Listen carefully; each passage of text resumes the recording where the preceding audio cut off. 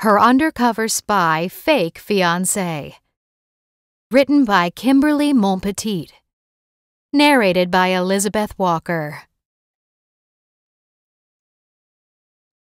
Chapter 1. In Disguise.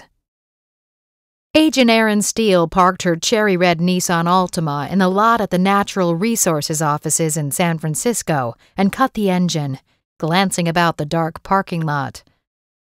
The dusky evening, filled with a milky winter fog, was broken only by a couple of dim streetlights on the far side of the building. The NR building, also known as the biggest little CIA office you never heard of, was also dark, except for two windows on the 7th floor that glowed a pale yellow behind dark curtains.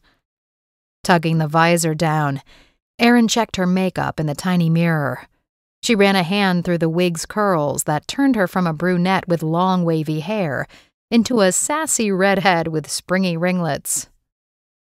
The order from her boss, Agent Howell, was to arrive incognito.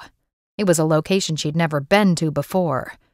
Erin never had a reason to go to the Natural Resources building when her place of employment was the San Francisco FBI field office. Flapping her visor back up, Erin threw her keys into her purse and pulled the strap over her shoulder. What exactly was the reason for tonight? And all this silly subterfuge in a costume, no less. She wasn't a spook with the CIA like Braden Moretti, the man who had become the love of her life. It was nearly 9 o'clock, long after regular work hours, and the parking lot was empty except for her car and two others. She had no idea who the two vehicles belonged to. The after-hours janitorial services? The NR building was a bit of a CIA stepchild. If this was an intelligence operation, meeting here was infinitely easier than flying across the country to Langley headquarters in Washington, D.C. The prodding nudge of curiosity grew stronger, especially when Erin felt absolutely ridiculous in this disguise. After locking the car door, Erin held her handbag tight against her side as she scanned the parking lot. Nobody else was in sight. Even so, Erin's steps were brisk as she headed to the rear door of the building, camouflaged from the main road by a couple of oak trees. A chilly breeze rattled through a stand of eucalyptus, scenting the air with its very particular odor. Senses on high alert to any lurking shadows in the parking lot, she was startled when the back door creaked open and a male voice spoke her name from the gloom. "Erin, right this way." Relief swept through her when she heard Braden Moretti's voice. "Guess my costume didn't fool you, huh?" she said. "I've been watching you since you arrived," Braden teased, tugging at her hand to lead her into the dark hallway after he closed the door behind her. "Cute disguise, Agent Steele. I get to fall in love with a redhead now?" A chill from the damp night ran along Erin's spine, but mostly it was the sexy voice of Braden that got to her every single time. "Guess one of those other vehicles belongs to you. I should have clued in on that, but I was too busy watching for prowlers." "It's a rental in case anyone watching recognizes my vehicle." Braden's warm fingers wrapped around hers as he kissed the back of her hand. Erin's stomach melted, as it always did when she saw him, and she felt herself relax. This whole masquerade ordered by Howell couldn't be that bad then. "I'm not sure you could handle a hot redhead," she teased him in return. "Spooks have so many different identities. I don't know how they keep their lives straight. Do you actually remember who I am, Mr. Moretti?" "Ha! You are one woman I could never forget. In fact, I think about you all the time. It's a distraction to my critically important work, you know." "That's nice to hear," she murmured, standing close while his body heat warmed her up. "But I confess that I'm trying not to laugh at that amazing cowboy hat, your big ranch coat, jeans, and cowboy boots. All you're missing is your horse. I'm thinking you're supposed to be John Wayne reincarnated. On second thought, you're missing his signature red bandana. But oh my, that full mustache is the perfect addition, although it adds about 30 years to your age." "That's enough out of you, woman," Braden growled, pulling her in for a sweet, tender kiss. Erin's body melted, then she let out a small protest. "Eek! That mustache is crazy scratchy! Besides, no kissing on the clock. We're technically on duty." "Probably, but no one's watching, unless there are hidden cameras. But it's too dark in this hallway to be recognized, right? And you do not look like Erin Steele in that outfit of yours. I'm trying not to laugh." "You'd better not laugh. I feel silly enough as it is." "Got any idea why we've been summoned here tonight?" "I was hoping you had an answer to that. I'm supposed to meet my boss, Howell. You remember him from last year? The year of the Christmas party?" "How could I forget the night we met?" Braden murmured, taking off his hat to run a finger along the creases. "That electric moment under the mistletoe when you cast a spell on me?" Erin tried not to giggle. "I think you're the spellcaster, sir." Goodness, Braden was an incredible man and kissed like nobody else. She straightened her shoulders and tried to assume an air of professionalism. "Agent Howell was necessary, I suppose, although dispensable once we became our true selves as Cassandra and Marcus." Braden added, musing back in time. "I'll never forget the night we stopped the Fabergé fake jewels and all those rich bad guys from disappearing into the helicopters on the roof. You were sassy and feisty all night long, until the mistletoe got in your way." "Ooh, lucky man. Without that mistletoe, I probably would have punched you if you tried to kiss me." "Believe me, I was well aware of that." "Hey," Erin whispered, "want to grab dinner after this meeting? I spent so much time on my wig and rocker girl clothing, I never had a chance to eat." "Would love to, but I'm not sure we'll get a chance." "What does that mean?" "I have a funny feeling about this. It's so clandestine and a little over the top. We're not meeting at a dead drop or somewhere we might need a disguise. Just a CIA offshoot building in downtown San Francisco." Erin pursed her lips. "I agree, but unfortunately I'm starving." "Take out burgers then, in an incognito drive-thru, please." From the shadows, she saw the glint of his white teeth when he grinned. "So that's your stomach I hear rumbling." She arched an eyebrow at his cheekiness, then cocked her head. "Hear that weird sound? I think it's coming from somewhere in this building." "Just the generators in the basement. Let's get out of this freezing stairwell." Braden opened the inner door that led to a carpeted hallway with dimmed after-hours lighting. Not a soul was in sight. "Do you think we're going to be using our aliases again from last year?" "Nope. The Cassandra Fairfax of last year's Christmas party was dressed in an evening gown, jewels, a fancy hairdo, definitely not red curls, and a miniskirt that shows off some mighty fine legs. But you forgot your big-heeled 1960s go-go boots." Erin struck a pose. "You mean Cassandra Fairfax wouldn't be caught dead in this stunning couture?" "I suppose you make a good point, Agent Moretti." "That's spook Moretti to you," he growled. "Oh my, Moretti, when you talk like that, I just want you to bend me over your arm and kiss me dramatically." "Hold that thought for later, sweetheart." "I feel like I'm in college going to a costume party. My fake eyelashes are getting in the way, though. You sure this disguise looks okay?" "It does," Braden said, his teasing turning serious. "Casual, unassuming. You could be anybody on the streets of San Francisco, or a Pier 39 panhandler." "Gosh, thanks. In a good way, I guess. Now we'd better find office number 720. I wonder who we're meeting there. Howell never said, and his office is actually on the 14th floor. "7th floor right this way, miss. Elevator's just up ahead." The doors parted almost instantly when Erin pressed the button on the wall. After you, kind sir." "I would never think of not being a gentleman." Braden grinned as he held the elevator door open for her. When the doors softly closed, Aaron sidled closer to Braden. "Do you think there are cameras in here watching us?" "Of course there are. So behave, my girl." Instead of shooting directly to the 7th floor, the elevator abruptly stopped on the 3rd floor. The doors opened again, and a towering, well-built man entered the small space, barely looking at them. The man's biceps bulged through his leather jacket. A square jaw and dark blonde hair swept across his forehead and brushed his collar. He looked like a bodybuilder. What was a guy like that doing in the NR building after hours? Aaron reached out to press the button to get the doors to close again faster. At that exact moment, the man overrode her hand and hit the button for the 7th floor.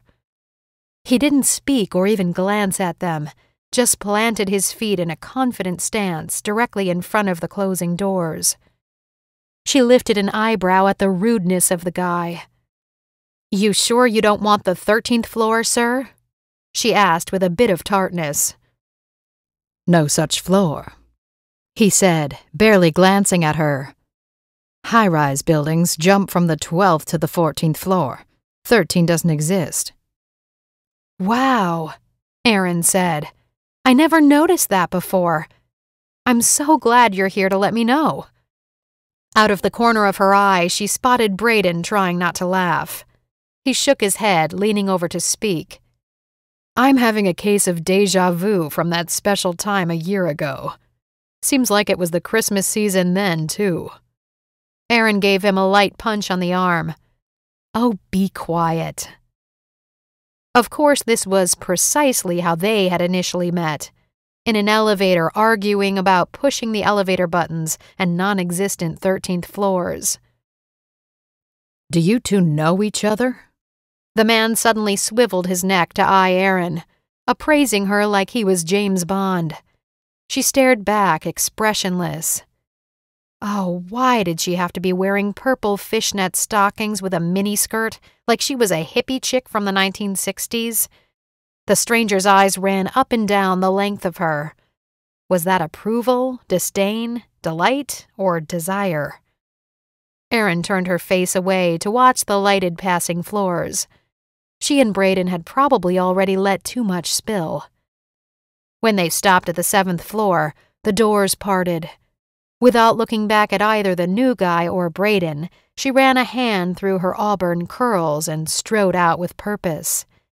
Hoping and praying that office 720 was to the right and not the left end of the long hallway. Aaron didn't want to look like she didn't know where she was going. She also didn't need to look over her shoulder to know that Braden followed her. But she swore that there were 2 sets of footsteps in addition to her own. The other guy must be following too. Was that bad, or did it mean absolutely nothing? Even so, it was 9 o'clock in a building that usually shut down by 7. Knowing the man was right behind her, watching her walk sent a tiny shiver down Aaron's spine. When she reached 720, Aaron forced herself not to glance behind her, just turned the knob and walked in like she owned the place. A small foyer greeted her, a few hard-backed chairs, and then a desk in front of a set of windows. No city lights of San Francisco showed through the windows because wall-to-wall blinds had been pulled shut. Agent Howell glanced up from a pile of files he was rummaging through. "Agent Steele, please come in. You're right on time." "Howell?" Aaron frowned at her boss. "You never said you were going to be here." Howell didn't answer, his gaze directed straight behind her. "Moretti," he said, acknowledging Braden. "And Agent Bergeron," he added crisply. "Glad you found us. Please, everyone, take a seat anywhere." Aaron spun on her heel. The guy from the elevator had a name? Was he part of tonight's covert meeting? She should have known. Her boss always liked to catch her off guard. In other words, he was tight-lipped about a new assignment until absolutely necessary. Erin tried not to roll her eyes. But the guy called Bergeron caught her half-eye roll and grinned. "Pardon me, Agent Bergeron." Erin turned away from him to question her boss. "Am I supposed to know this guy?" "Slipped my mind," Howell said, rising from his chair. "You haven't met the new member of our team. Agent Steele, Agent Moretti. This is Luke Bergeron. The three of you will be working together on a new assignment." "Ah," Braden said, reaching out to shake the man's hand. "Mystery solved. Nice to meet you. But I'm not FBI, CIA actually." "So am I. If we're doing undercover surveillance, why is the FBI involved?" Agent Howell cleared his throat. "We're aiming to make an arrest within the United States. So I need Steele with authority to do that. You spooks do not." "That's what I figured," Agent Bergeron said. "But the little bit that's leaked about this doesn't sound very promising for an arrest." Howell's mouth formed a small smile. "I guess that depends on what you all can learn when you go on assignment."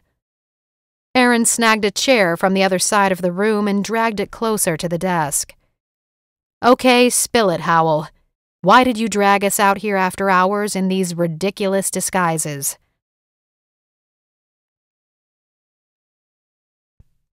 Chapter 2. The Dossier. Erin crossed her legs to try to relax, but quickly uncrossed them when Bergeron's dark eyes rested on her. She gave him a cold stare. How dare this man check out her legs? A chill permeated the office, but Agent Howell appeared not to notice while he opened file folders and shuffled papers. Erin was glad to see that Braden positioned himself across the room so as not to give away to Bergeron that they were in a relationship.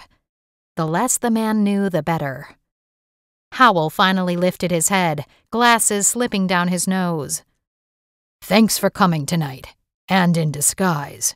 I didn't want to run into anyone that might tip off the upcoming job, or give away any of us who are involved." "So mysterious," Erin murmured. "All three of you have been chosen to travel to Savannah, Georgia. You'll be attending a large holiday house party at the home of two of Savannah's wealthiest citizens." "Never been to Savannah," Erin said with a grin. "But I've always wanted to go. Thanks for paying for my trip." "This is not a vacation, Steele," her boss said dryly. "But you will certainly act like you're on vacation." Braden crossed one leg over his knee. "Who's the target?" "That's what you three need to dig up. Intelligence has come in over the last few weeks that something will go down at this house. If you can even call it a house," he added. "What does that mean?" Luke asked. "The mansion is a monstrous estate, nearly 40,000 square feet with 4 floors, elevators, 20 guest rooms, ballrooms, galleries, a charming salon, the works.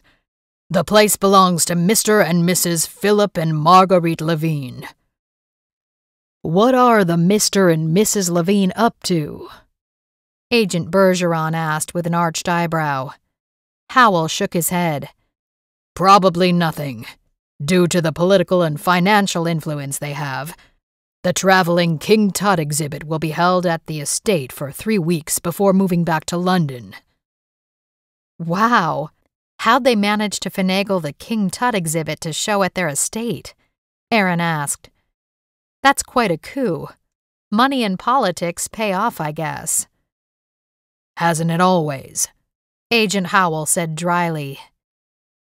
"So cut to the chase," Braden said, giving a quick wink to Erin, who tried not to smile back at him, aware that Luke Bergeron kept darting suspicious looks at them. "Who or what are we looking for?" Agent Howell handed them each a fact sheet. "There will be international buyers looking at the collection for future auction at Christie's in London next year. One of them is the biggest swindler in the business of Egyptian tomb relics." We don't even know his nationality because his origins were scrubbed long ago. He moves about the circles of the rich and famous, and dirty foreign country leaders, with ease. Speaks several languages perfectly. I assume he'll be a guest at the house party? Aaron asked. Why not just arrest him if he's someone intelligence has been searching for? Her boss pursed his lips. We're not even sure of his name. That's the problem. We just have an M.O., but no description of the guy. And we all know how dependable disguises are. Aaron found herself blushing. Is that why you had us come in disguise tonight? You sneaky devil. I'm curious, what's Bergeron's disguise? Are those muscles fake? Is he bald under all that wavy hair? Howell snorted, then spread his hands while Luc Bergeron barely cracked a smile. Touché, Agent Steele. No. Howell went on. That's not why you're wearing orange hair. We're meeting here in disguise because we have no idea who's watching us. Intelligence is coming in that our thief is growing suspicious about getting cornered in Savannah and may be watching FBI offices in each state and Langley in D.C. Of course, this guy is always paranoid. Agent Bergeron leaned back in his chair. So you want us to assume the role of guests at the Christmas house party and try to gather intel? That's your job, Howell said briefly, rising to hand out a folder to each of them. Here are your dossiers. Will I be Cassandra Fairfax again? Aaron asked, feeling cheeky. Howell shook his head. No more Texas oil heiress. You will become a New Yorker from the Upper East Side, who was educated in London, which will explain your non-existent New York accent. Your father is in real estate, hotels mostly, and your mother is an ex-model who is determined to marry you into one of the best families. Naturally, you rebelled and fell in love with Luc Bergeron, whose family immigrated from France in the late 19th century and worked their way up into finance on Wall Street. Luc takes after his father as a hedge fund manager. Aaron let out a low whistle, which made Luc chuckle under his breath. Not sure I can pull off the hoity-toity upper-crust personality, but I'll try. She flipped through the papers. What, or who, are you, Agent Moretti? Braden grinned. Probably the janitor who sees everything, hears everything, and tries to seduce the millionaire's daughter. Aaron fluttered her lashes at Braden. And pray tell, who would that be? He gave her his devastating smile that made her heart flutter. Why, you, Miss Ritz-Carlton. Because you'll be the most beautiful woman in the room in Savannah. You're such a tease, Moretti. Aaron carefully kept her gaze away from either man, focusing on her boss. For your information, my surname is not Ritz-Carlton. You must be mixing me up with the heir of another hotel tycoon. Ah, my mistake, Miss Marriott. Aaron nearly burst into laughter, stifling a snort of her own. Incorrigible man. Hey, I get to be your incorrigible man, Luc said in a low voice. After all, I'm your fiancé. What? Aaron gulped down a screech, flipping through her folder. Where does it say that? Page 3 at the bottom, Braden answered. Aaron shot daggers at Howell. You're seriously going to set us up as a fake fiancé couple again? Nope. This time you'll be faking it with Agent Bergeron.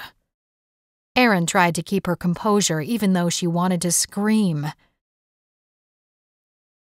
Since you'll have a completely different alias and backstory, we can't have you pretending to be engaged to Agent Moretti. Different name, different person this time around. But it's all fake. Who's going to know the difference? We will know. You will know. I can't have you and Moretti slipping, even accidentally. I need you all to focus. Braden will be there in the background as a stranger, but free to move about as he pleases." "Hey, aren't I good enough to be your fiancée, Miss Hotel Marriott?" Luke asked with a sly grin. "That is not my name. It's just that Agent Moretti and I know each other better, that's all," Erin said casually. "I thought it would be easier to pull off a real relationship with him instead of a total stranger." "As far as I understand, you and Moretti were strangers last Christmas," Bergeron added with a smirk. "How would you know that? We were undercover." Howell cleared his throat. "I think I mentioned it to Agent Bergeron's supervisor when I telephoned to arrange our meeting tonight." Across the room, Braden gave Erin a tiny shake of his head, as if to warn her about showing her emotions. It appeared that he wanted to keep their personal relationship a secret from Bergeron. She supposed it didn't matter, but she'd go along with it for now. "Any more questions?" Howell asked. "Your itineraries and profiles are detailed in your folders. Call me on this secure line if you need to clarify anything. We're giving you burner phones before you leave town. Use them only if you run into trouble while in Savannah." He stood to pass out slips of paper with a secure number on it. "You all know how to access the line with its passcode, but I don't anticipate any trouble. You're all professionals. Now act like it and let's get closer to identifying our suspect and, with luck, get evidence against him so we can take him into custody." Erin pressed her lips together and nodded. Under the surface, her mind was reeling. Luke Bergeron was going to be her fiancé? The thought was unsettling. Last year's Christmas party was difficult enough. She and Braden had clashed, but that all changed when he picked her up in the limo, and his eyes told her she was the most beautiful woman he'd ever seen. The two of them ended up talking the night away, when they weren't busy preventing the $10 million fake Fabergé jewel from being sold for briefcases full of cash. She closed her eyes, reliving their first kiss under the mistletoe. Purely a quirky chance moment, and the room full of wealthy guests calling for them to kiss, but such a happy coincidence. She and Braden had never been the same since. Life had turned into an incredible journey with Agent Moretti. She loved him more and more every day. They had a blast every time they were together. Went exploring the California coast together on their days off, and got along with each other's families like they had known them all their lives.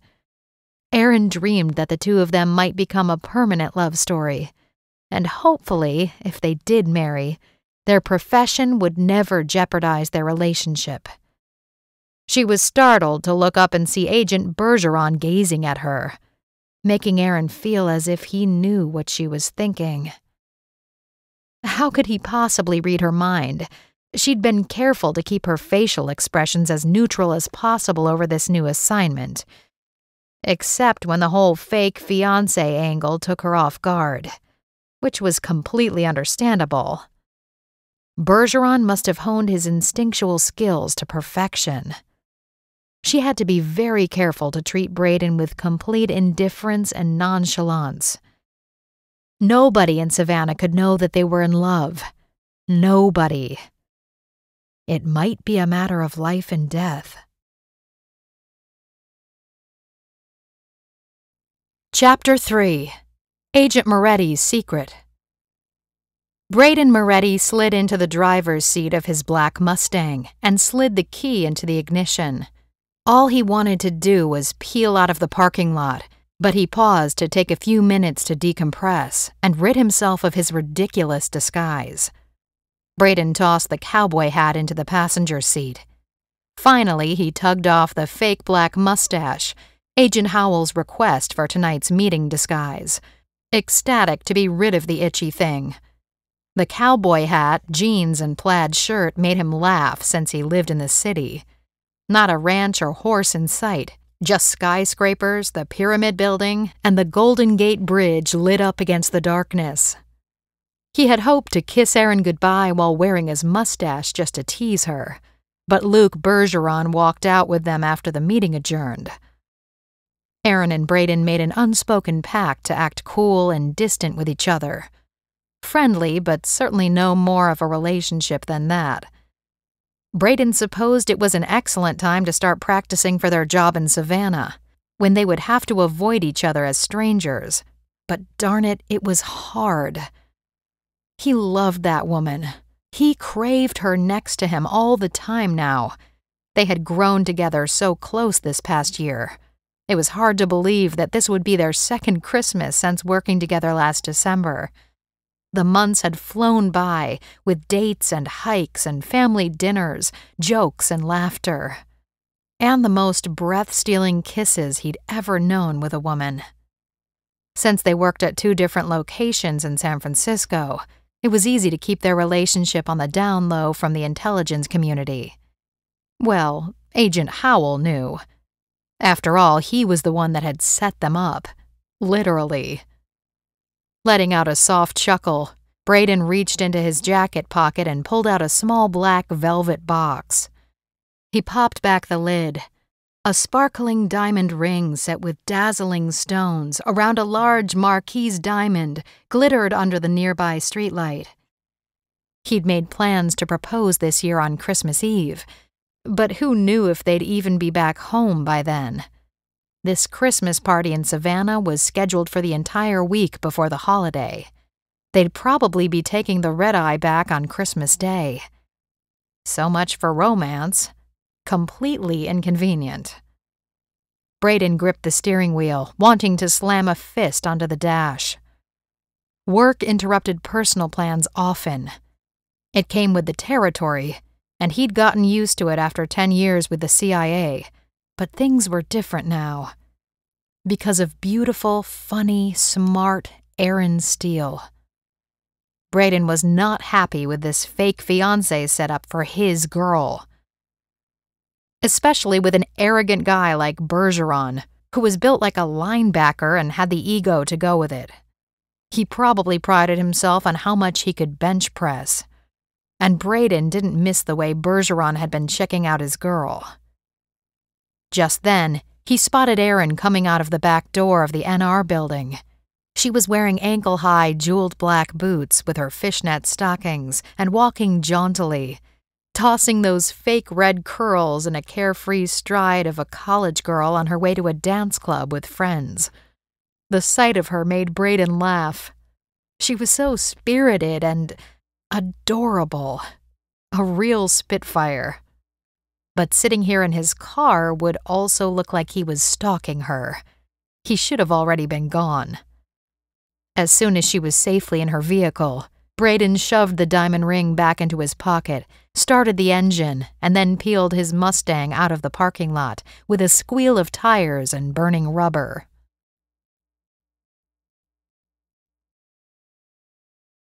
Chapter 4. Erin's Secret. Before heading home from the secret meeting with Howell and this new Luc Bergeron spook, Erin let out a sigh. The first thing she did was yank off the hot, itchy wig. Wow, those things were uncomfortable.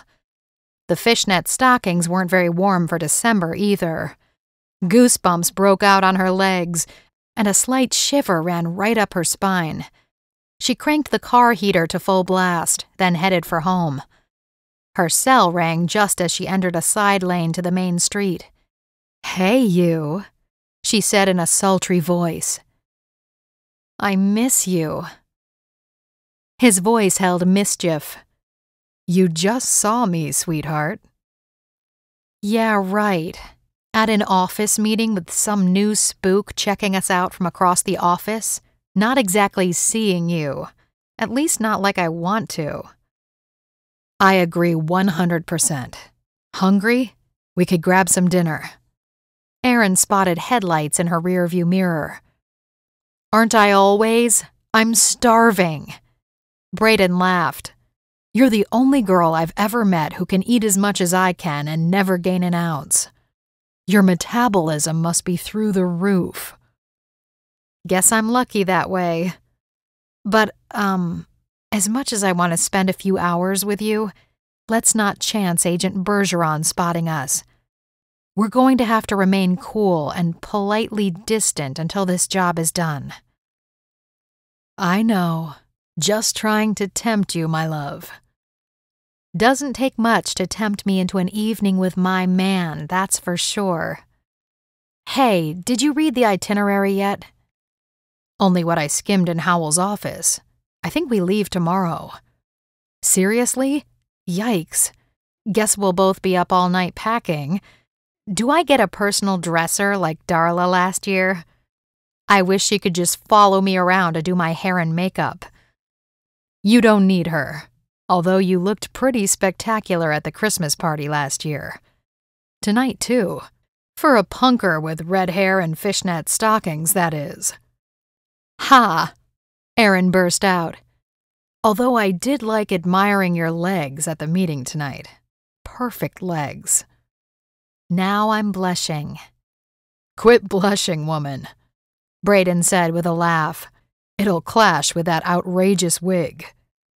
Too late. The fake hair is going in the trash when I get back to my apartment. Ah, poor wig. You should save it for next Halloween. I'll make you wear it.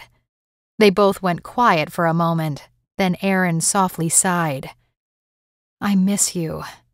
But at least we'll see each other every day in Savannah. I'll take it. Maybe sneak in a kiss here and there. Braden, Erin warned. You know how dangerous. I know, sweetheart. We're both professionals. We can pretend we hate each other if it's easier, he suggested. Now, that might be going a little bit too far, but it's better to avoid each other as much as we can. I mean, how would we explain that we know each other so very well? You're right. I'll call you later to compare notes, okay? Deal. That will help. They finally hung up, and a few minutes later, Erin was pulling into her tiny garage at the 4-story San Francisco Victorian where she lived, in the 3rd-floor apartment. Once upstairs, she took a hot shower, climbed into her pajamas, turned on the television to keep her company, and settled down with a dossier. Braden was right. She had an 8:30 flight out of SFO in the morning. It was a little after 11 now. She'd have to sleep on the plane.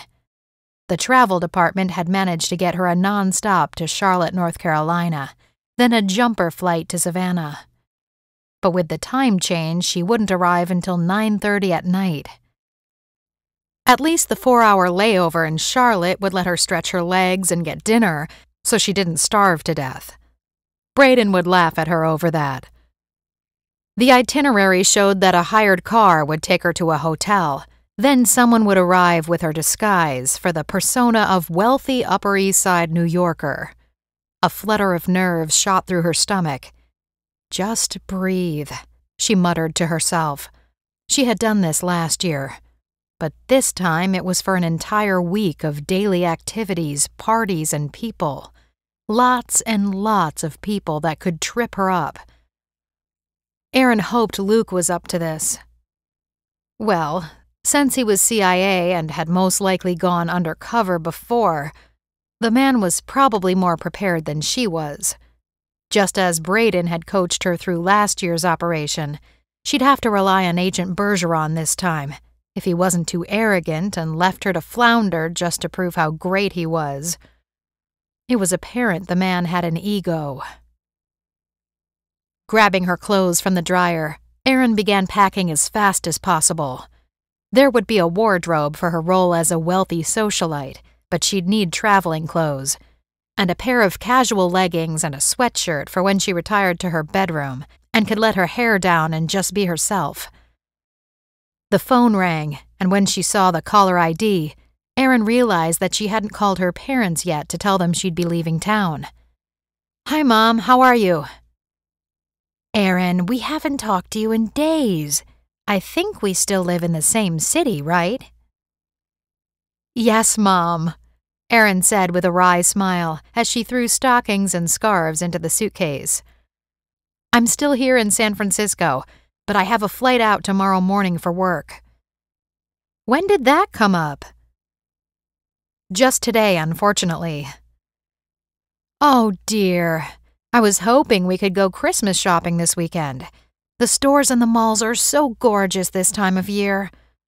You know it's my favorite holiday, despite what happened. Her mother's voice trailed off as the words got caught in her throat. Erin's heart twisted. Every December had been like this over the last 2 years, but the constant pain wouldn't go away until they learned the truth about her older sister. Oh, Mom, I wish we could spend time together, but this job came up suddenly, and it has to be this week. There's no putting it off. Her mother's voice turned melancholy as she tried to compose herself. It always does, doesn't it? Where are you going, honey?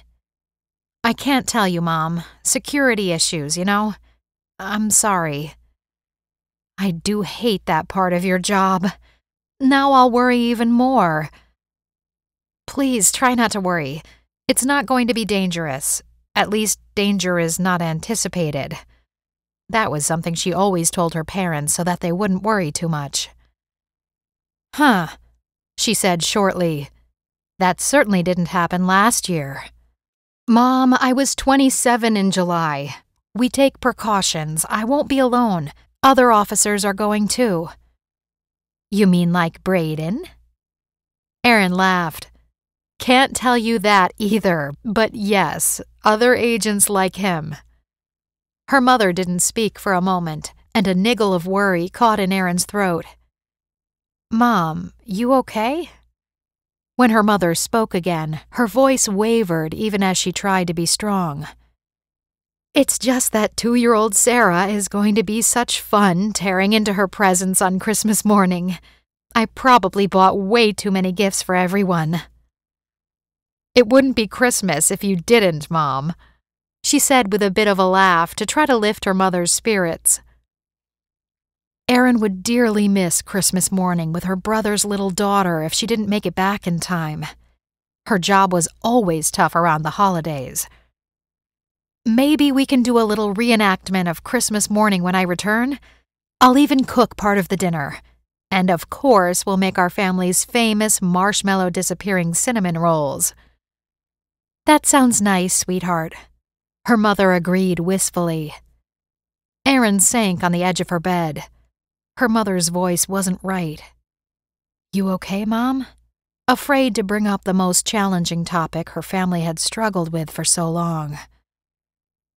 It's been 2 years now. This month, since your sister. Her mother went silent, and then Erin could hear her fumbling with a tissue. Hot tears smarted at Erin's eyes, too. She'd been trying to stay busy the past several weeks, knowing the anniversary was coming up when her older sister disappeared, between the week of Christmas and New Year's. Amelia was 30 at the time. There had been no signs of a break-in or a struggle in her car or apartment. But after months of search parties and flyers and a police investigation, not a single clue had turned up. The months became years. Amelia was never found, and neither was her body. The agony of her parents was torture to watch, and Erin could barely speak of her personal anguish and mourning over the sister she had always admired and tried to emulate. Her brother Sean was 28 at the time, and Erin 25. Erin had been contemplating applying to the FBI since she'd been a daredevil girl growing up. She climbed trees with the neighborhood boys, played baseball on warm fall nights, went skydiving with Sean when they started college. Every summer she traveled with friends all over the world and stayed at hostels. Backpacking and camping with her father taught her survival skills. When Erin was accepted, her entire family was thrilled.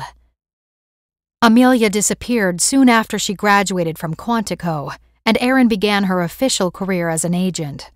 Knowing she'd have access to resources to find her sister had been a powerful impetus, but not a single clue had ever turned up.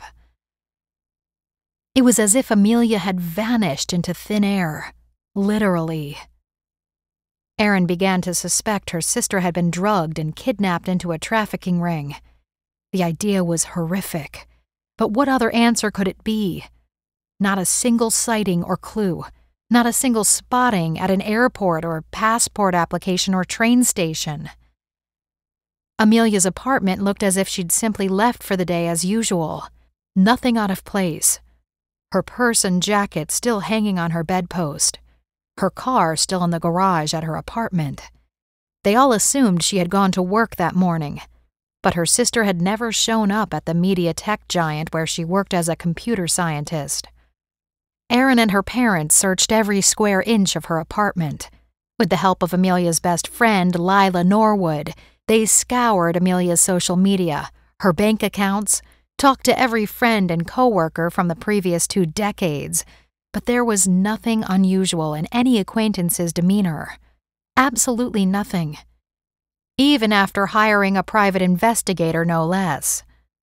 At the time, Amelia wasn't dating anyone either. The entire situation made 0 sense, making it all that much worse. Her sister's disappearance was the biggest mystery Erin had ever heard of, and working at the FBI exposed her to much of the seedy underbelly of society. Amelia had led the cleanest, straightest life of anyone she knew. Not knowing was the worst for her parents. Her mother was so completely devastated, she'd ended up having a nervous breakdown a year later, although she was getting better now after a lot of family counseling. Erin could only imagine the excruciating pain her parents were under every single day.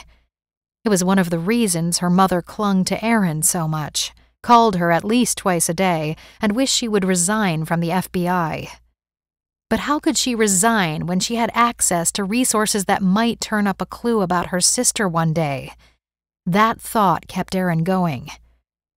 Trips out of town didn't happen very often, but when they did, her mother stressed about it. At least Sean had a little one now to distract her parents and give them something that brought them a joy to focus their attention on. "Mom?" Erin whispered, holding back hot tears. "We'll find her someday. We'll learn the truth. It's happened to other families, even after decades have gone by, so there's always hope. We have to keep holding on and keeping the faith. And if she is gone, she's in a much better place. Knowing that is the only way I can cope." "I know, honey. I know. Just please be careful, and we'll have that second Christmas after you return. That I can promise you. Kiss Dad for me. I love you. I love you too, sweetheart." They hung up, and Erin dropped back onto her pillow, fighting to hold back the deluge of emotion that made her chest hurt. She had to put thoughts of Amelia aside for now, or she'd never be able to focus and keep her head over the next week.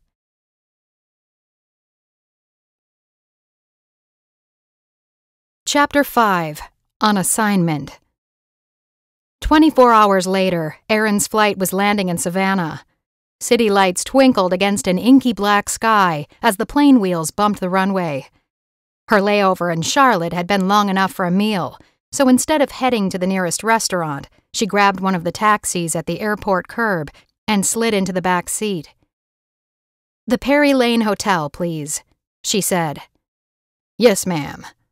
The driver was gone within seconds, jumping ahead of the other taxis that were attempting to pull away in a long stream of yellow cabs. Erin stifled a yawn. Only 5 hours sleep the previous night, and she'd been in airports and on 2 planes for close to 16 hours. A hot shower and then bed sounded divine right now. The concierge handed her the key to her room, and a porter deposited her suitcase inside while she rummaged for a $5 bill to tip him. She would only be there one night, but the room was spacious and beautiful, with great views overlooking the Savannah Bridge and distant river. Fairy lights sparkled around the hotel grounds. Erin had noticed a lovely rooftop restaurant, but she had orders not to go out at all. She was to order room service instead. That sounded perfect to her. Food, shower, and then crashing into the magnificent king-sized bed to sleep until noon tomorrow.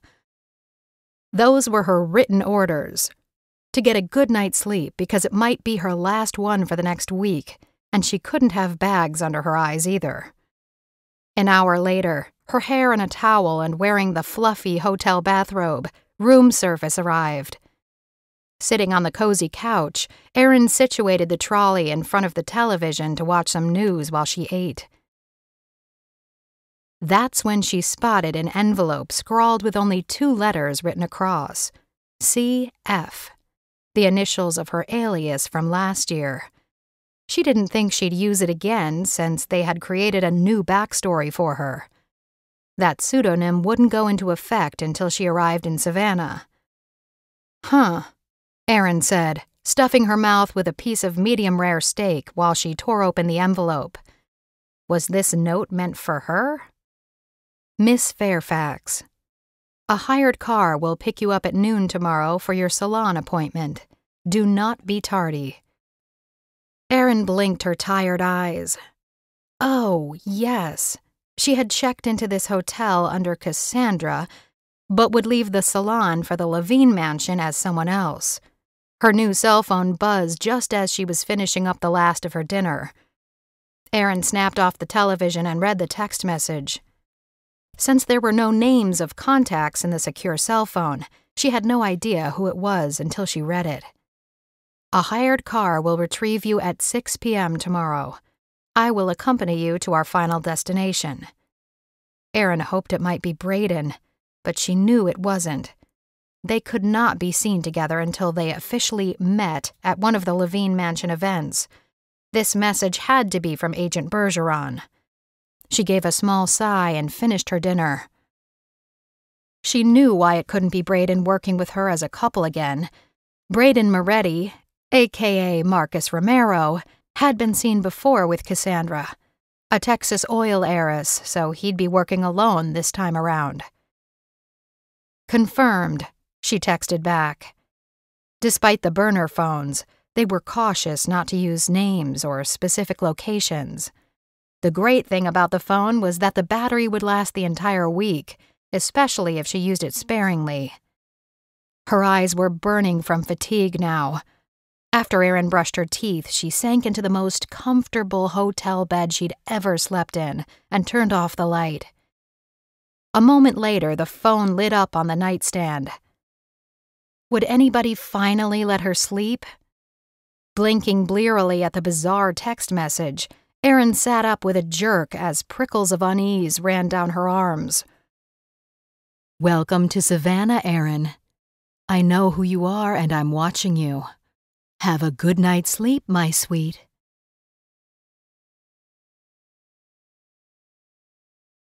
Chapter 6. Isabel Lilibet Windsor, an American Society spy. Sleep was almost impossible after the creepy stalker text. Should she message Howell?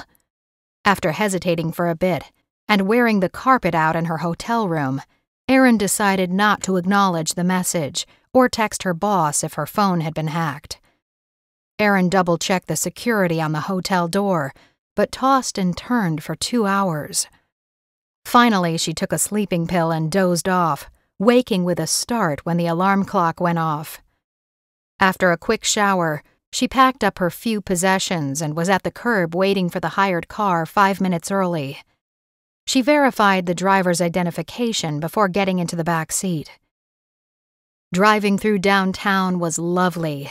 It was an unseasonably warm December here in Savannah, much nicer than San Francisco was with its usual rainy, foggy winters.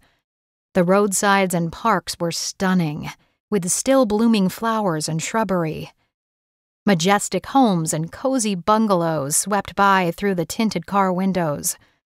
The driver pointed out good restaurants and drove her over the bridge to the Riverwalk, where Erin spotted ships pulling up to the docks and then a walking street where small shops and cafes were adorned in Christmas finery. Finally, they pulled up to a 3-story Victorian house in the historic district, which consisted of 20 city squares, dotted with museums, churches, mansions, and monuments of both the Revolutionary and Civil War eras. Every square has a park, Erin noted, practically gluing her nose to the car window where she sat in the back seat. I had no idea Savannah was so beautiful. It's simply charming. The locals will enjoy hearing you say that, the driver said. And here we are, ma'am, he added, smoothly pulling up in front of a row of tall, attached historical houses. A blue-painted front door was at the top of a set of stone stairs. Hanging flower baskets ran along the porch roofline. After Erin climbed the flight of steps, she knocked on the front door, which opened quickly. Darla, the woman who had dressed her for last year's Christmas gala, greeted her with a big embrace and a kiss on both cheeks. "I was so excited to hear that I'd be working on you again, you cute thing," she exclaimed. Come in before anyone sees you."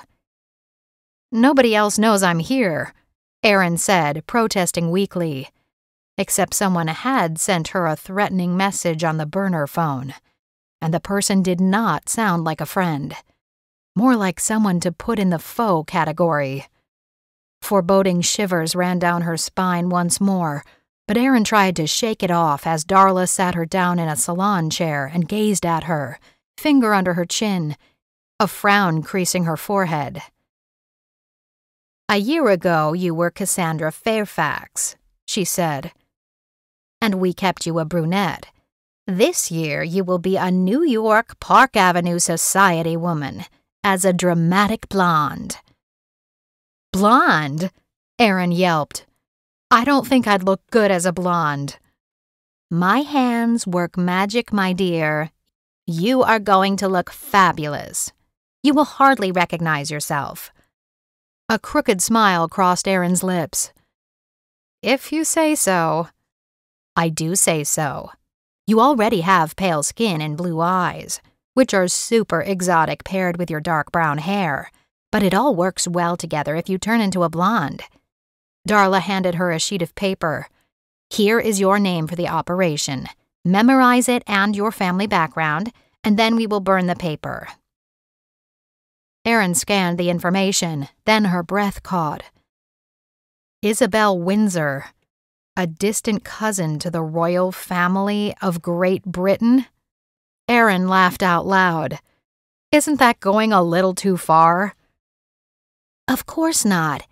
Everybody in the room will want to be your friend, be your confidant, or be your lover." But I already have a boyfriend." "No," Darla said sharply. "Erase that thought. Never speak of him. He does not exist any longer, until this job is finished. In your new role, you'll more easily gain trust and state secrets. It's perfect." "I have no idea how to be a cousin of the royals, no matter how distant." "Pah. I heard all about last year's Christmas. You were brilliant. I also have 2 suitcases ready for you with clothes and accessories for every occasion, while you gallivant about Savannah and attend Christmas events. You're going to have a grand time, and look smashing, too." "If you say so," Erin repeated, her voice trailing off. "We only have 6 hours before your fiancé picks you up. While I do your hair, read the dossier, then we'll destroy it all." Darla was true to her word. 6 hours later, Erin had turned into a bombshell blonde, with professional makeup that made her eyes twice as large and her lips a perfection of pale pink. She was dressed in a pair of slenderizing black silk slacks with a purple belt, a cream blouse, high heels, and a matching amethyst Hermes bag that sold for $82,000. Erin gulped. "Surely you're not serious about the price tag. It's simply gorgeous, but With a cat-like grin, Darla purred while she turned Aaron from side to side in the bank of mirrors to admire herself. It's faux, of course, but nobody but you will know the difference, will they? Now open the purse. With a quizzical glance at the older woman, Aaron opened the clasp and found a small manila envelope. She shook the contents into her palm. A glittering diamond ring fell onto her palm. Oh, is this the same ring? Yes, it is, with a few small modifications, but essentially the same. Your engagement ring. Put it on before your fiancé arrives. Aaron slowly pushed the ring over the ring finger of her left hand. It was pretty gorgeous. Can I pull this off? She whispered. I feel more nervous about it for some reason. You were a smashing success last year. You'll have Agent Bergeron to help you over any uncomfortable questions. He comes from a wealthy family, you know. He what? Darla arched an eyebrow. I thought you knew that. He's well acquainted with the scene here in Savannah because his family originally comes from the area. He'll be at your side at all times. Plus, you'll have Agent Moretti if you need him to rescue you from any sticky situations, if Bergeron is somewhere else on the Levine estate at the time. Butterflies were now running a special ops rampage in Aaron's stomach. Darla clasped Aaron's hands with her warm hands in a motherly gesture. You need to throw off Aaron Steele and become Isabel Lilibet Windsor. Lilibet? You're joking. That's Queen Elizabeth's nickname. Your grandmother was very close to the Queen and thought it would be lovely to give you a bit of her name for your middle name. It's perfect. But someone is bound to find out I'm a fraud, or ask me about the royal cousins and in-laws and outlaws. Darla gave her a quick kiss on the cheek in a motherly gesture. I'm not worried about you, because you already knew the name Lilibet. It gave you away, my dear. You probably know more about the royal family than most young people. And Harry and Meghan's drama doesn't count. Not many young people could come up with Lilibet so quickly. Still, Aaron said doubtfully, can I wear an earpiece so you can feed me facts to answer questions I don't know? Darla laughed and shook her head. Too risky. Besides, nobody at the Levine mansion knows the royal family personally. You have never met them in person either. Also, your grandmother died 15 years ago. Stop worrying so much. Aaron let out a choked laugh. The whole thing was so absurd. We have confidence in you, and we have your back, Darla added softly. Aaron nodded, tears suddenly pricking at the back of her eyes. Darla was funny and darn good at what she did, but she was also an old motherly softy type, just what Aaron needed right now. Finally, Darla added a pair of gold studs to her ears and a simple gold chain with a locket around her neck. Now you're perfect. Rich but classy. The talk of society, but a woman with a heart of gold. Inside the locket is a picture of your grandmother. You two were very close. You honestly think of everything, Secret Agent Darla. Are you ready, my dear? Your fiancé has arrived. Aaron's stomach leaped into her throat. This was it. This assignment was happening. The hardest part of all would be pretending to be in love with Luc Bergeron, while she wanted to punch him in the nose most of the time.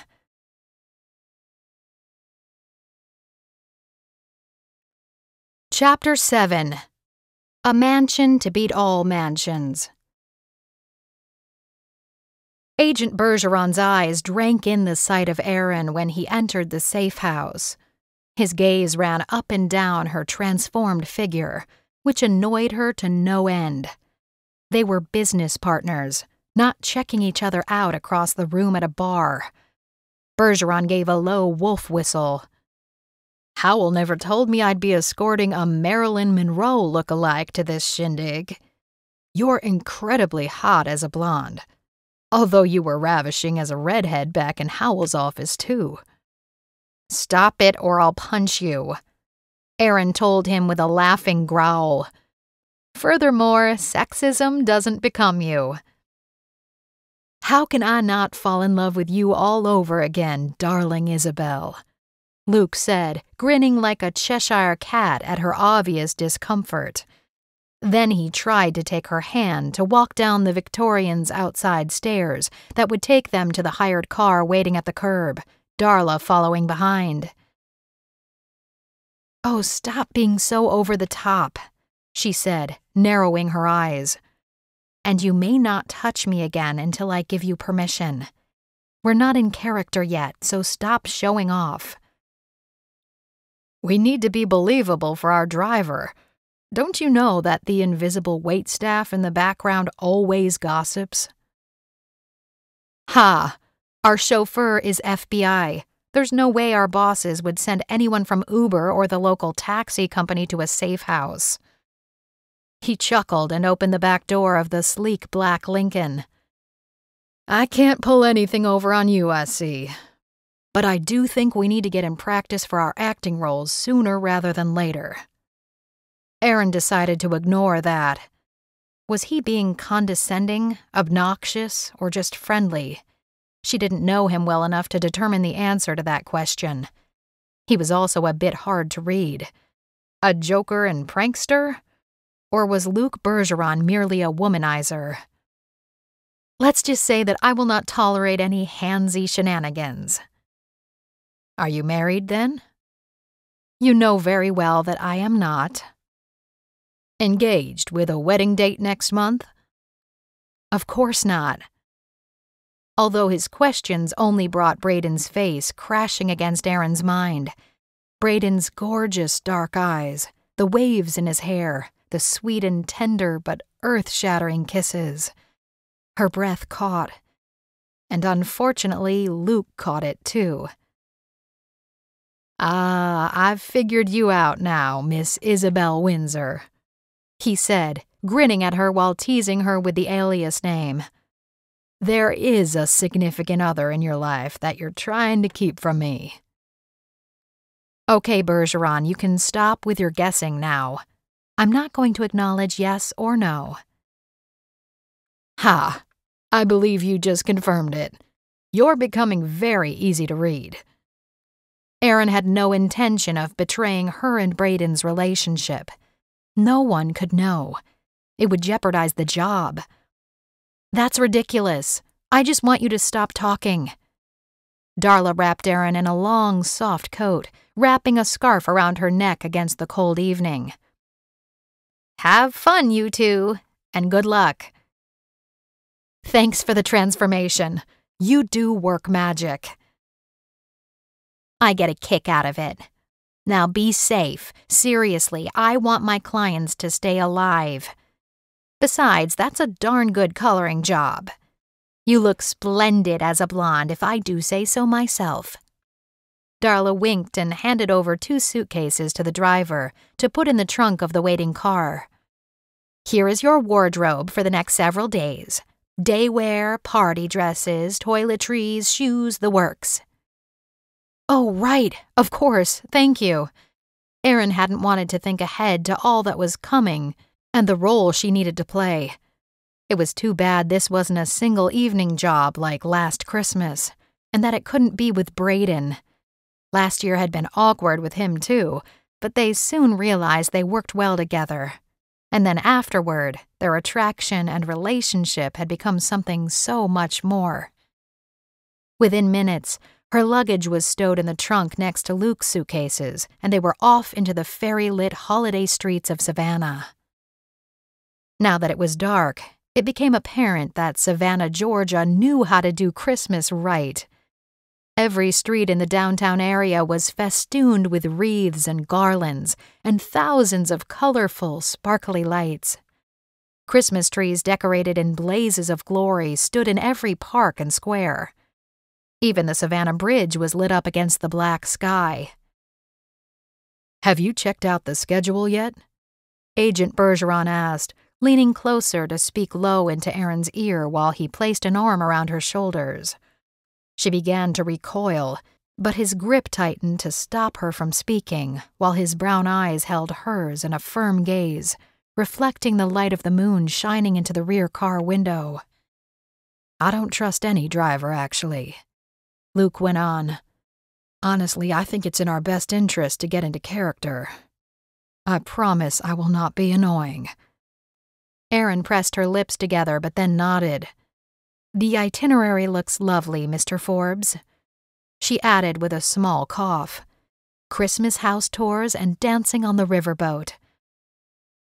"The first name is Aiden, but you can call me Mr. A," Luke said to tease her.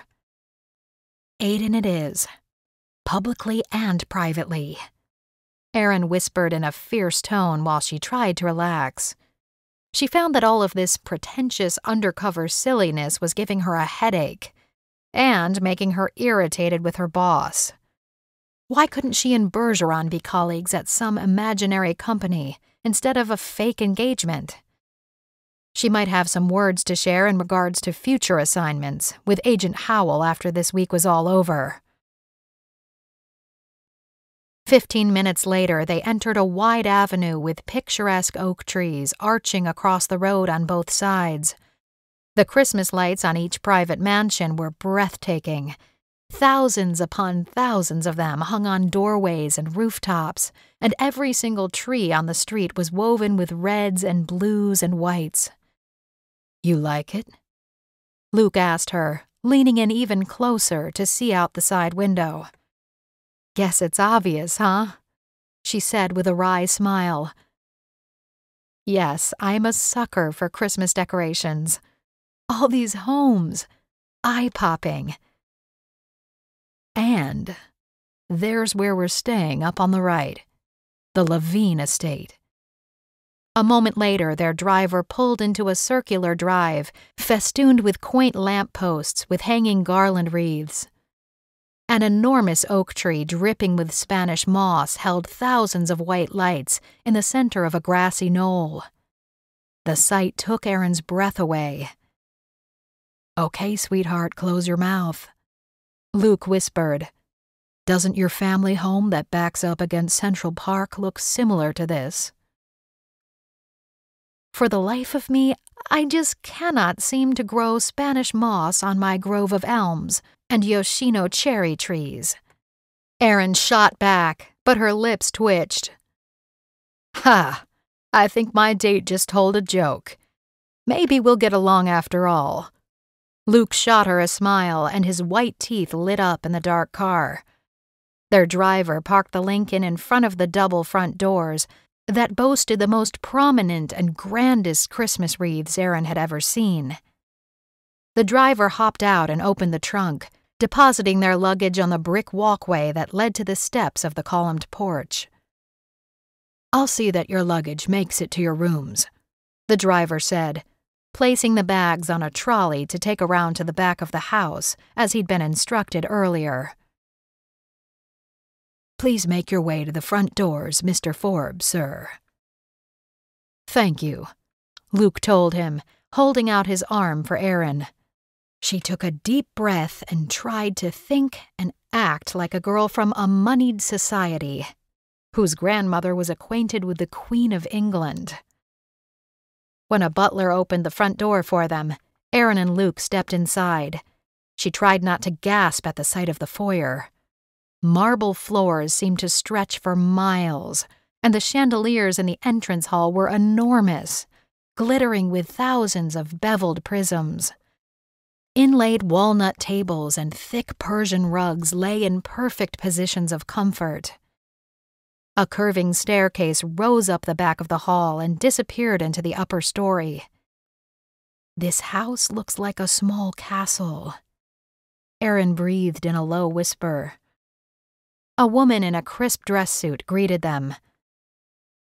"I am Miss Henry, Mrs. Levine's personal secretary. Welcome to the Levine Estate's annual Christmas house party. We're happy to have you as our guests. A maid will show you to your suites." You'll find a printed itinerary of the week's activities on the table in your room, as well as a map of the house. Please make yourselves at home. Tonight we will have a self-serve buffet in the dining hall as guests arrive. You can partake until 10 p.m., or not at all if that's your preference. A young woman in her early 20s entered the foyer to take Aaron and Luke into their rooms. Welcome, I'm Kylie, and I'll be pleased to show you to your rooms. Agent Bergeron briefly pressed Aaron's arm. See you later, sweetheart, he said in a low voice, winking at her, and somehow managing to include the maid in the same wink. Kylie stifled a giggle and shot a glance at Aaron, her eyes widening as if to silently comment on Luke's rugged good looks and the muscles outlined under his leather jacket. I can help you both at the same time, sir, she said quickly, taking them up the first curving banister. Just follow me, please. Soon they had ascended beyond the lower rooms to the quiet guest chambers on the third floor. If you'd prefer to take the elevator, you can find it at the end of the hallway to the left, Kylie said. From up here, you can see the main hall down below. Aaron stood at the solid mahogany railing that overlooked the foyer. It's a beautiful house. Kylie nodded, smiling. The house was originally built in 1890 and has belonged to the Levine family ever since. Here's your room, Miss Windsor, Kylie said, opening the door to a large suite. And right next door is yours, Mr. Forbes. Aaron held her breath, hoping Luke wouldn't make a joke about them sharing a room. Thankfully, he didn't, and she slowly exhaled. All he asked was, "Here to the right of Isabel's room?" Yes, sir, Kylie said. Each suite has a master bath as well. Their luggage had been deposited in front of each guest door. It reminded Aaron of how cruise line ships organized the passengers' belongings. All luggage taken directly to your room and then picked up outside your door on the morning of departure. Luke was the picture of gentlemanly charm. Thank you, Kylie. I can show myself around my room. Just take care of my girl, Isabel. Of course. Good evening, Mr. Forbes. Aaron's skin prickled at the easy familiarity Luke Bergeron exuded toward her as his fake fiancé. It irritated her a bit, but she tried to keep the smile on her face while she gave him a weak wave as he strode down the hall. Here we are, Miss Windsor, Kylie said, sweeping an arm out when she opened the door to the suite, picking up a suitcase in each hand. 2 minutes later, Aaron had been shown the gorgeous bathroom with a granite sit-down vanity, walk-in shower with jets, a spacious king-sized bed, and French doors that opened onto a balcony overlooking the lights of the city. Far in the distance, the arch of the city bridge spanned the dark waters of the Savannah River. Beautiful view, Aaron said. It's a lovely room. Oh, it is. My favorite of the guest suites.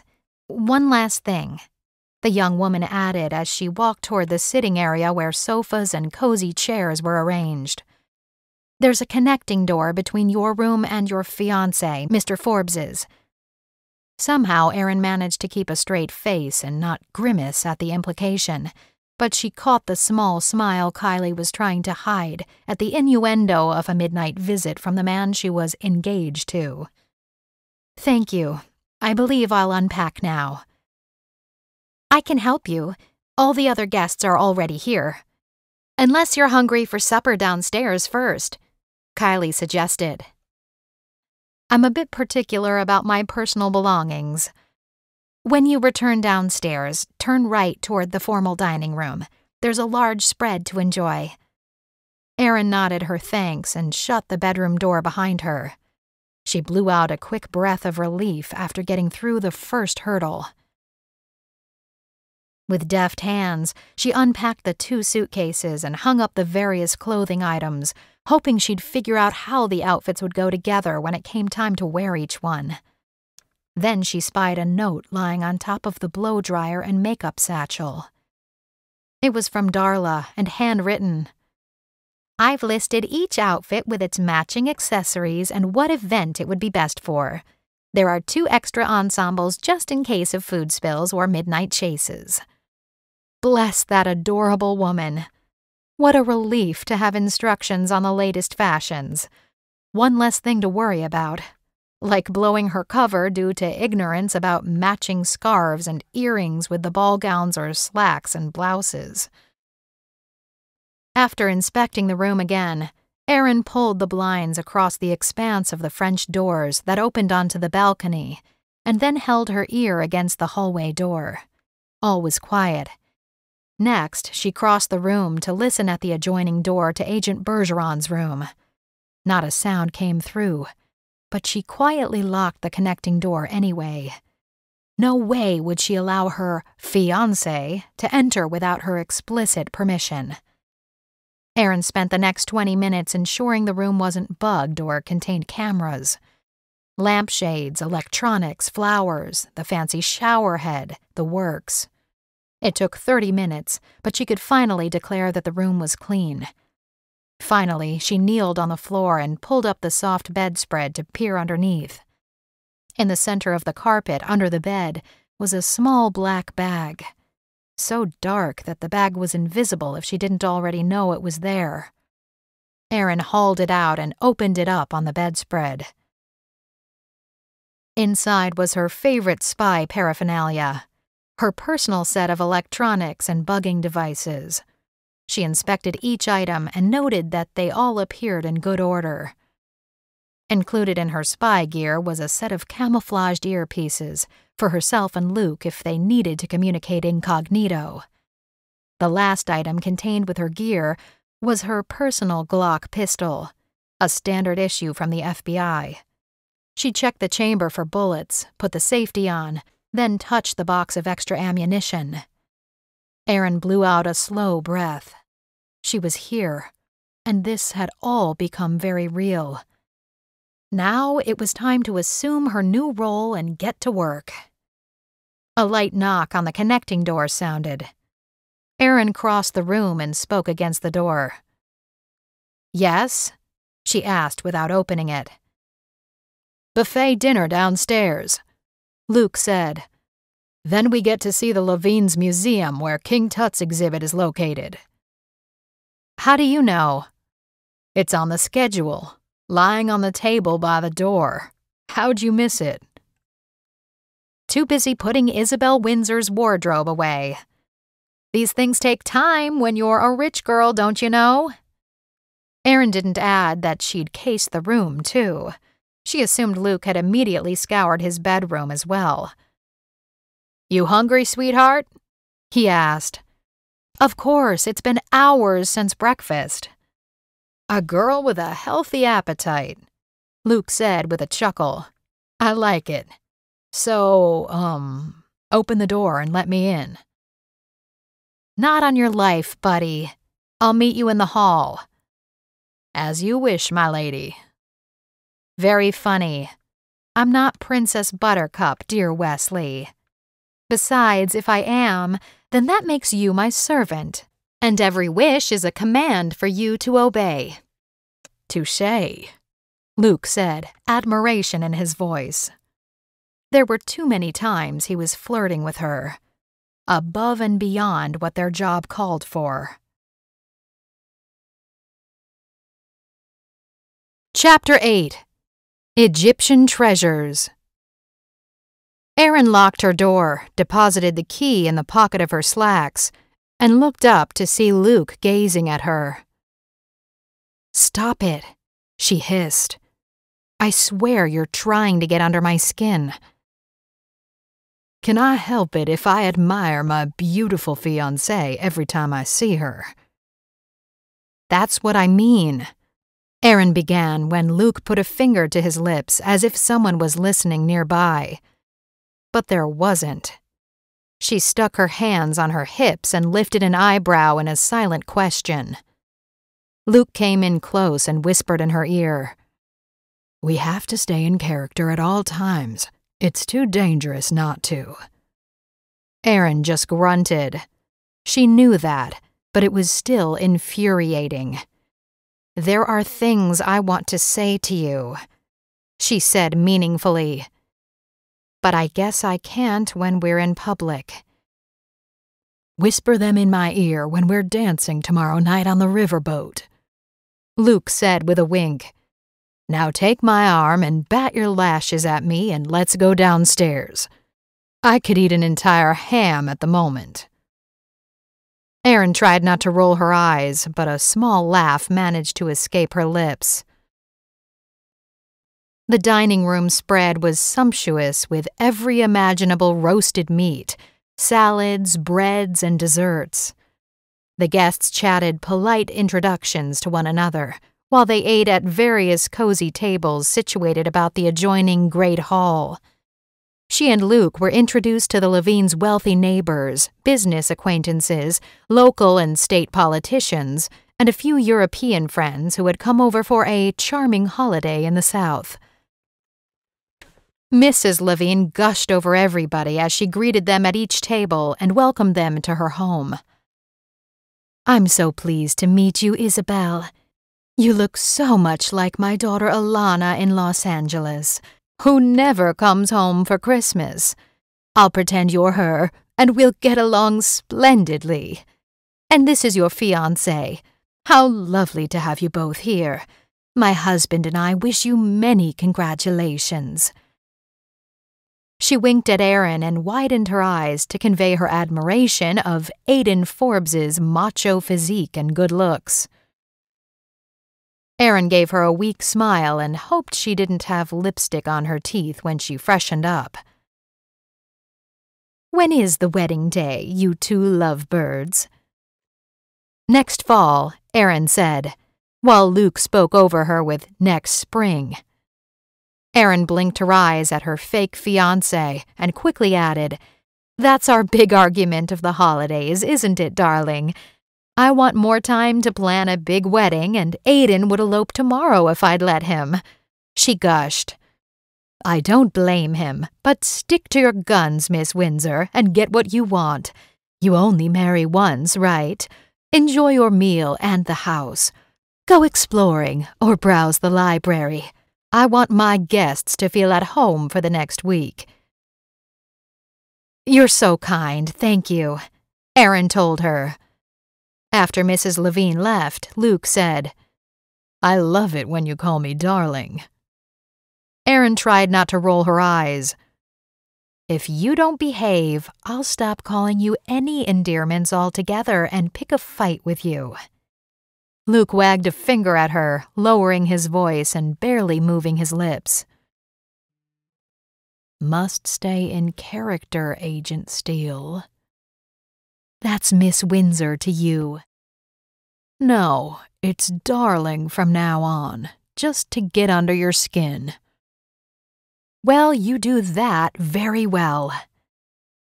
As the guests finished their meals, they began making their way out to the foyer, where Mr. Levine directed them to a second staircase that led to a completely different wing of the house/mansion/castle where the Egyptian exhibit was housed. Erin swore the museum alone was more than 15,000 square feet. A beautiful high-ceilinged room with artwork on the walls, crown molding, and a beautifully varnished parquet floor. It was now nearly 9:30, and she had already put in a long day, especially after the lengthy travel day, but she tried to hide the yawns overcoming her every few minutes. When they entered the exhibit hall, her fatigue was overcome by the breathtaking exhibit of King Tutankhamun. Erin was so caught up in seeing history she had only ever imagined that the tour felt like a blink of an eye, even though it had lasted an hour. Every piece was exquisitely fashioned with dozens of jewels and gemstones, and so much pure crafted gold, still shiny after thousands of years. Erin loved the headpieces and the face mask of a boy king who was now long gone from this world, hidden in an obscure tomb for more than 3 millennia.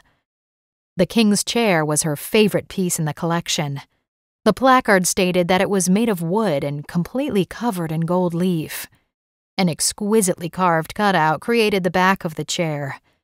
It was a scene of King Tut and his wife, Queen Ankhesenamun, enjoying an afternoon in their garden pavilion with the gold rays of the god Aten shining down on them.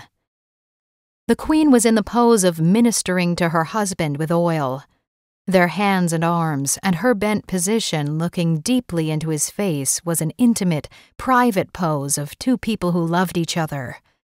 They had grown up together, and Ankhesenamun was the eldest daughter of Queen Nefertiti, one of the most famous queens in Egyptian history. Aaron felt Luke's warm breath on her cheek as he slipped in close behind her and slid a hand down her arm. "You look lost in thought, sweetheart." It took all of Aaron's fortitude not to shrink from Luke's touch, knowing that the other guests browsing the Egyptian collection could be watching them. She fixed her gaze on the gem-studded throne. "I can't stop staring at the king's throne. The scene on the back holds so much religious and kingly history, as well as being a very intimate scene in an art piece. That's a difficult thing to say for most artwork." "I like intimacy between couples," Luke said.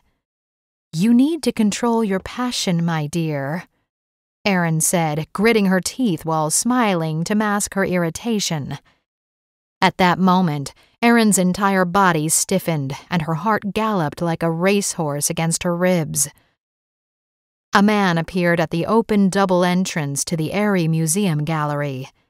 His perfect silhouette filled the doorway, and his dark hair was rich and feathery like chocolate cake. Shoulders wide and smolderingly sexy, a lump filled her throat at how incredible Braden looked in his sharply cut dark gray suit.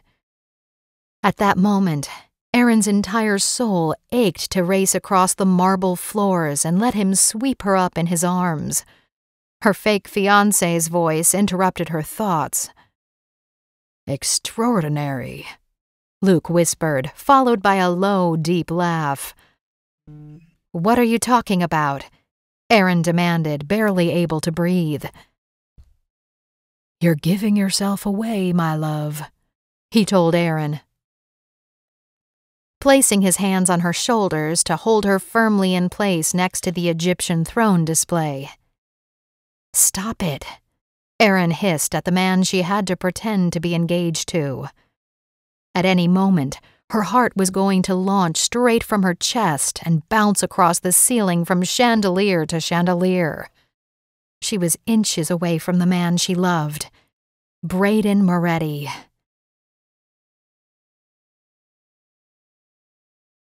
Chapter 9. An Encounter at the Museum. Braden was frowning while he scanned the room as if searching for someone.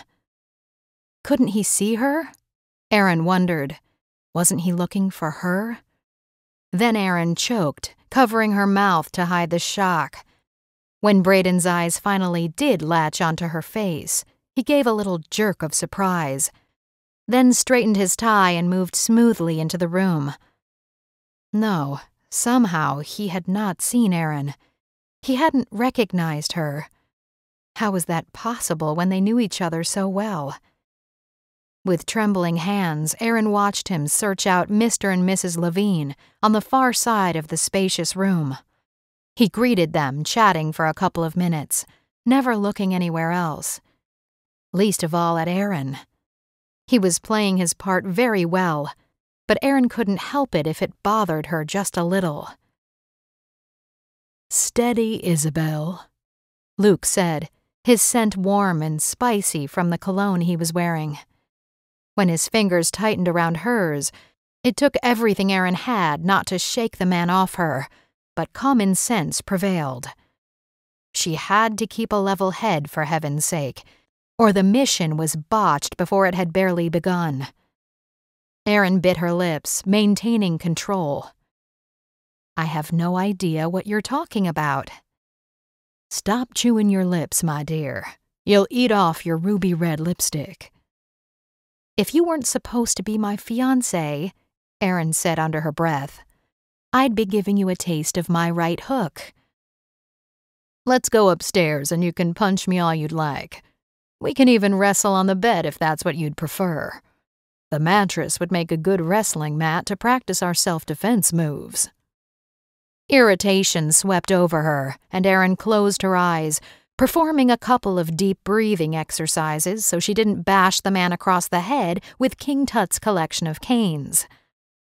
A moment later, she pulled at his arm, moving into a far corner away from the guests engrossed in the Egyptian artifacts.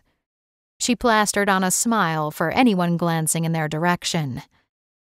"If you say one more suggestive, annoying comment, I'm calling the boss and telling him you're threatening the mission. Or I'll get on the next plane out of here." "Look at me," Luke commanded.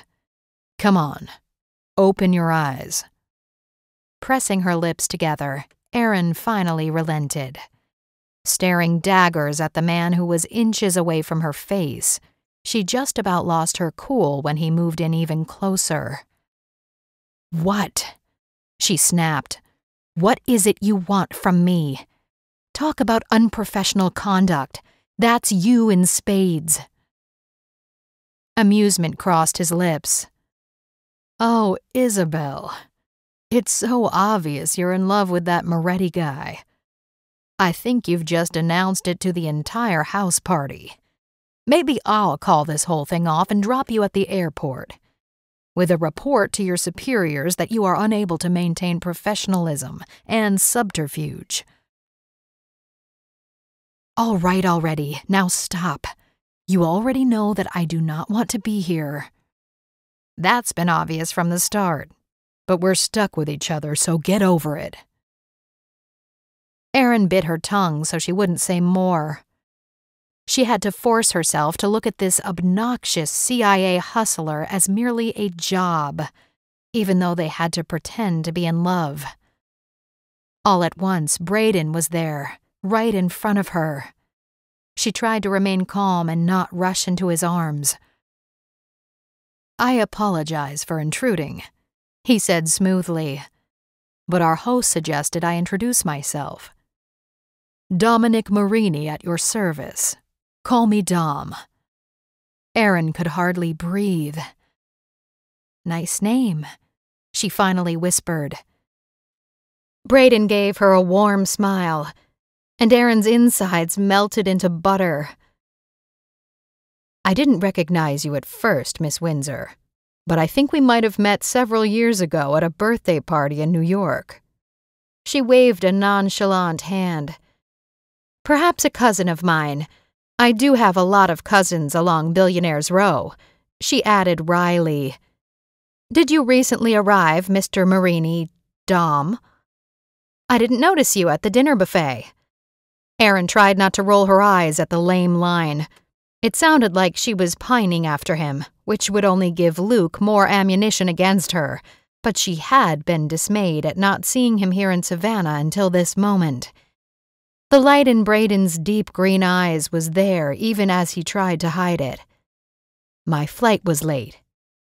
At that moment, Braden spotted the diamond ring Erin was wearing on her left hand, and then fixed his face into a polite grimace. But Erin had seen his look of dismay. This operation was just as hard for the man she loved as it was for her. Shakily, she cleared her throat. Dom, may I introduce my, fiancé?" Luke leaned forward and heartily shook Braden's hand. "Aiden Forbes. Pleased to meet you.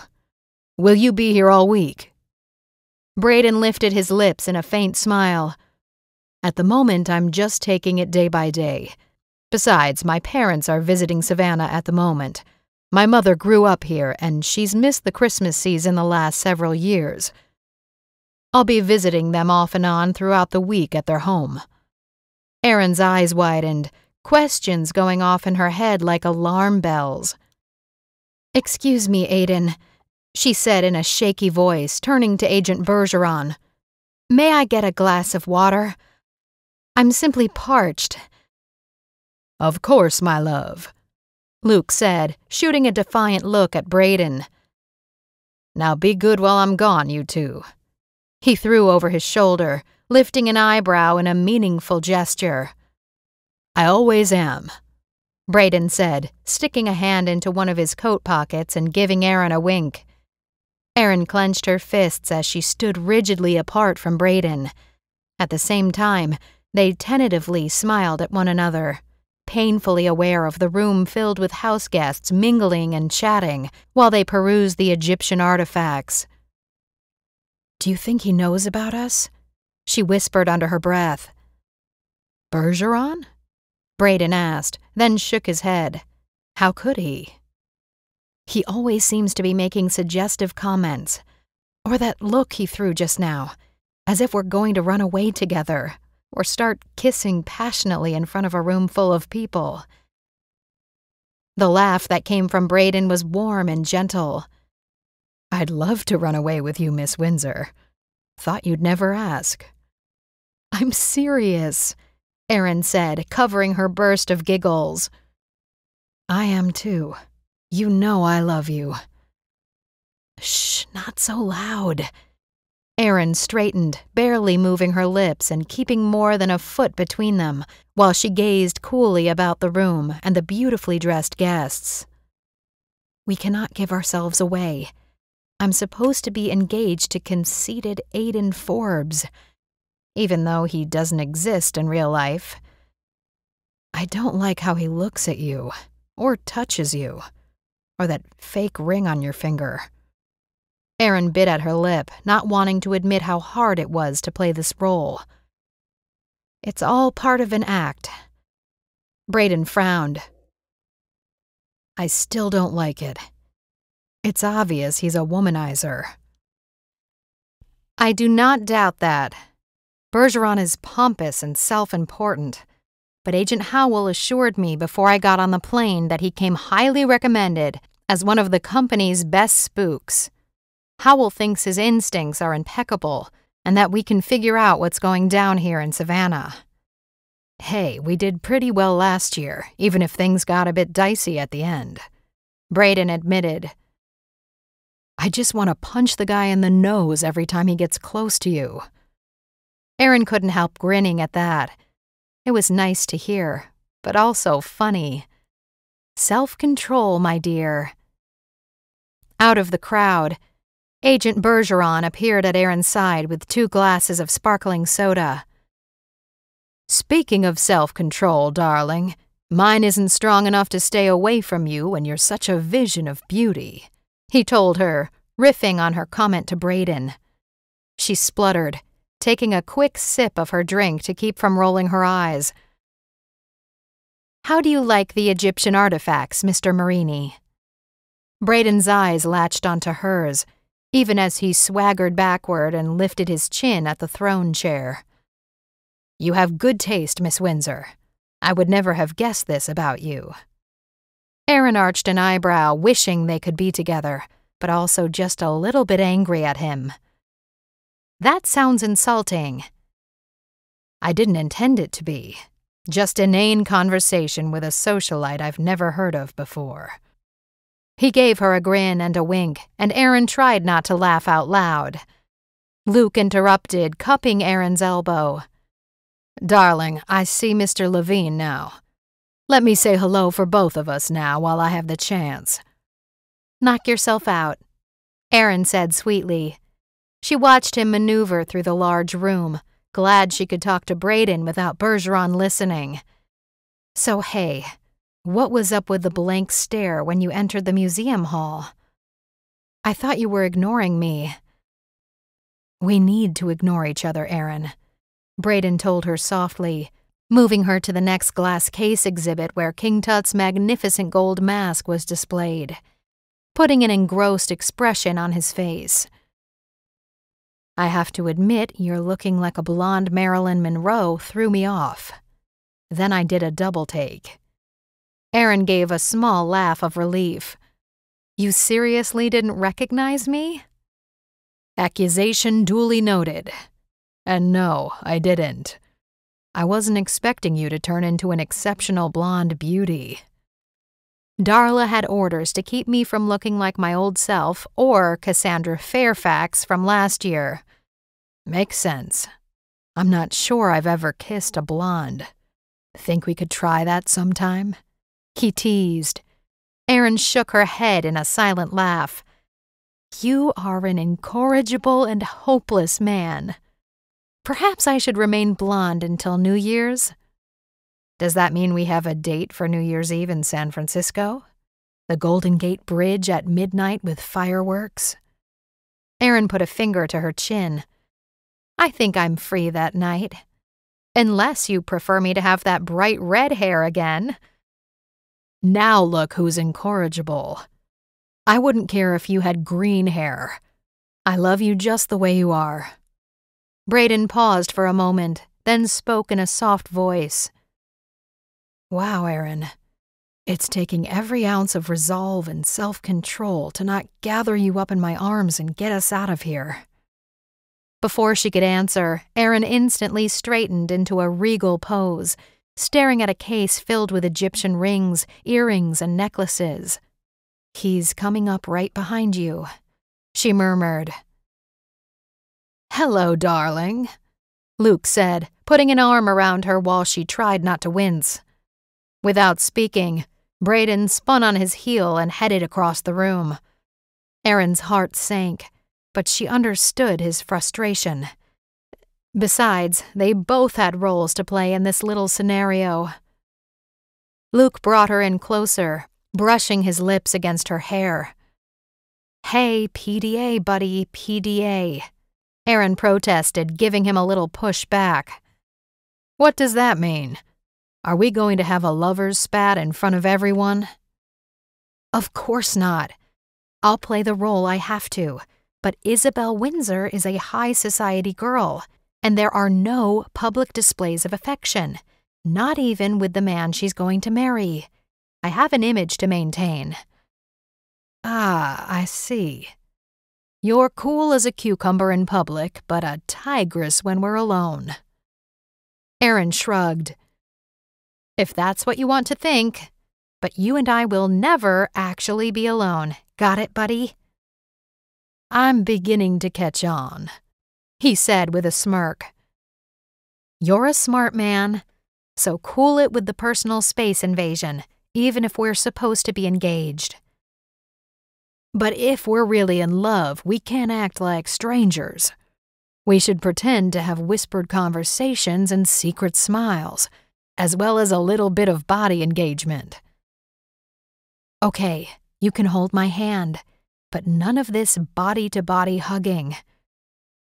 You're no fun, he teased. Besides, holding hands can sometimes be even more intimate than having my arm around your shoulder. Interlocking fingers, my thumb rubbing your soft skin, kissing the back of your hand. Erin swallowed, thinking about all the times her stomach jumped when Brayden held her hand. Luke was right. Kissing the man she loved was incredibly delicious. But holding hands could be very intimate too. When Brayden took her hand and kissed her palm, her stomach jumped clear through the roof every time. How in the world would she pull this off without exposing her true feelings and compromising the mission? There was no question, of course. It was a matter of life or death for all three of them. She had to put on her best acting skills, pretend to be crazy about Aiden Forbes, not Luke Bergeron, of course, so they could all go home safely for Christmas. And then Erin would promptly forget she ever knew Luke Bergeron.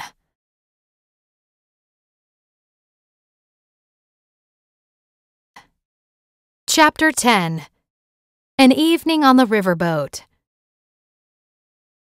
A series of black limousines waited at the curb of the Levine mansion promptly at 6 o'clock the next evening. Erin was dressed in an exquisitely pretty, slinky, deep blue dress with a ruched bateau neck and sleeves with lace applique that ran down her arms to her wrists. It wrapped around her torso, outlining Erin's waist and bust line, and from there, the chiffon dress flowed down to her ankles in a soft, romantic way. The dress hugged every inch of her body in a way that no other gown ever had. creating a silhouette without a single wrinkle or tiny bulge. It was perfection. How would it be to have Darla pick out her wardrobe all the time? That would undoubtedly be the life. A girl could dream, right? Not too bad, she murmured as she slipped into her spiky heels in front of the wall of mirrors in her bedroom suite. A light tap sounded at the bedroom door, and Erin grabbed the cream-colored merino wool gloves. Cashmere soft, they'd keep her hands warm all evening on the boat. Luke stood just outside, looking pretty dashing in a modest tux. No frilly shirt, just lined and tailored, hugging his narrow waist and emphasizing his shoulders with a black bow tie. He let out a low whistle while he admired Erin's figure in the gown. "You sure you're not available, Miss Windsor? Because you look better than a French pastry shop filled with delectable desserts." Erin tried not to roll her eyes at his over-the-top characterization. "I am not available, but I admit that you look pretty good yourself, Mr. Forbes. I'd wager a bet that you have a girl waiting for you in every state of the Union." "Nope, just every continent," he quipped, giving her a grin full of beautiful white teeth. "You sure I can't convince you to dump a certain person and hook up with me?" "Nope," she responded in the same tone as he did. "Besides, you don't want a certain someone punching your lights out and breaking your jaw." "Not hard to guess who you're referring to." "Really? Don't let my father hear you say that. He can still pack a punch when he goes to the gym. And before you roll your eyes and assume he's just an old man, he certainly is not. 59 is not old, and he used to enjoy amateur boxing as a young man. He still runs and swims regularly, and can bench press 150 pounds. "I solemnly promise to never mess with your old man, then." "You'll thank me later because I'll be giving him a full report about your behavior on this trip. There's a certain man in my life that he adores." Luke gave her a salute. "Yes, ma'am." Agent Bergeron wasn't annoying her quite as much as he had yesterday, now that they had come to an understanding. "I remember Agent Howell briefly mentioning that you used to be special ops. Does that mean you were in the military?" "Yes," Luke replied. "Care to expand on your answer? I'm just trying to make conversation." "Now that's a first. You were trying to diss me all last night." "Well, you have to admit you were being pretty obnoxious." Luke put his hands up in mock surrender. "I apologize for my behavior, but you do look exceptionally ravishing tonight, Miss Windsor. Or shall I say Agent Steele?" he added in a dropped whisper. "Miss Windsor works." "Or Isabel," Erin conceded. "I suppose we should call each other by our first names when we're around other guests." Luke held out an arm for her to take so he could escort her down the grand curving staircase. "I was a Navy SEAL, if you really want to know." Erin lifted her eyebrows. "That's impressive. Why did you switch to the CIA?" "Leg injury in Afghanistan a few years ago. Got recruited to CIA when I couldn't swim or run as fast as I used to." "You must be old by now." Luke let out a laugh, and Erin shushed him when they reached the marble foyer of the Levine Manor house. "I wouldn't call 35 old." "Well, that's a whole 8 years older than I am." Luke lifted an eyebrow. "Guess I'm robbing the cradle by marrying you." Now that's an old-fashioned expression I haven't heard since my granny passed away. "Then we're even. My grandmother used to make the same comment about couples who were decades apart in age. But appearances can be deceiving, don't you think?" "Are you trying to tell me something, Aiden?" A pair of butlers opened the vestibule etched glass doors, and Luke escorted Erin to the outside porch steps. "Not at all. I'm pure as the driven snow." Erin couldn't help shooting back. "Now that I do not believe." "Here's our limo, my lady," Luke said as the car door opened for them. Erin slid inside the luxury vehicle, clutching her small evening purse and arranging the skirt of her dress so it lay flat and wouldn't create wrinkles. They reached the Savannah River Pier in about 15 minutes. Every street along the way was decorated with elaborate Christmas lights, magnificent sparkly trees, and small lanes with lighted candy canes, wreaths, and bells. Every historic church glowed with lights in their trees and foliage, while candles lit up every paned window. Horse-drawn carriages jingled as they passed, the animals' hooves clip-clopping to the holiday music, streamed in every one of the historic Savannah squares. "It's absolutely lovely," Erin breathed. "I do love the Christmas season." Luke chuckled. "I can tell. You're like a kid on Christmas morning." "Hey, it's the best morning of the year." Arriving at the dock was a breathtaking sight and gave Erin time to admire the elegantly dressed couples in all their finery, walking up the gangway to board the river cruise ship. The dining room was a beautiful Victorian drawing room. Candles glowed in wall sconces and dripped on each table. Christmas trees decorated every corner, while red damask draperies held back the chill from the frosted windows. "Since we're newly engaged, we have a private table for two," Luke told Erin. He pulled out a chair and brushed a hand against the skin of her neck while she sat down. Leaning down, he nuzzled her ear as if telling her a secret. Erin growled in her throat. "What was that for?" "Keeping up the charade, my love." "Enjoying your evening, Aiden?" An older man spoke from behind Erin's chair. "Yes, sir," Luke said, rising to shake the man's hand. "Darling," he said to Erin, "please meet Mr. Levine, our generous host." When Erin began to rise, Mr. Levine raised a hand. "Please don't get up. I just like to make sure my guests are comfortable and having a good time." "Yes, thank you. It's a pleasure to meet you. Is your wife in attendance tonight?" "She's out chatting and mingling. I hope you've had a chance to meet her," Levine said. "Yesterday when we arrived, everything has been perfectly lovely." "Glad to hear it. I also hear that there are wedding bells in your future." Erin smiled and gulped. "Our only argument is the date." "Congratulations to you both. Don't forget that there's dancing later on." Mr. Levine excused himself and moved to the next table of guests. "I can't wait for the dancing part," Luke said.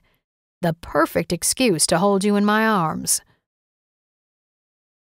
"I heard that," Braden said in a low growl, coming up behind them. In a louder voice, he cheerily said, "Good evening, Miss Windsor, Mr. Forbes. Enjoy your dinner." Braden was smooth. Within minutes, he had worked the room, talking with everyone until he settled at a table on the other side, in the perfect position to watch and take mental notes. "Shouldn't we be on the lookout for our quarry?" Erin said quietly. "Oh, he's here. I spoke with him briefly last night while you and Mr. Marini were flirting." "Very funny, Aiden," Erin said sweetly, leaning forward as if exchanging sweet nothings with her fiancé. "From the dossier, I understand that he's the wealthiest man in attendance. Or would that be you?" "Who told you that?" "A little bird. Darla, to be specific. She said during my salon appointment that you come from a reputable family here in Savannah. When were you going to inform us?"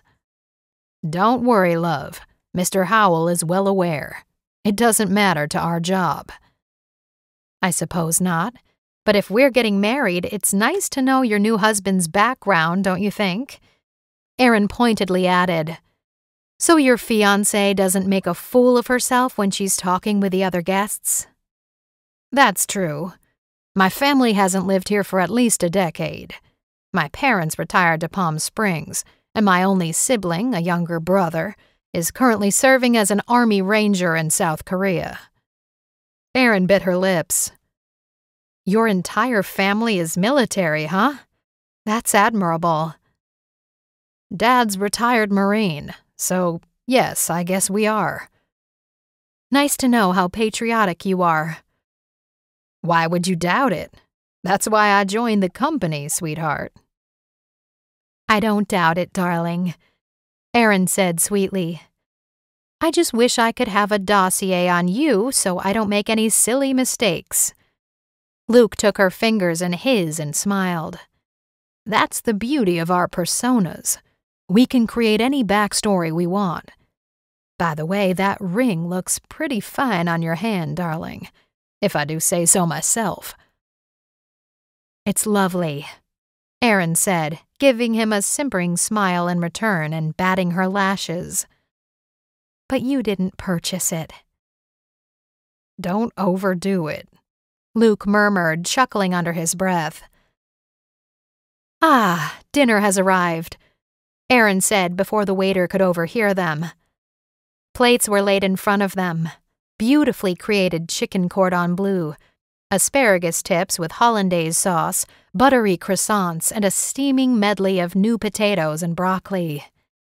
Erin cut a piece of chicken and put it in her mouth. She closed her eyes in sudden ecstasy. "This is fantastic. I'm starving after hiking around the botanical gardens today. It was nice to get a feel for the rest of the house party members." "I think we did pretty well chatting with most of the guests. Have to admit, I'm not sure your boss Howell got the right intel about this event. I'm not getting any vibes about anyone. So far, completely innocent." "I was thinking the same thing. Did you do any prowling last night?" "Nightcaps for the men in the downstairs library." Erin smothered a laugh. "Sounds like a Downton Abbey episode. Full of neighborly intrigue and sarcasm." Luke grinned at that. "A certain gentleman of the CIA's interest, but he wasn't in attendance, unfortunately." "You mean as in a potential suspect of our own?" "Yes. I hope to get another chance tonight. Perhaps we can swap dance partners when the band starts up." "Just don't leave me alone with him. I never trusted any specific suspect during an operation, and I left my weapon under the bed. It didn't exactly fit smoothly under this slinky gown." Bergeron chuckled at that. "You must not consider me a danger, then. I'm glad to hear that. But I won't ever leave you alone. And there are nearly 100 people here. Besides, your lover Marini will save you." "Okay, cut it out already. I'm tired of the teasing and the provocative comments. He and I have known each other for a year, so we're obviously more comfortable and familiar." "Very familiar, I presume." "You know nothing, Aiden, and that's the end of it." Luke finally had the sense to appear contrite. "You're right. I've been unfair and irritating. I vow to stop. I will have eyes and ears only for you." "No," Erin drawled. "Eyes and ears only for our quarry. We are merely a means to an end." "Touché again. So how does this end, my love?" he said in a low voice. "Would you consider a real relationship after this is all over? As in a date for New Year's?" Erin nearly choked on her water. She wasn't expecting him to say that. I'm not sure, Aiden. We got started all wrong. I don't know if it would be a very good idea. Luke placed his linen napkin over his mouth to hide the laughter. You mean you can't? You've pretty much confirmed my suspicions of you and that Marini fellow. In a dozen different ways. I guess I'll have to win you over with time and true affection. I suppose you can try, she said weakly, attempting the genuine smile of a girl who was in love with her fiancé across the table from her. Time to dance, in case anyone has been studying us from afar. What about dessert? Aaron asked, stalling. It'll take a little while to get to us. You can eat it later. Meanwhile, the band has already started. The music has been a great cover. Aaron had to agree with that. Within seconds, Luke had gathered her up, and they were moving across the wooden dance floor in a foxtrot. Ah, the man knows how to dance. Yep, I took Dance 101 in college. A resume enhancer for sure. I'll bet. Luke drew her even closer, as if they were having an intimate conversation. Erin closed her eyes for a moment, to not give her true feelings away to anyone watching. After 3 dances with Luke, Brayden appeared at her elbow, and Erin's heart leaped. May I cut in, sir? He asked Luke with a formal little bow. This is my fiancé, Luke protested genially. I believe the gentleman over there has been trying to snag your attention, Brayden said with a wry grin and a gesture of his chin. Erin glanced over and saw a tall, well-built man with salt and pepper hair talking with Mr. and Mrs. Levine. He had a commanding air about him. A crowd had gathered around him, wealth and prominence conspicuously apparent. She figured Brayden was fibbing about the man wanting to talk to Bergeron, and when Luke assented, twirling her under his arm to relinquish her hand, her stomach jumped into her throat at the touch of Brayden's arm slipping around her waist. Brayden gripped her hand and brought her into his chest for a slow waltz. At last, he murmured under his breath. So what's with that man? He's our target, he replied, leaning in so she could hear him over the swell of the music, timing it perfectly. Do you agree with Howell now that you've seen and talked to him? Brayden shrugged. It could be anyone here. I'm not sensing anything out of the ordinary, and my radar is pretty well tuned. He whirled Erin into a corner of the dance floor so they could speak more without being overheard. I hung around the Egyptian Museum room off and on today while you and Aiden were touring the gardens and having lunch downtown with a group. I also managed to snag some time to inspect the crates they shipped in, but everything seems perfectly normal. The crates are ready to move later this week to the museum in London. I suggested to Luke during dinner that perhaps the intelligence is off. Nothing is going on here in Savannah or at the Levine estate. Wrong place, wrong person, wrong timing. Could be. Or the people we're dealing with are just very, very good.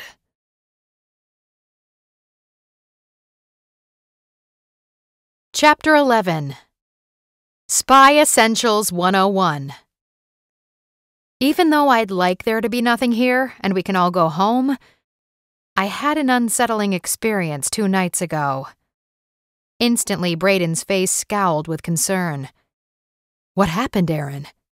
Isabel, he muttered under his breath, chastising himself for the mistake. When it comes to you, I'll kill anybody that tries to hurt you. Shivers ran up and down Erin's arms at his fierce words. A message on my burner phone, she whispered, sinister and disturbing. Brayden growled in his throat. Who could access your number?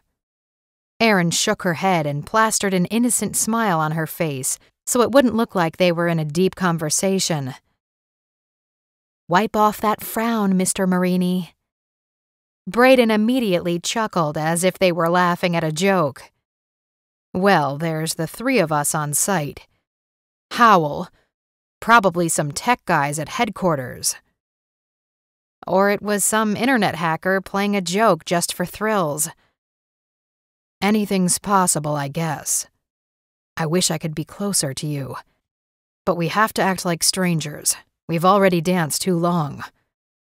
One last question. What's the security like for the Egyptian collection? Nothing unusual. Everything as expected.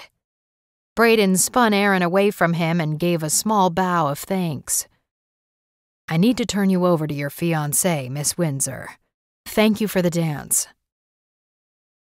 Luke's husky presence filled Aaron's vision when he stepped in to take her hand from Braden, sending Aaron's heart plummeting. She smiled delicately to hide it. Darling Isabel, I'd like you to meet Mr. Holden Grayson. Luke wrapped an arm around her waist in a protective, possessive gesture. It's a pleasure, sir, she told him, offering her gloved hand for him to shake. Meeting face to face with a potential target was always a challenging moment.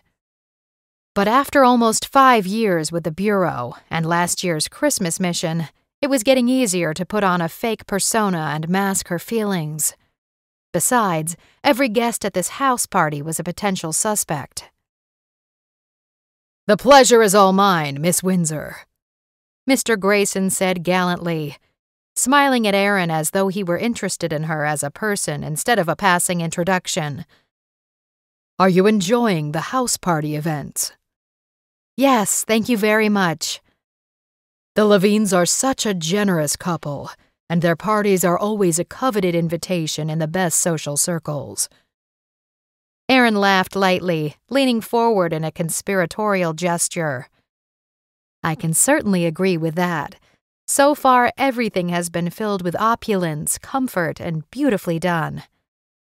Holden Grayson patted her hand in a fatherly manner. Well said. And you are a most charming young woman. I can see why Aiden is taken with you. He can't seem to keep his eyes or hands off of you. Not that I blame him. I'm a fortunate man, Luke readily agreed, wrapping an arm around Aaron's shoulders and leaning in to kiss her hair. Aaron leaned into him as well and lowered her eyes, then glanced up at her fiancé with adoration and a big smile. If I were you, Forbes, I'd be moving up the wedding date, Holden told Luke. Don't let her get away. That's what this little trip is all about, announcing a firm wedding date soon. I can't live without her for another day. Going home each night can make a man crazy. Grayson's chuckle was deep, and he winked at Aaron.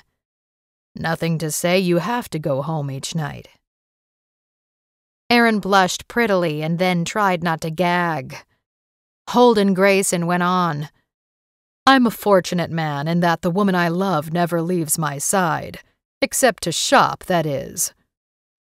I believe you have the female sex stereotyped, Aaron protested, suddenly feeling as though she'd stepped into a Regency romance novel. We do a lot more than shop, believe me. I'm sure Aiden keeps you in the lap of luxury, Miss Windsor. No need to work. It's the society women who run everything and keep us all in line, and the world running like clockwork. It's harder work than you'd think. I dare you to try it, Aaron said with another conspiratorial laugh. Where is your wife, sir? I'd love to meet her. Now that would be interesting, Aaron thought, grabbing hold of the idea. Who was the woman who had captured Holden Grayson's attention? Most importantly, was there a way to extract information from her about this enigmatic and filthy rich businessman? One way or another, she, Luke, and Braden needed to go back to San Francisco with some tangible information. To further pursue Grayson, or dismiss him as a red herring merely because of his massive fortune. She had a headache this evening and stayed in our suite back at the estate. I'm sorry to hear that. I hope she'll feel better soon. She hopes to attend the Levine Christmas ball tomorrow evening. They chatted for a few more minutes about the boat gently rocking along the Savannah River and the upcoming ball the following evening. It became evident while Aaron watched him that Mr. Grayson was quite a charming man, making his way around the room to everyone, laughing and chatting and maintaining eye contact. Aaron slipped a hand through the crook of Luke's arm in a gesture that would be expected of their engaged status, but also to let him know that she would stop arguing with him so much.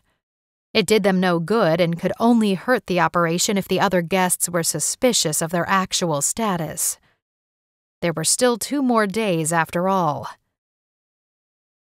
I can see why he's a successful businessman, she murmured to Luke. He has magnetism and charm. I first met him during another job.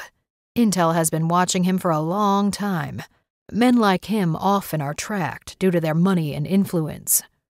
But nothing has ever come to light with Grayson. Perhaps he's truly clean, Aaron mused.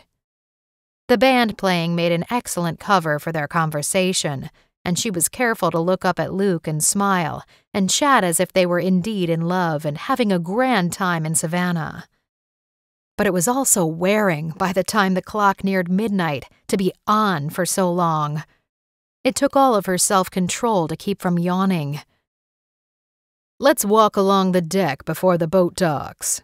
Have you seen the light show happening along the riverbanks as we pass? Sort of. I've been admiring the spectacular lights through the boat windows. Let's go outside, if you're game, that is. Luke suggested. It is cold out there. I'm a sucker for Christmas lights. The more elaborate, the better, Aaron admitted. The cold doesn't bother me. I think it's colder in San Francisco. At least it's more damp and foggy in the Bay Area this time of year. You got it, darling. Within moments, Luke had retrieved her coat and slipped it around her shoulders. Aaron tucked her evening bag under one arm, while taking Luke's other arm to stroll down the deck's passageways. The air was brisk, but they kept walking, and it helped to keep hold of Luke's warm arm under his long wool dress coat. The lights were even more dramatic than Aaron had anticipated. Seeing the towering oaks decorated to the hilt only brought out the beauty of the trees, especially with the dripping Spanish moss all lit up, looking just like hanging icicles. Tens of thousands of lights and colors lit up the night as far as the eye could see down the river. Various lighted Christmas scenes were set up for the next mile. Angels and manger scenes with shepherds and wise men. Santa and elves and sleighs piled high with lights galore. Stars and snowflakes among the park benches and gorgeous trees. I've never seen anything like it before, Aaron breathed. This was worth the trip alone. I ordered it just for you, Luke bragged in a teasing voice. Never thought you had it in you, Aiden, Aaron shot back, but she couldn't help giggling. You're not so bad when you relax a bit. See? I knew I'd win you over to my side. There are no sides, Aaron chided. When 2 men are in love with the same woman, there's always competition. Ha! But your love is only a mirage, Mr. Forbes. Don't be so sure. Best to remember not to speak so loudly. And call me Aiden, please. I'm always Aiden to you, my sweet. Luke paused to wrap Aaron up in a bear hug, pressing her to his chest and then nuzzling her neck. His lips were warm against her skin. But what the heck was happening here? The man acted like he was falling for her? No, no, no. He had to be teasing her just to see what she would do so he could drive her crazy even more. I'm not taken in, so you don't need to impress me, Aaron whispered against his chest, glancing up at his dark brown eyes in the dusky starlight. You are lovely, Isabel. And Mr. Grayson is watching us from the other side of the boat. Oh, gotcha. A real kiss would be nice, Luke suggested, bending his head down to catch the side of her face. Aaron struggled not to jerk away from him. Dream on, buddy. I have boundaries. But we're undercover, darling. You don't want to blow our covert operation, do you? Of course not, but just pause and look out over the water at the light displays like we're talking, which we are. We don't need to start making out. I'm sure he can hear us chatting and laughing together. If you say so, my darling. Besides, I already told you that rich people don't passionately kiss in public. They're much too classy for that. Oh, is that what we are? Luke teased. Too rich for passion. Public passion is a no-no, she murmured. Fortunately, the boat's engine and the lapping of the water's wake were loud enough to cover up their words. I'm Isabel Windsor, if you recall, she went on, giving him a hard time. My grandmother was the Queen of England's best friend. Sort of, she added with a laugh. You're pretty funny when you relax a bit, and you're hotter than most models, and that's a fact, he added in a low voice. Luke finally lifted his head from Aaron's neck, and he acted surprised to see Mr. Grayson passing by a few feet away. Have a good evening, sir. The older man nodded in their direction, and then disappeared back inside the boat's cabin. Thanks for not taking advantage of me, Bergeron, Aaron said. Maybe you're not so bad after all. Now that was a backhanded compliment. Well, you've had a long way to go to prove yourself to me. I admit I haven't been very easy up until now, and I apologize. Truce? We finish this job and go home to enjoy our holidays? Sounds great, Aaron assented. Deal. But I suppose we'd better not shake on it. That would look weird for an engaged couple.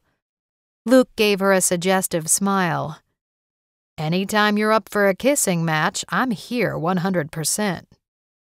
Oh, goodness, Aiden. Aaron sighed, stifling another laugh. Incurable, persistent male might be too tame of a phrase to describe you.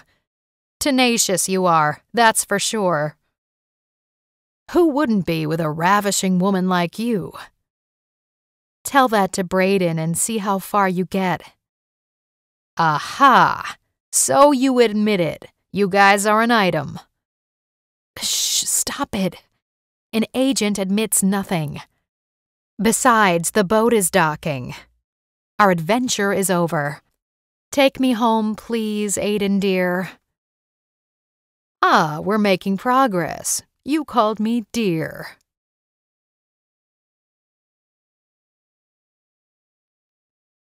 Chapter 12. The Plan for a Heist. Later that night, while lying in bed, Erin could not fall asleep. Her mind whirled with a sensory overload from the past few days. Dancing with Braden and keeping it platonic was painful when she wanted him to hold her in his arms and speak freely. Pretending to be in love with another man was the hardest thing she had ever done. When she got home, she would give Agent Howell a piece of her mind and refuse another job like this one. A desk job would be better than the stress of undercover work, alias personas, pretending to be in love with a virtual stranger, and struggling to dig underneath the impenetrable surface of the strangers surrounding you to get at the truth. She finally rose to get a glass of water and a sleeping pill for the second time this trip.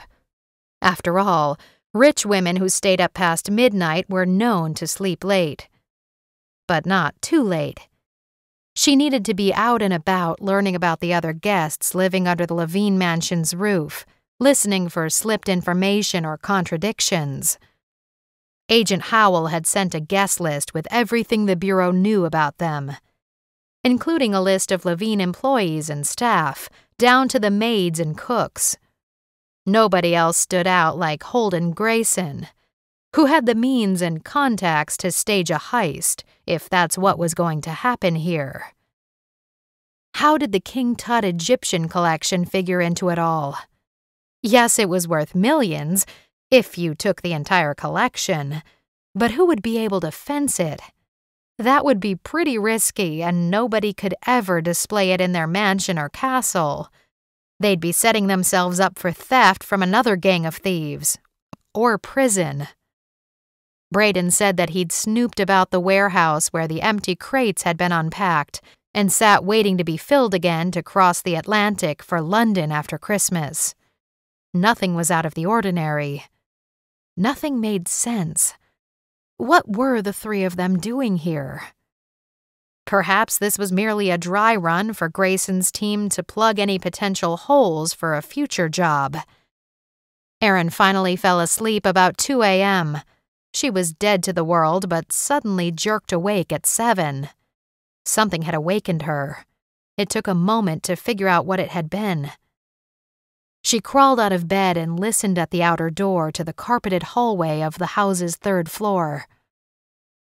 Soft footsteps disappeared into the distance. They could be anyone. Some of the guests had not attended the dinner cruise. Some were early risers. It could be the maids or someone ordering breakfast in bed. Too many possibilities. Just as she staggered back to her warm bed, Erin stopped to listen at the connecting door to Luke's bedroom. Total silence. Which meant he was probably sound asleep still. Vacillating for a moment, she was about to go back to bed when she decided to knock. Tentatively, she rapped on the door. Nothing happened. Then, gathering her courage, Erin knocked loudly. "Aiden, you in there? Wake up, my darling." That should get him to come running, especially if he thought she was still in her nightgown. "Aiden, it's Isabel. I need you. Please open the door." Still silence. So far on this trip, she had kept her side of the connecting door firmly locked. Now she undid the deadbolt and opened the door.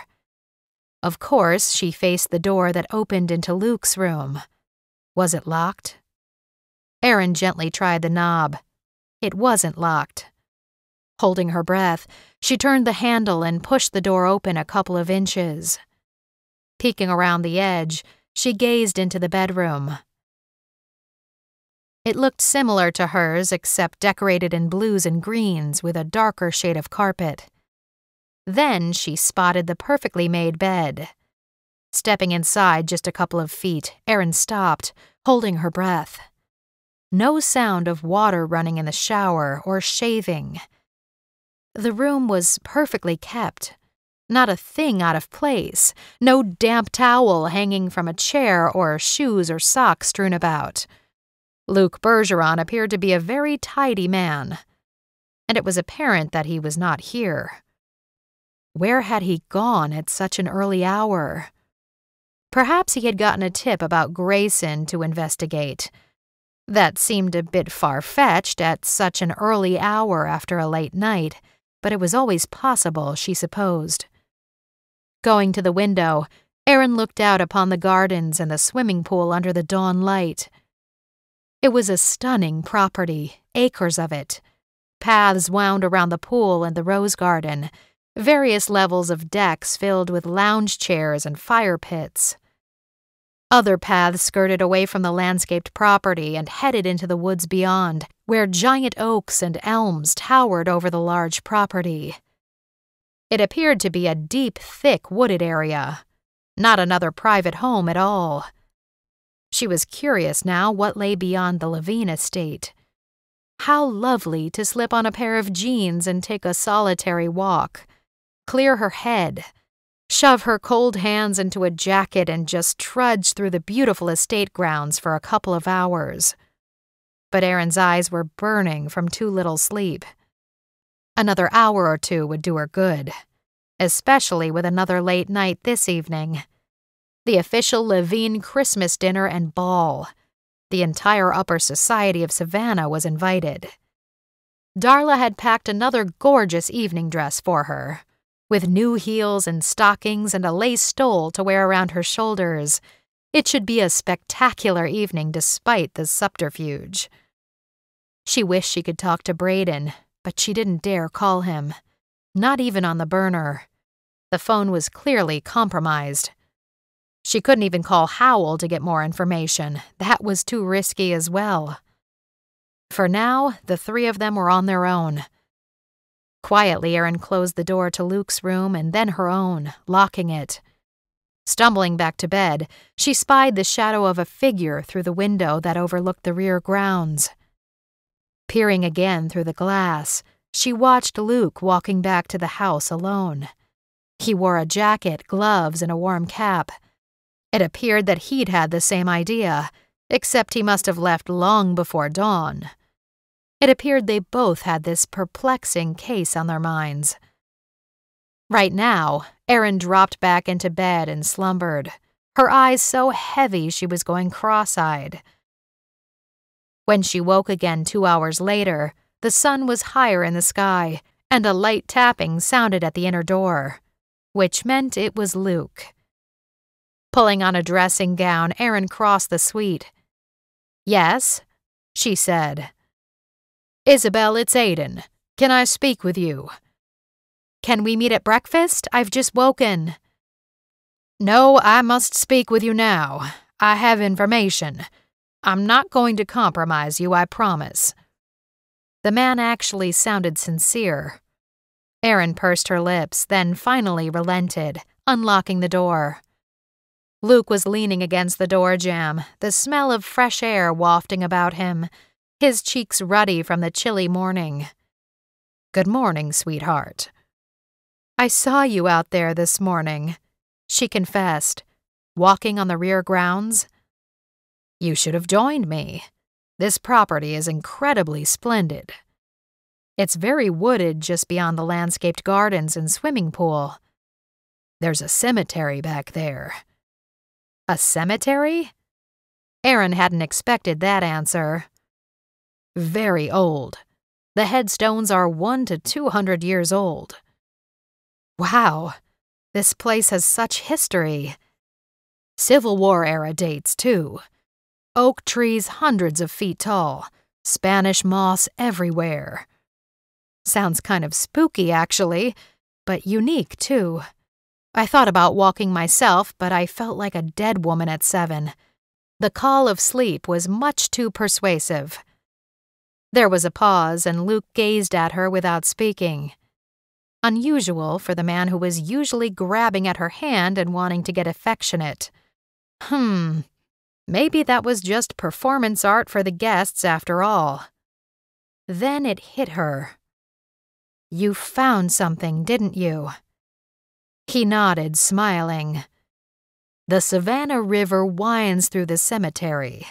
The perfect place to stage a large shipment. You could move the Egyptian collection anywhere you want, especially after midnight." "Are there docks?" "No, but there are places where a cargo boat could come close to the shoreline. A gangway could be set up, and the crates moved easily into the boat. If they were already packed, it wouldn't take more than 2 to 3 hours to load." "How do they get them through the woods to the water?" "Obviously, it has to be done when all the guests are gone." Erin ran a hand through her tangled hair. She caught Luke watching her, his gaze drifting down her face to the top of her dressing gown. "I wonder if the Levines are spending Christmas here at their home." Luke nodded.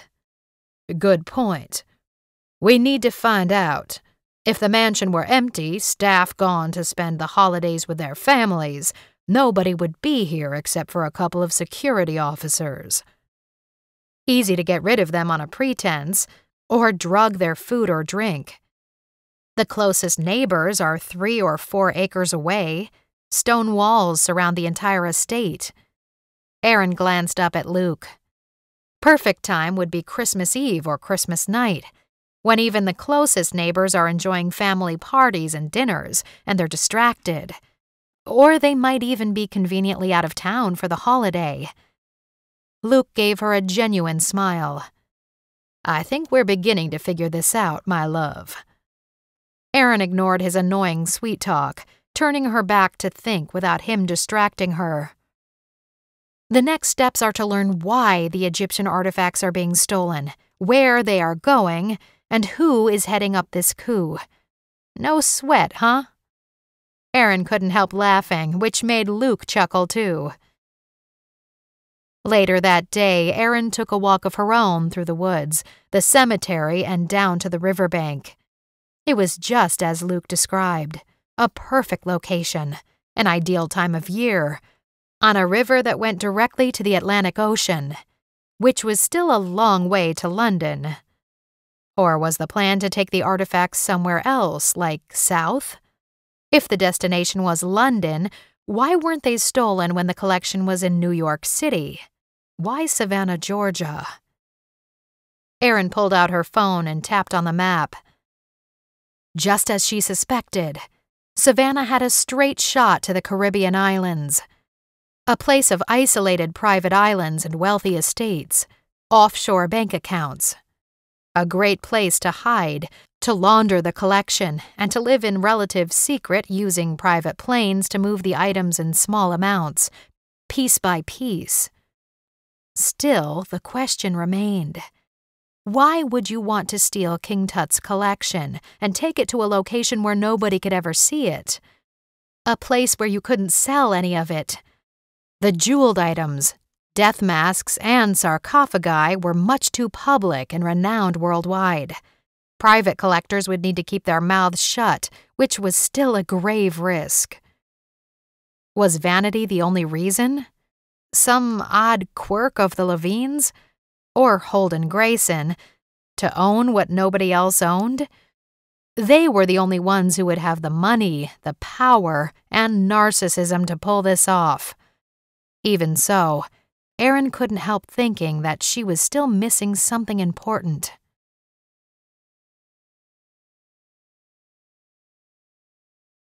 Chapter 13. Danger Under the Mistletoe. Erin sat at the dressing table doing her makeup. Her mind sprinted 100 miles an hour with potential ideas. Most were probably mindlessly over the top. Even so, she was thoughtful while dressing for the grand dinner and ball. She had to get Braden aside at some point and run a few ideas by him. When she finally opened her suite door after Luke knocked at the threshold in the hallway, he whistled in appreciation. "You're a vision, Isabel Windsor. You look like $1,000,000. Erin glanced down at the shimmering cream-colored evening dress she was wearing, and the lovely lace stole around her shoulders, a gold lame handbag dangling on one wrist. She did feel like another person, someone who lived in the lap of luxury without a care in the world. Unfortunately, none of that was even close to the truth. A working girl with an 8-year-old vehicle and 100,000 miles.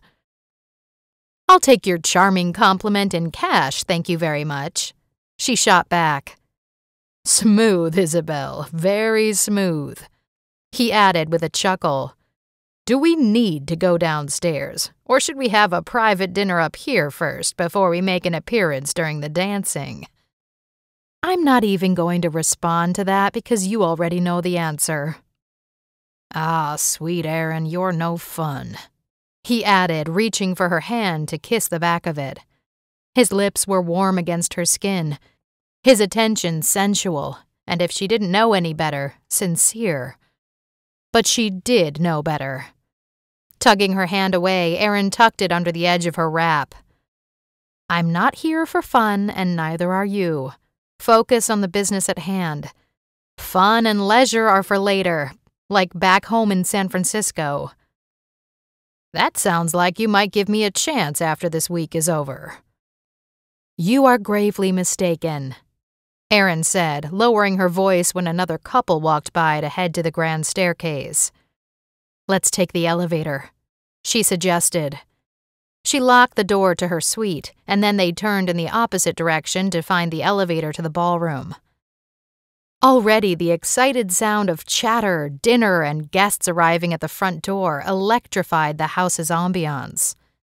A string quartet was playing Christmas music when they reached the ballroom, where dozens of round tables with snowy white tablecloths and red runners were laid with china and crystal. "This room is simply magnificent," she breathed, looking overhead at the inlaid ceilings and fresco, the breathtaking chandeliers, the double white Roman columns positioned by each door. The paintings, the marble flooring, it's just wow. "Like a 19th century museum," Luke agreed, holding her hand to maneuver through the crowds to their table, where the guests' names were engraved on gold cards at each table setting. A massive bouquet of hothouse flowers sat in the center next to 3 very tall, thick red candles, already lit and dripping with beads of wax. Erin had barely sat down when she spotted Brayden entering the double doors that opened onto the ballroom from the wide outer hallways. She watched him greet several other guests, chatting here and there, then stopping to talk to a statuesque dark-haired woman of unspeakable beauty. Erin suppressed the imps of envy, but Brayden kept moving. Obviously, he had met many of the guests over the last several days. Perhaps he had some good intel to relay. Casually, he stopped at their table, saying hello in a polite voice. "Good evening. A very Merry Christmas to you both." "Merry Christmas to you too," Erin murmured, dying to jump up so they could run out the door, jump in a taxi, and disappear into the magic of Savannah. "Mr. Forbes, I hope you'll allow me a dance with your partner later on," he said. "Of course, Mr. Marini. I hope to speak with you as well about the business we mentioned the other night," Aiden told him. "Perfect. Enjoy your dinner." Brayden disappeared, and Erin forced herself to focus on the dinner laid before her on a gold-rimmed plate. Dinner went miraculously fast, whether due to Erin's desire to finish their mission and be able to spend Christmas with Brayden, or her nerves at having to spend the evening with her current partner. "I think I'll skip dessert for now," she told Luke. "Perhaps later." "Let's dance," he said, rising and taking her elbow to help her up. He leaned in to whisper, "I'm hoping a certain person will cut in and relay what's on his mind." Erin grinned up at him, his face close to hers. "That's a first. You wanting me to dance with another man, that is." "It's only business, right?" Luke said, squeezing her hand to lead her out onto the floor. "What else would it be?" Erin quipped when Luke brought her in close and held her cheek to cheek so they could talk more easily. It was a slow, romantic song, and a few other couples were moving onto the dance floor as well. "Still musing on our discovery this morning?" Luke asked. "Of course. Before we flew down here, I researched the Egyptian collection. It's worth about $30 million, a tidy sum, but not astronomical to take such risks to move it onto a boat and sail 2,000 miles to a sparsely populated Caribbean island. Or a private island with no population at all." "True. Our theory is entirely plausible. The items could show up at Christie's auction house over the next decade with forged provenances." "A provenance being a certification of authenticity." "Exactly. Did you used to be in the antique business before your current employment?" Erin shook her head. "I learned a lot during a job last Christmas." "Ah, yes, of course. Is there a risk that the auctioneer would want second opinions or an expert to examine the artifacts?" "Extremely low if it has excellent forged provenances. Of course, there's always a slight risk, but the owner's identity putting the Egyptian piece up for sale would be kept strictly anonymous.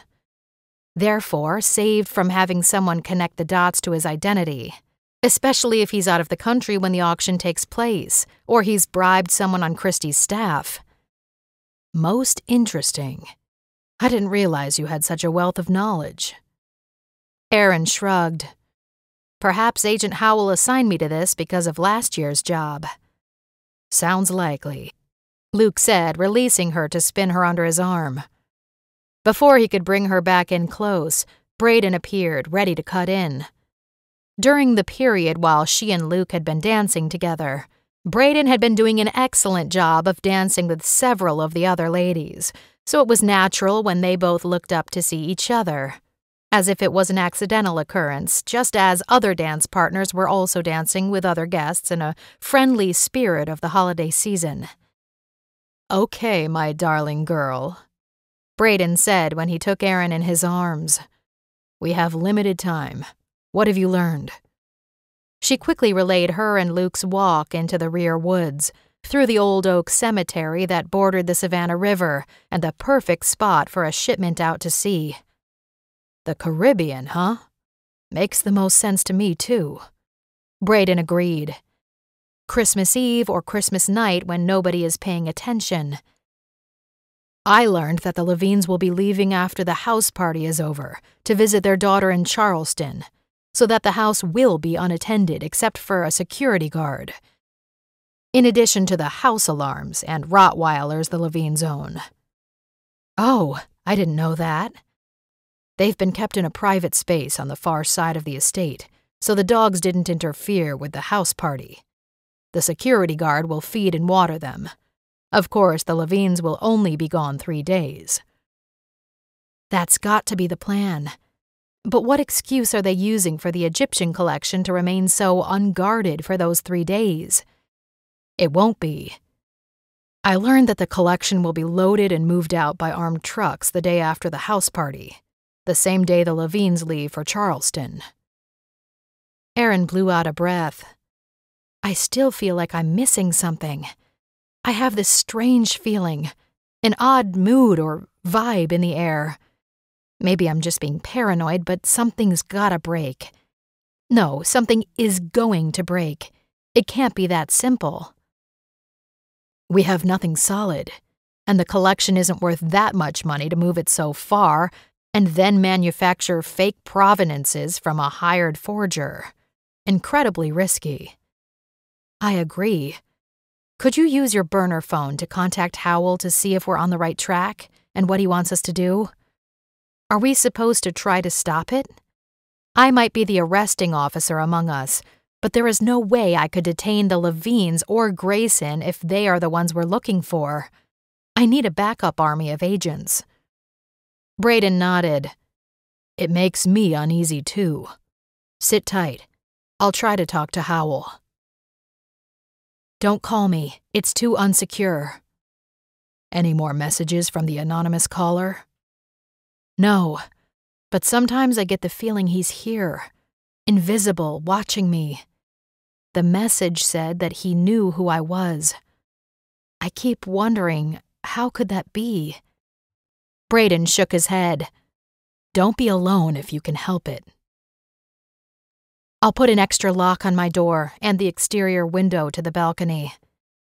"Good idea." "Before I forget," Erin said quickly, "what suite are you in here at the estate?" "4th floor, last door on the left, to the end." She nodded. "We're on the 3rd floor." "There you are, Isabel, my love," Luke said, appearing from the crowd to take Erin's hand and tuck it in the crook of his elbow.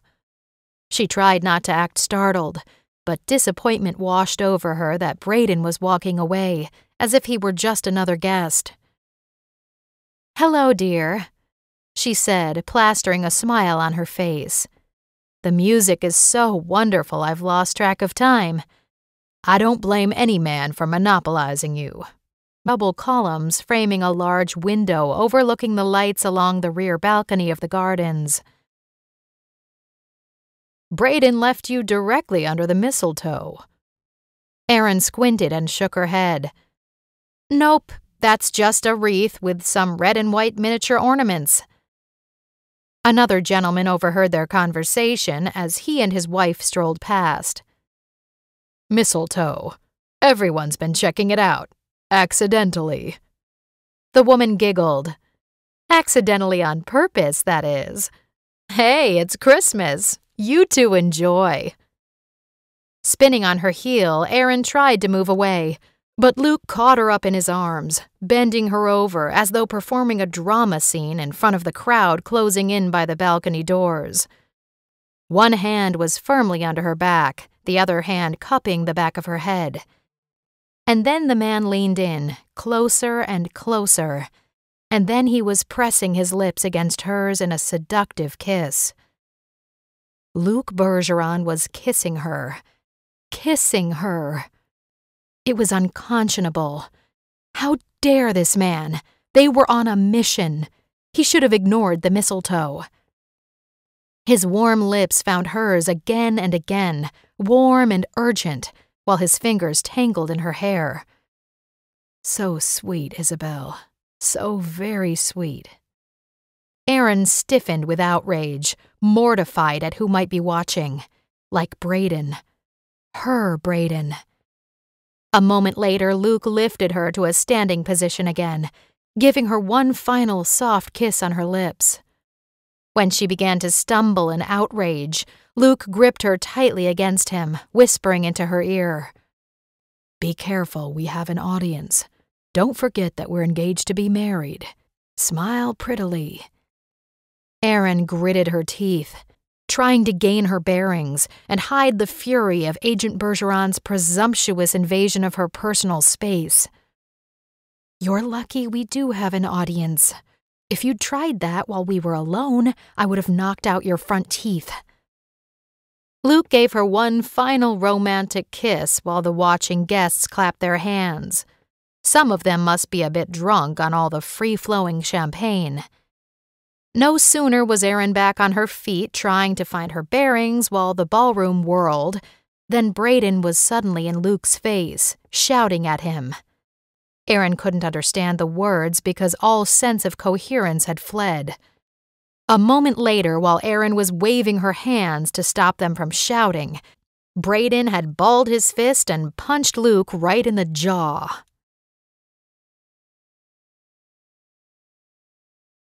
Chapter 14. A Revelation of Drastic Proportions. This was getting ridiculous. Erin heard Luke's voice filled with amusement while the crowd dispersed and headed to the dessert-laden tables. While the band began a fresh round of music, Braden nursed his hand. He shook out his fingers while Luke held a piece of ice against his bruised lip. Shall we have a duel like true 19th century gentlemen? Luke said with sarcasm. Is that what you want? Of course not, you idiot. Braden said in a seething voice. I'm walking away for now, but this is not over. You were not to touch her. What's that? Luke asked. Not touch my fiancé, sir? You must be delusional. You can go straight to hell, Braden growled. Dismissing Luc Bergeron, he stepped forward, anguish on his face. Are you okay, Miss Windsor? Are you hurt? She shook her head. No, she whispered. I'm fine, but de-escalate this, you two, now. We'll regroup later and figure out how to gain our credibility back as Levine house guests. It hurt her heart when Braden stalked off, but she knew they couldn't go off together privately. They had to maintain their fake aliases. Erin moved closer to Luke, plastering a look of concern on her face.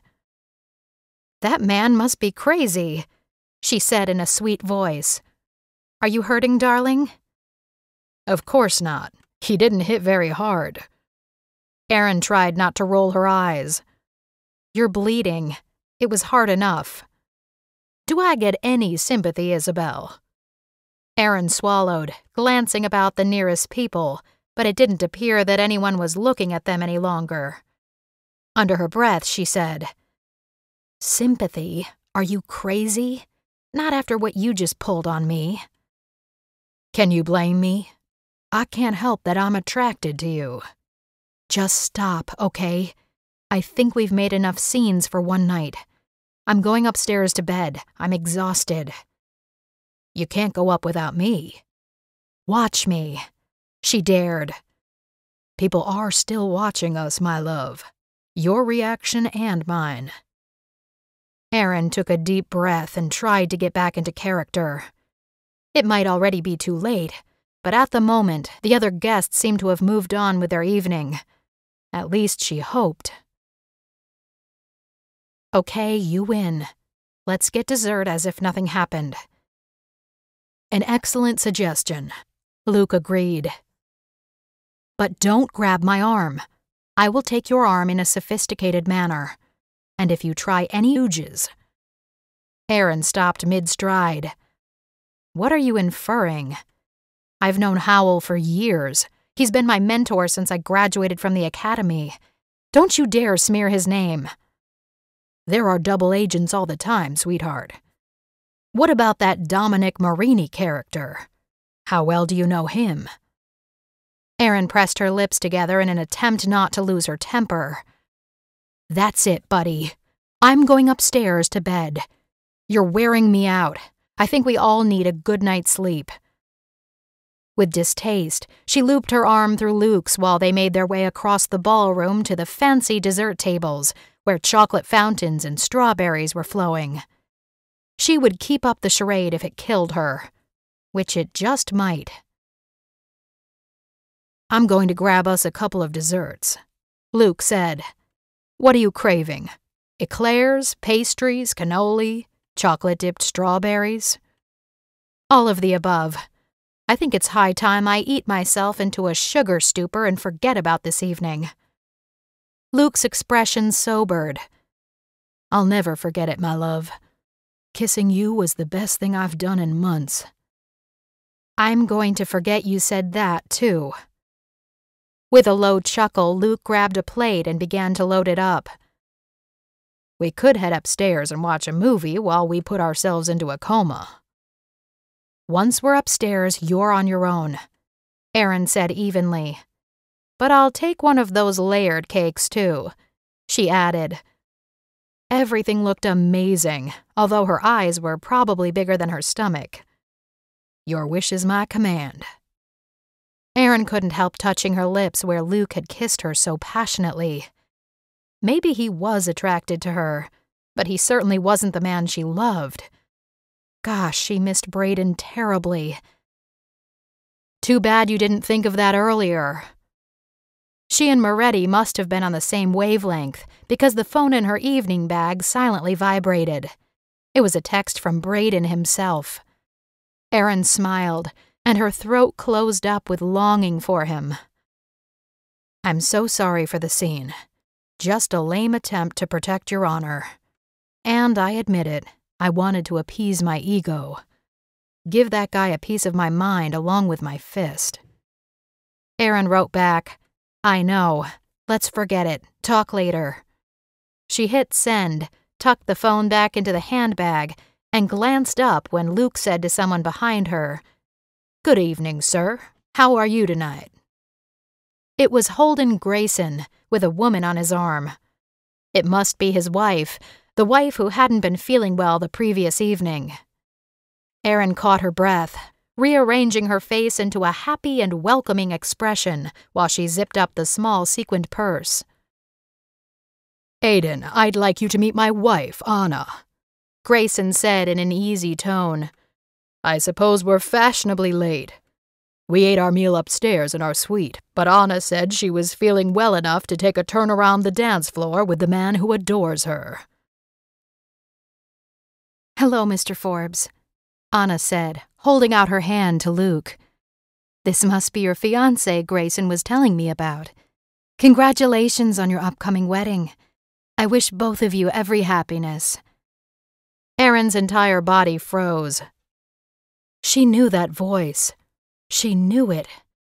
But the face behind the voice wasn't one she recognized.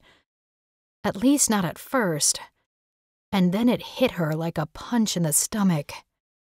Before Aaron could stop the screaming in her head, Luke said, Mrs. Grayson, this is my fiancée, Isabel Windsor.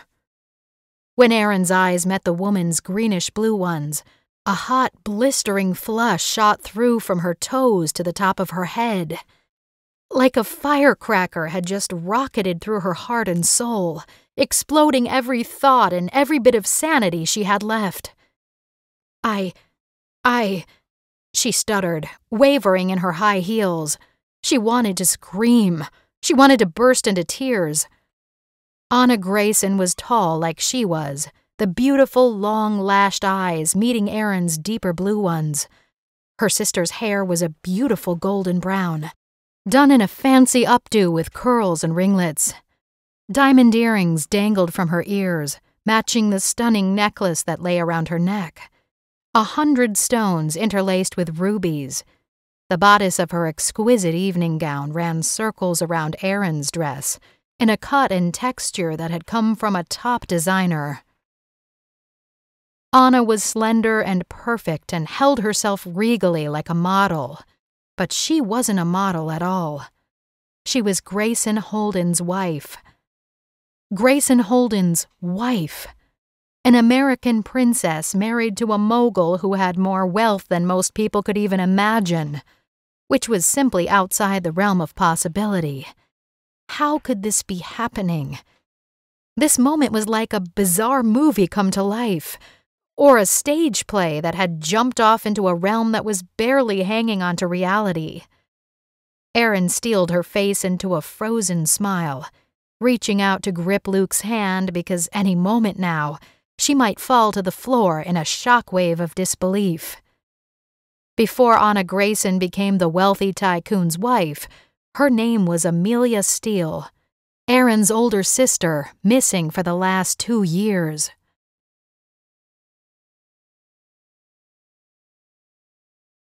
Chapter 15. Nobody to Trust.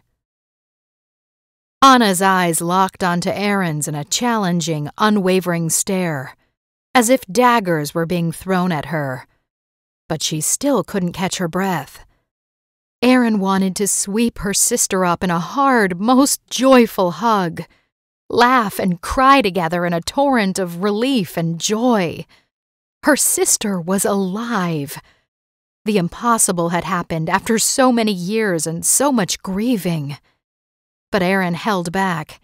The tiniest, most imperceptible shake of Anna Grayson's head ordered her to do absolutely nothing.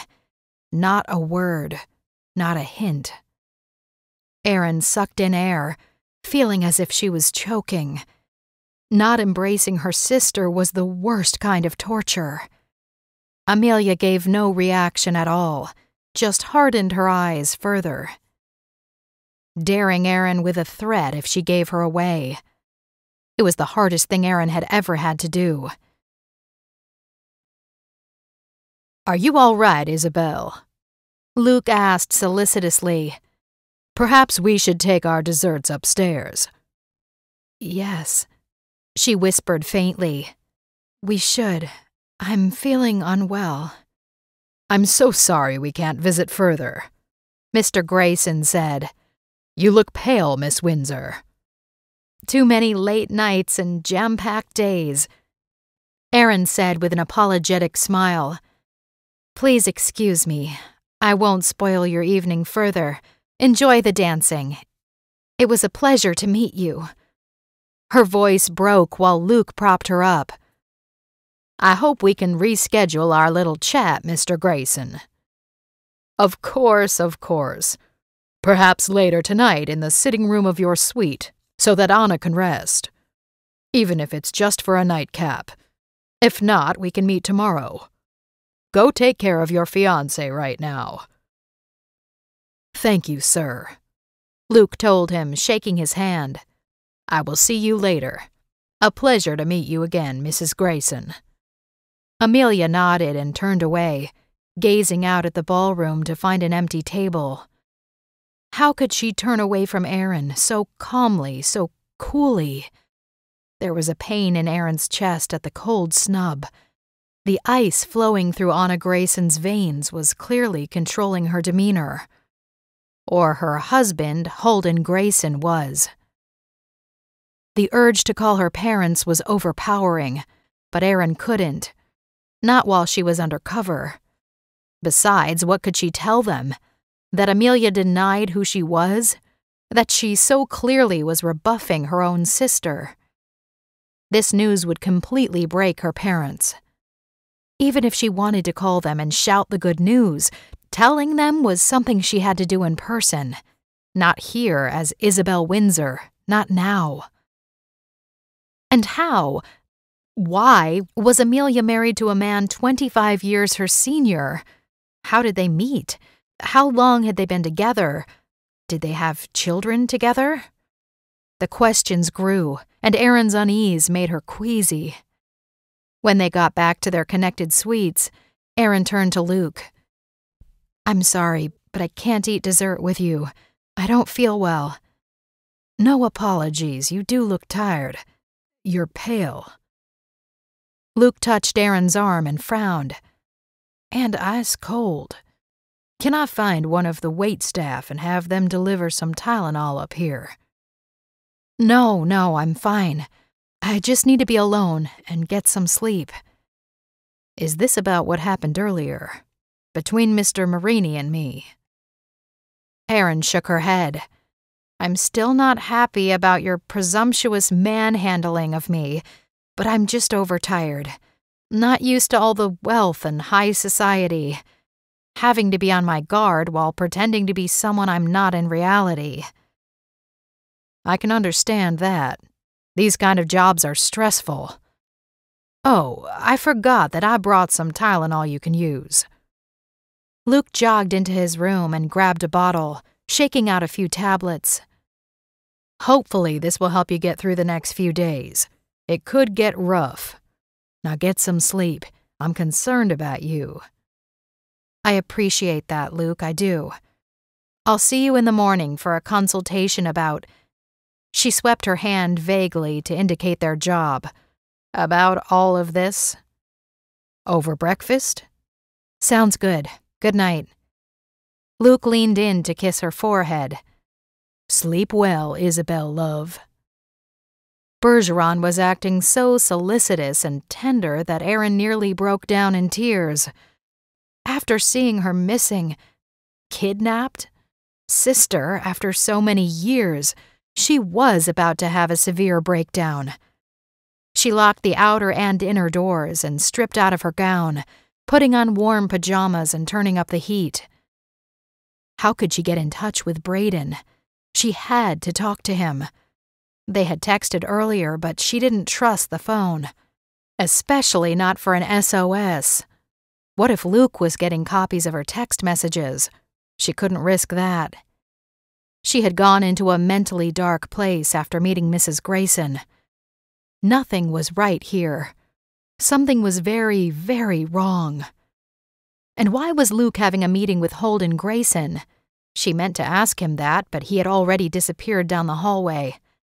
At least she assumed he had gone back downstairs to meet the man, since she hadn't heard any doors opening or closing.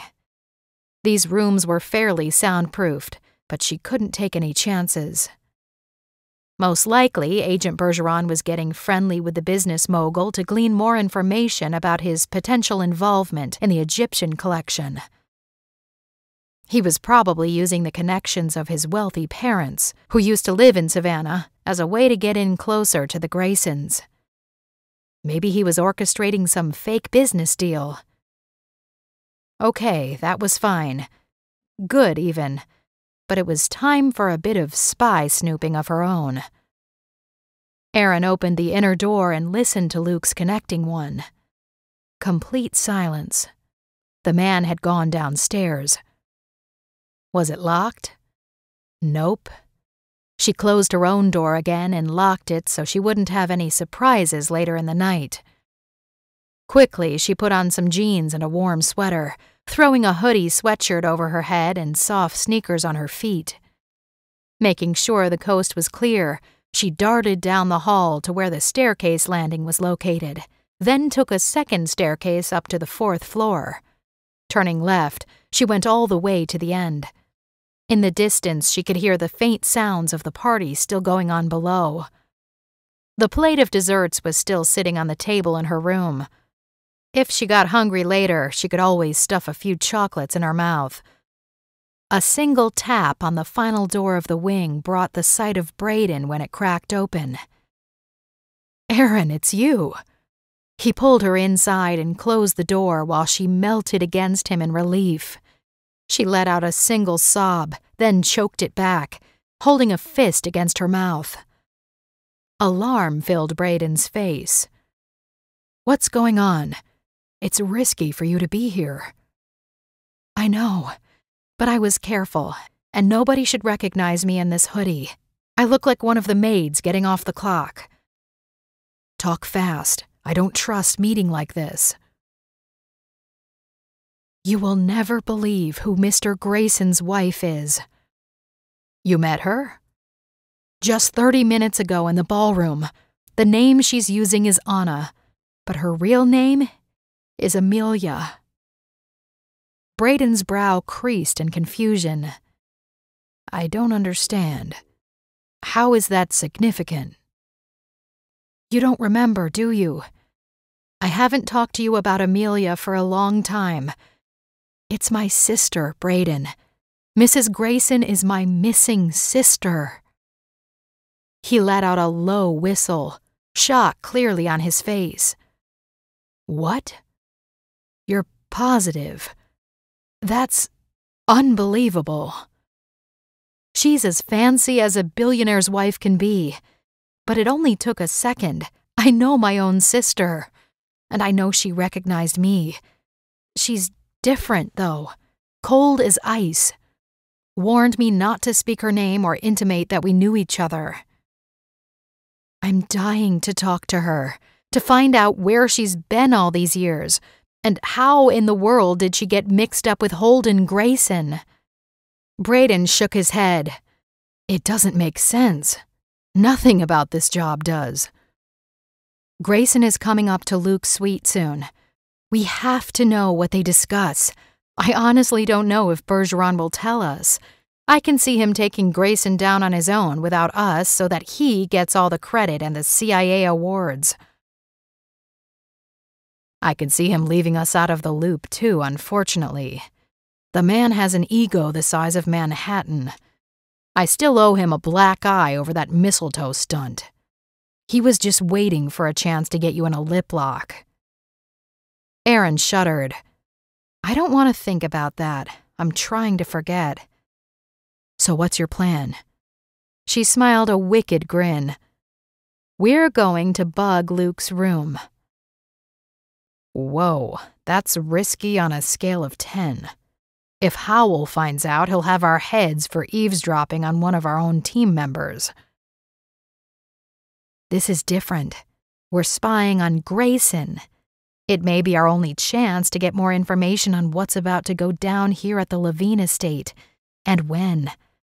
We need to have a warning so we're prepared, and be able to call for backup when we need them. He shook his head. "Sorry, I didn't bring my equipment." "I did," Erin replied, smiling more broadly now. "I decided to have it delivered ahead of time when Bergeron was such an annoying oaf." "How do we get into his room? Pick the lock?" "There's a connecting door between our rooms." "Huh. I didn't know that." Brayden didn't look too happy about that information. "Don't worry, I keep my side locked. But we need to hurry. They could be upstairs at any moment." "How good are you at setting up a bug?" She put a hand on her hip. "I was top of my bugging class. It's a small space, and they won't be expecting it. 5 minutes tops. Grayson and Luke will spend at least that at the bar before they come upstairs." "Okay, let's get this done and get out as fast as we can." "I'll go first so we're not seen together. Wait 2 minutes, then tap twice on my door." Brayden shook his head, gazing at her with admiration. "You're quite a woman, Erin Steele." She leaned into his chest, smiling up at him. "That's why you love me so much." "There are 100 reasons why I love you, and this is only one of those reasons." Brayden wrapped his arms around her and kissed her with such tenderness and warmth. Erin thought she'd faint right then and there. Unfortunately, there was no time for any more kissing, so Erin pulled the hood over her hair again and slipped out the door. 2 minutes later, she heard the 2 taps and pulled Brayden inside. Her heart was pounding a mile a minute. "Got my equipment out and ready. Let's put a bug inside one of the lamps by the coffee table and one by the electrical socket near the sidebar." That should work, because they'll need electricity to work. And it's such a small room it won't transmit a powerful signal, so neither Grayson nor Bergeron should detect it. "My bugs are so tiny they look like a speck of dust." "I love you," Brayden said, tugging at a lock of her hair. "I know," she responded, grinning. 5 minutes later, she had the bugs in place while Brayden listened at the outer door for the sound of footsteps. "Done," Erin whispered, running across the carpet in her bare feet. She glanced back at Luke's room. She hadn't touched anything but the wall and the lamp. She hadn't even knocked into the lampshade. The suite looked precisely as when she had entered. "They're here," Brayden mouthed. Sure enough, someone passed her door and stopped at the next one. As quietly as she could, Erin closed both interconnecting doors with barely a whisper of sound, then locked hers at the same time Luke's key turned the doorknob of his hallway door. Tiptoeing across her bedroom, she sat on the floor, so the bed didn't accidentally creak. Brayden stood stock still, pointing to her outer door and himself. He needed to get out of here if Luke called out to Erin. At the moment, the sound of 2 men's voices came through, muffled and indistinct. "Go now," Erin mouthed back, "while they're pouring drinks and moving about." He nodded and slipped out quietly. She didn't even hear him going down the hall or the stairs. He must have been top of his class in silent maneuvers. After she had locked her outer door, she sank to the carpet again, breathing heavily and sweating a bit. Tonight was filled with nerve-wracking stuff. Now she had to pretend to be asleep. Quietly, she got into her nightgown and slipped into bed, turning off the only light she'd had on earlier, so no light was seen through the heavy drapes at the balcony doors. Tomorrow morning, she'd have to pretend to sleep in so she could retrieve the bugs and listen to the recording. Hopefully, that ruse would work. She picked up the Tylenol tablets Luke had given her. They looked different from the ones she had at home. They were a pale blue color and bigger. Moving with slow motions, Erin picked up her iPad and searched for images of Tylenol. Nope. The pills Luke had given her were not Tylenol at all. She looked at the marking and numbers on each side of the pill, then performed an online search. Her face flamed hot with a peculiar fear and outrage. Erin put a hand to her throat. Agent Bergeron had given her Percocet, which was a strong sedative and pain medication she'd had at the hospital when she had her appendix out as a teenager, then contracted an infection afterward and was in terrible pain. For some bizarre reason, Luke did not want her waking up tomorrow morning. These pills would knock her out for about 15 hours, long enough that she wouldn't wake up until mid-afternoon. Why would he do that? Indeed, he'd made a mistake. He was a flirt and a tease, and had taken advantage of that dangerous mistletoe, but he wouldn't try to hurt her. These pills must have been something he brought with him on a job when he had to drug a target. He'd mixed them up or accidentally grabbed the wrong bottle in his hurry. Erin would have to ask him. At the moment, she was dying to know what the 2 men were discussing, just a mere 20 feet away from her on the other side of the double doors. It wouldn't be long until she'd find out. Patience was often not one of her virtues, especially during a stressful job such as this one. Erin climbed into bed and snuggled under the blankets to get her toes warm. At that moment, a new text message came through on the burner phone lying on the nightstand. Erin's heart leaped into her throat, hoping it was from Braden. He might know what was happening with their suspects and the rest of the house. The moment she saw the screen, she knew it was not from Braden. It was the same stranger who had sent that sinister message a few days ago at the hotel. "Your mission is futile, my pet.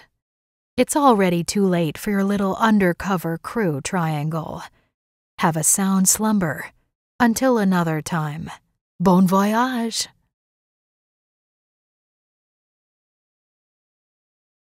Chapter 16.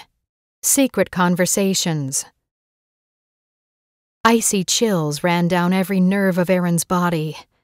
Her heart began a slow pound against her ribs. This person knew about the wrong pills. At least it sounded like it. The threat was disconcerting, to say the least. Had this person given the pills to Luke with instructions to give them to her? Like one of the house staff, pretending she had requested them. Getting out of bed, she paced the floor. She couldn't knock on the connecting door. It appeared that Luke's meeting with Holden Grayson was still going.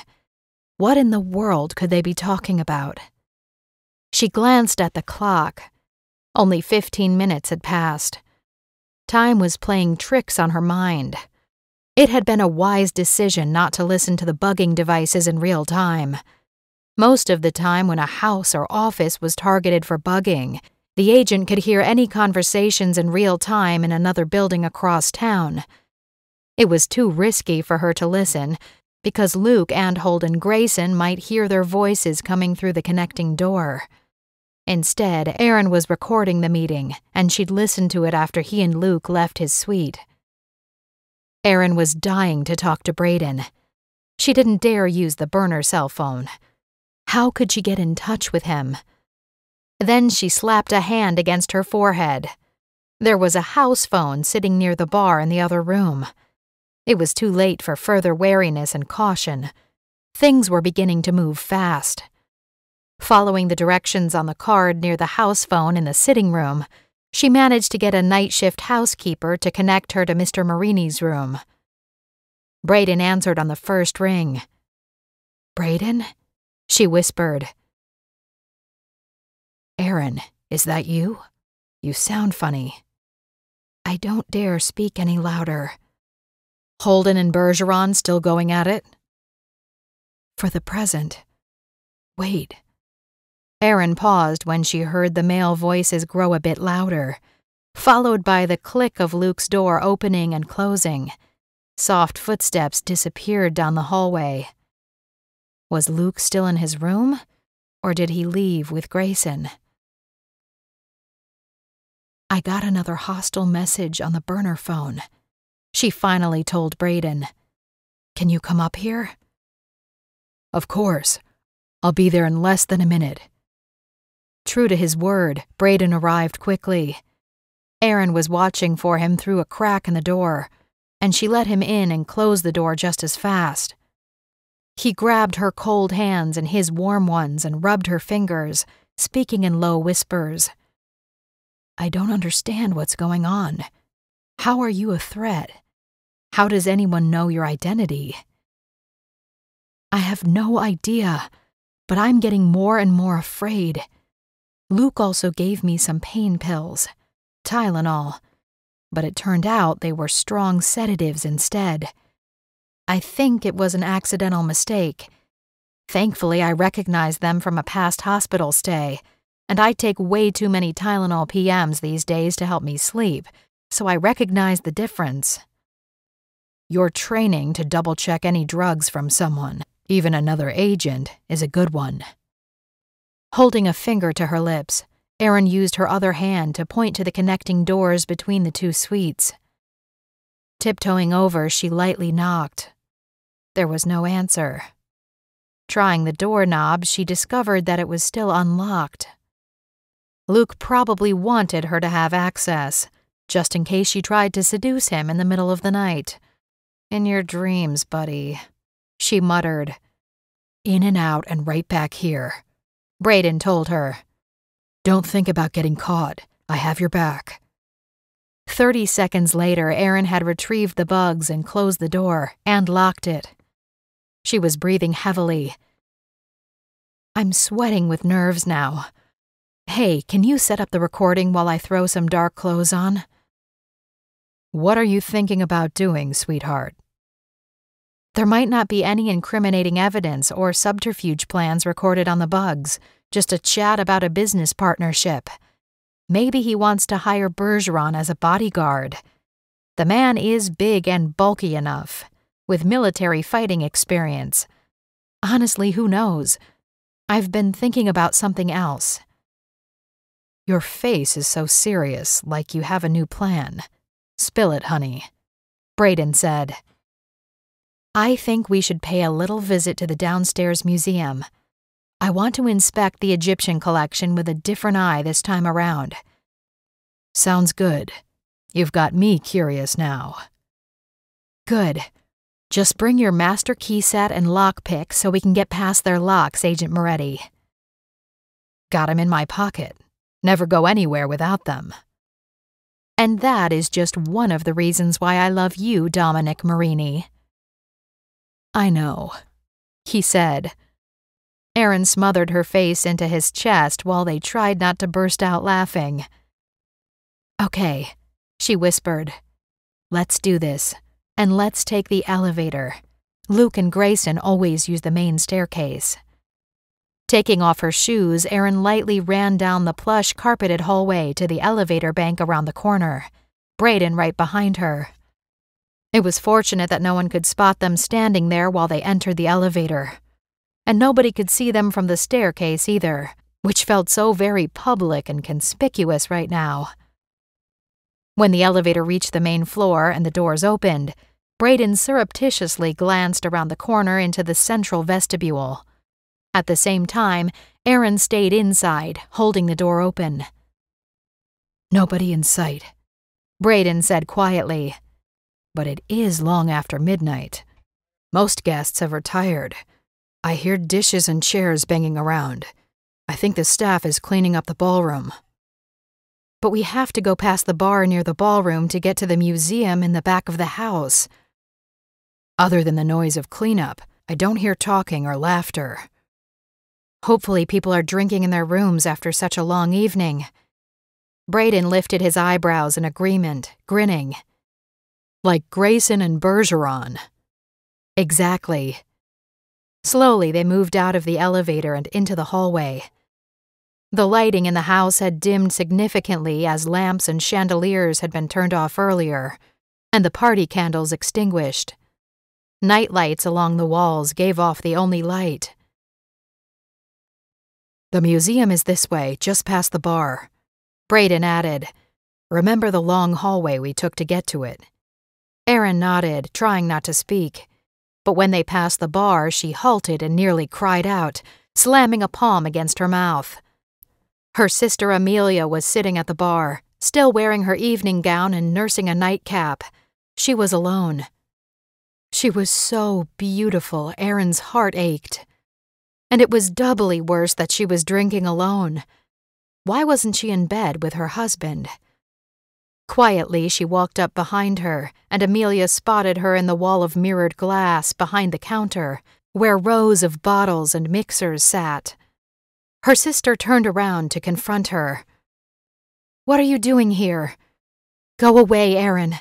There is nothing you can do to help me, and I don't want you interfering in my life. So you do know me, Erin said softly. I was worried that you might have amnesia. But your body language gave you away during the party a few hours ago. Her sister let out a harsh laugh. I haven't lost my memory, if that's what you suspected.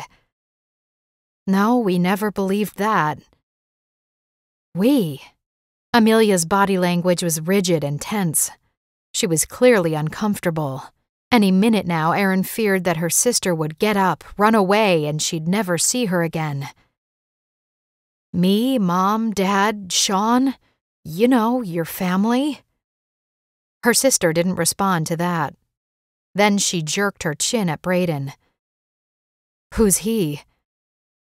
A friend.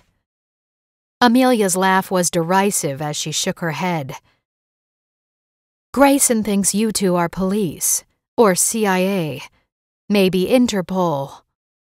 Why would he think that?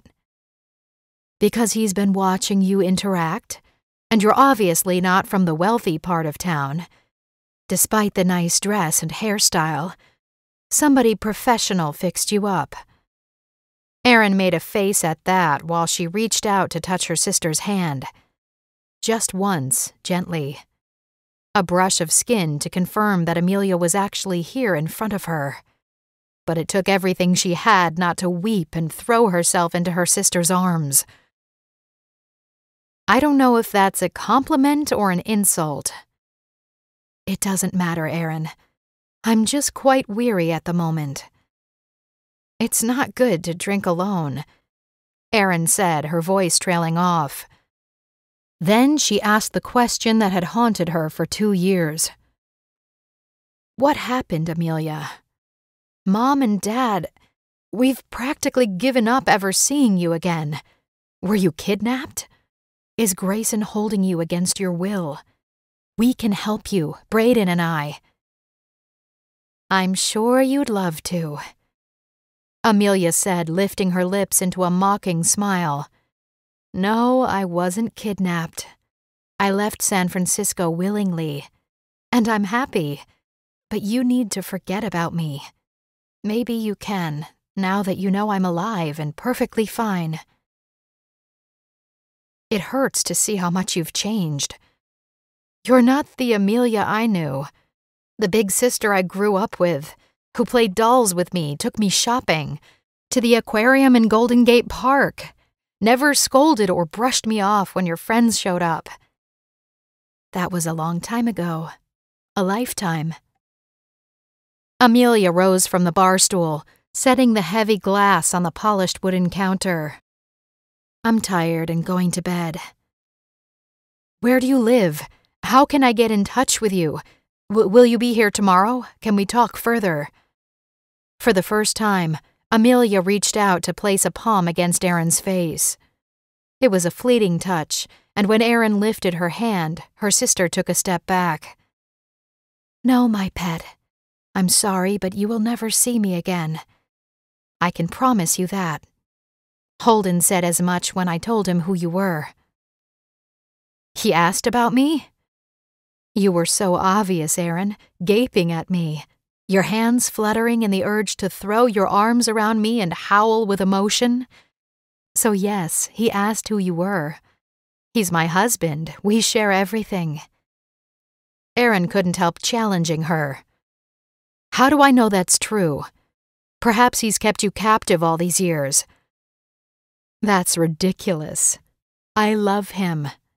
So take your CIA boyfriend and go back upstairs. Then go home. I'm perfectly fine and happy. I just have a different life, one that father and mother wouldn't approve. Now you're being ridiculous. Mom and Dad would love to know that you're happily married, that you're alive. Every time a woman's body was found somewhere in the country, we feared it was you. Erin's voice broke while tears slipped down her face. Her sister said, If you want to tell them I'm still walking and kicking, go ahead. I can't stop you. Softly, she added, Good night, Erin. Chapter 17. The Recording. Erin was a wreck when she and Brayden returned to her suite, unable to continue with their plan to go to the museum. Watching Amelia walk away from her, so distant, so detached, was one of the hardest things she'd ever had to do. What happened to her, Brayden? She whispered when they rode the elevator back upstairs. Why? I don't understand. Nothing makes sense anymore. He held her in his arms, stroking her hair while she tried to get her emotions under control, even though the tears kept coming. I know, sweetheart, he said in his deep, warm voice. We'll figure that part out someday. But you have to hang on to the fact that she is alive. The biggest question of all has finally been answered after so many years. It's just that now I have 100 more questions, and she never once let me touch her. Not once. Which makes me feel as though she's as far away as ever. Like she hates me. She doesn't hate you. She's holding something big and painful inside her. Something she can't talk about yet. Won't admit, perhaps. So what do I do now? I'm not sure I can face my parents when I get back home. I mean, what in the world do I tell them? It will be worse for them. At least I did get to talk to her, even if it was a horrible conversation. You can't worry about that right now. She's married to Holden Grayson, and he is our #1 suspect right now. We have to figure out what our next step is. That answer might also be a key to understanding Amelia. When the elevator stopped, Braden scoped out the immediate area. The house is completely quiet. Nobody's in the hallway. Can you grab the bugs and we can listen to them back in my room? I don't want Luke hearing us when he's that nearby. That's a good idea. Stay here. With silent footsteps, Erin slipped into her room. Only one small light in the bathroom had been left on, and the main room was mostly in shadow. Even so, she spied a slip of paper on the floor by the connecting door to Luke's room. Picking it up, she read the brief words. "Darling Erin, I tried to rouse you, but you must be sound asleep. I wanted to talk to you after I met with Holden. We'll talk in the morning instead. Luke." Carefully, Erin shoved it into the pocket of her jeans, acutely aware that any hint of sound might be heard through the double connecting doors. She couldn't risk that. All was silent. She assumed Luke was asleep, as were most of the entire mansion's house guests. She had to trust that Luke wouldn't be pounding on her door to talk to her at 2 o'clock in the morning.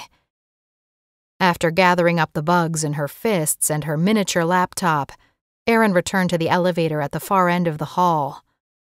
Soft night lights lit the space for ease of walking, and her bare feet patted the carpet like a silent cat. 2 minutes later, she and Braden were in his guest room on the 4th floor. "We still need to remain as quiet as possible," he suggested in a low voice. "No telling how much you can hear the residents from the floors above or below each room." Erin nodded, setting up her laptop and plugging in the bugging device to listen to what had been recorded. Keeping the sound low, she turned it on. Braden's eyes were on her face as they listened to the sound of 2 men speaking. Almost immediately, Erin said, "That's Luke. And there, that's Grayson. Can you understand what they're saying? It seems garbled. Maybe the recording mechanism inside the bugs went awry. Or the batteries are losing their charge."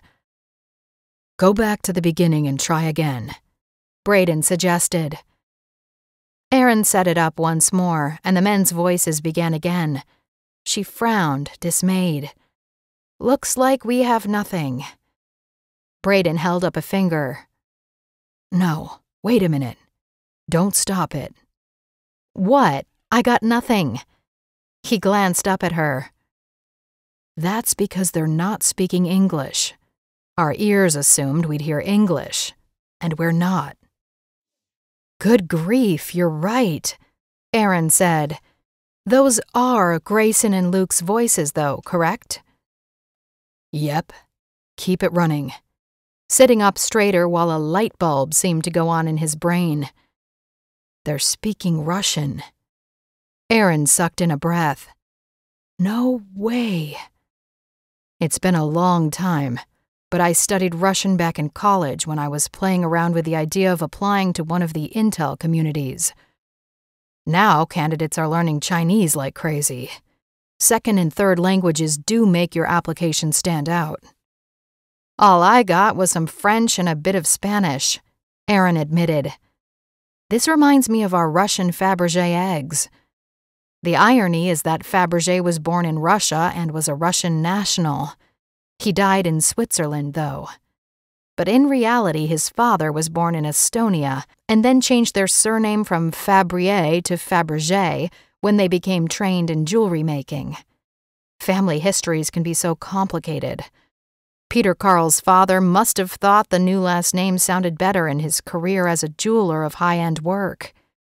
And not just a jeweler, works of art that have never been matched in artistic beauty since.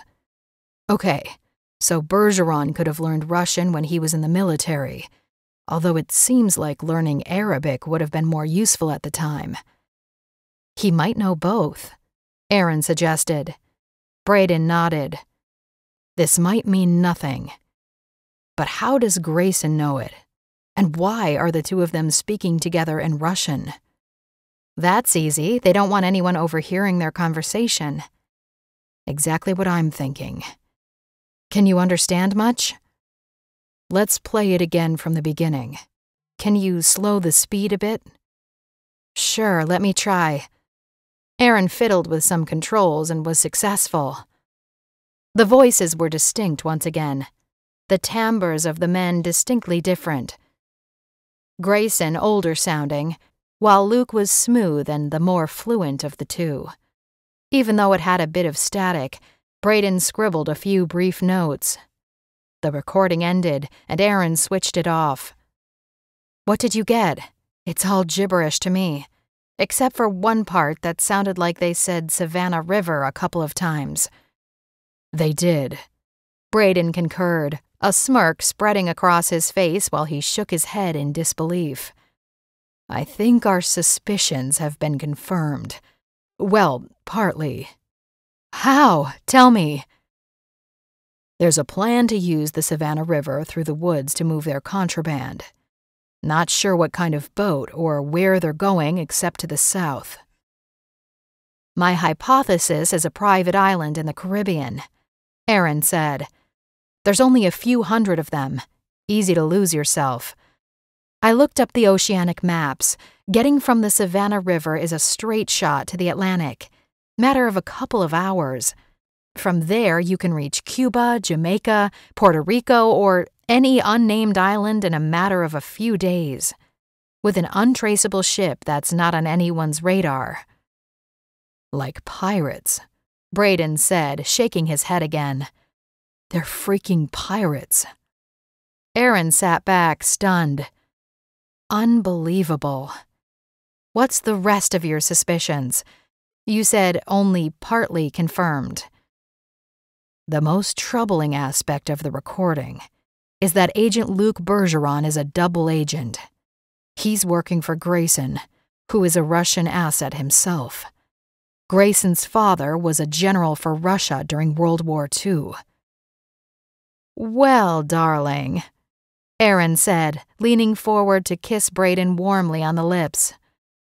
Your Russian is still pretty darn good, then.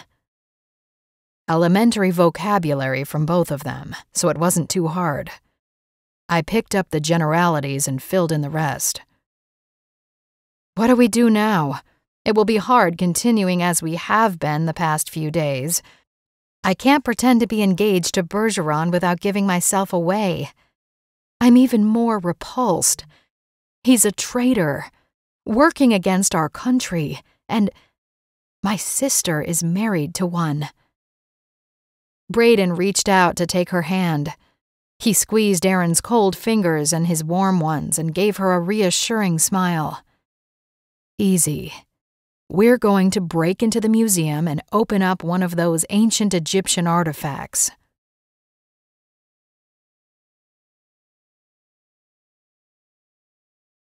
Chapter 18. Midnight in the Cemetery. Why do we need to open them up? Aaron asked. My current theory is that the plan is to take the Egyptian collection to an unnamed island, create fake certificates of authentication, and then get them into London's Christie's one piece at a time for selling. Under different names, of course. Braden was thoughtful. We already know how difficult that would be. With them missing, the entire world is going to be suspicious if any of King Tut's collection shows up on the market. Obviously stolen or counterfeit. What are you thinking then? What do pirates do for a living, my darling FBI agent? They smuggle. My theory is that Grayson, with Luke's help and a big payout, is smuggling something inside the sarcophagus. I think you're on to something. But hey, I was only one step behind you. Brayden smiled at her and shook his head. You're the one who figured out that the Levine estate borders on the Savannah River, with nothing but 200-year-old trees in the way of getting to the water's edge. The trees do make good camouflage, Aaron added with a smile. Best of all, there are convenient dirt paths in those woods, and headstones to hide behind. What are we waiting for? Aaron yawned. A good night's sleep? Later, Brayden said with a soft laugh. We have a job to do, and it's only 3 o'clock in the morning. Not even the Levine staff will be up yet. Let's go find out what's so precious in that Egyptian collection worth smuggling, or going to prison for. You're on. Lead the way, sweetheart. I'll follow you to the ends of the earth, or a deserted island where we can finally be alone. For that temptation, I can crowbar a sarcophagus or two. We're not damaging these 3,000-year-old artifacts. We're here on the FBI's mission, to detect, solve a mystery, and then make a few arrests. I know, I'm a wee bit tired and getting punchy, as my dad likes to say. Let's go, Brayden Moretti. Or shall I call you Dominic Marini? Better use the latter for now. Don't want to blow my cover. A prickling sensation rose on Aaron's neck. I'm going to get my running shoes. Plus grab a jacket, in the event our after-midnight activities take us outside. Good idea. And get your gloves so we don't leave fingerprints. I'll change too. Meet you on the museum level at the elevator landing? Perfect, Aaron agreed. See you in 5 minutes. 4 minutes later, after strapping her Glock around her waist as well, Aaron took the elevator. The doors slid quietly open, and she found Brayden waiting for her in dark jeans and a black sweater as well. Holding tight to each other's hands, they skirted an ornate grandfather clock as they headed to the museum, silent, moving like shadows down the hallway.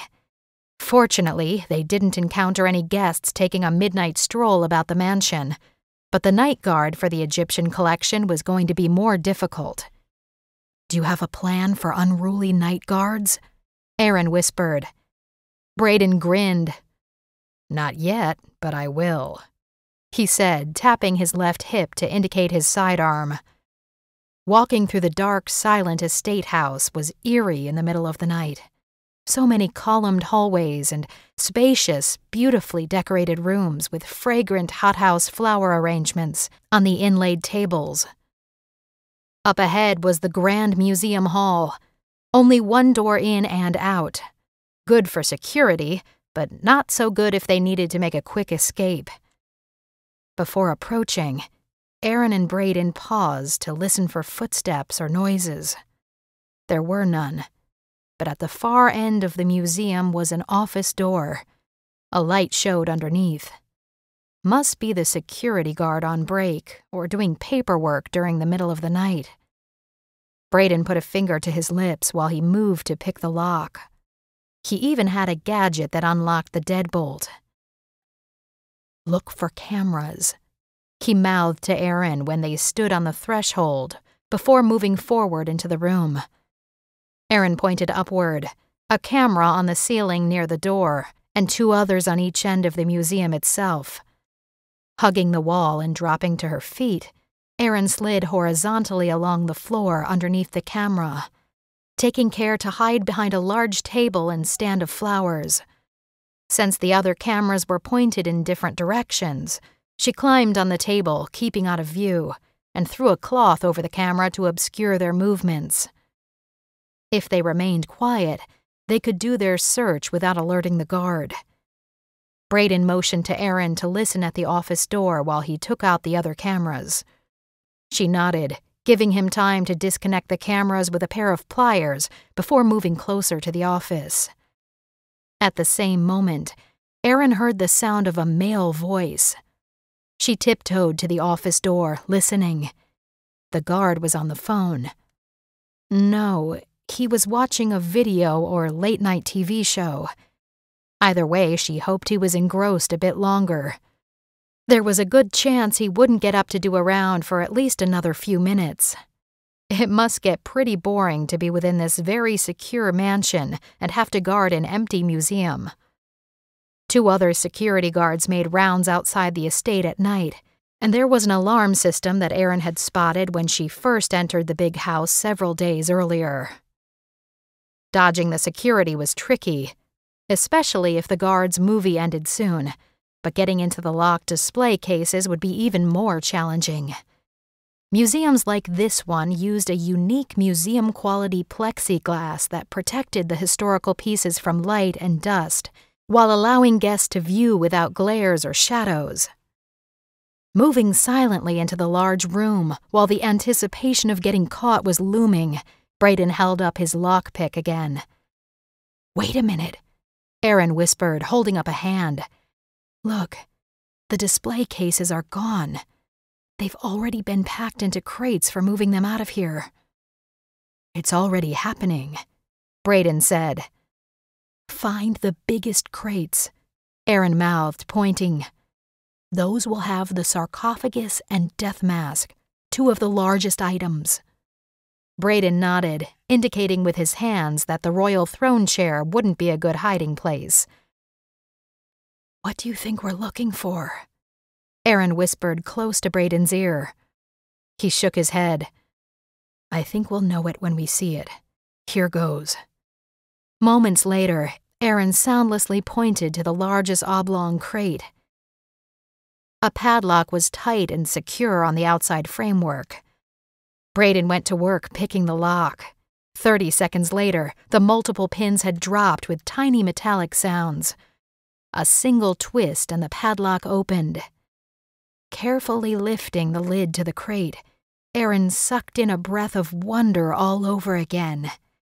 Despite more than 33 centuries passing since its creation, the sarcophagus's paint and gold were amazingly vibrant, the young king's likeness remarkable to behold. "I get chills," Erin whispered. "Up close makes the past so very real, and also poignant knowing King Tut died so young." A second padlock secured the sarcophagus lid, but it didn't take Braden more than a few moments to get it unlocked as well. "Ready?" he mouthed. Erin gulped and nodded. Were their suspicions correct? Or was this a wild goose chase that would end in their arrests if Levine's security guard caught them?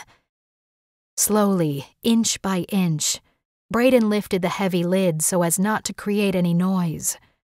Putting on her leather gloves, Erin lifted the lower, narrower end of the ancient coffin lid. "I got it," Braden said. "Turn on your penlight."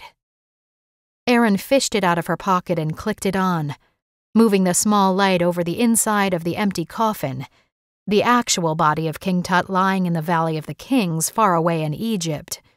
She spotted a black pouch tucked into a recess in the bottom of the stone box. She pointed and Braden nodded.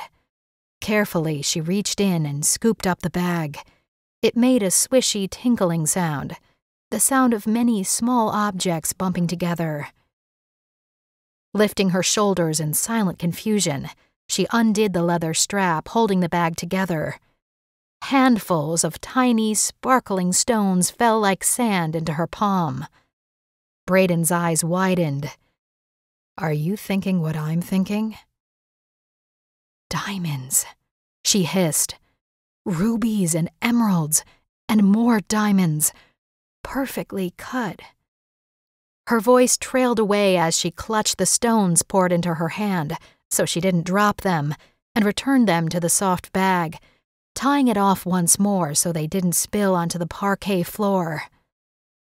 Both of them dropped silently to the floor behind the crate to have a whispered conference. There's got to be hundreds of them. Do you think they're fake? Brayden shook his head. No way fake jewels would be hidden inside this sarcophagus. There'd be no point. They're jaw-dropping gorgeous. Where do you think they're originally from?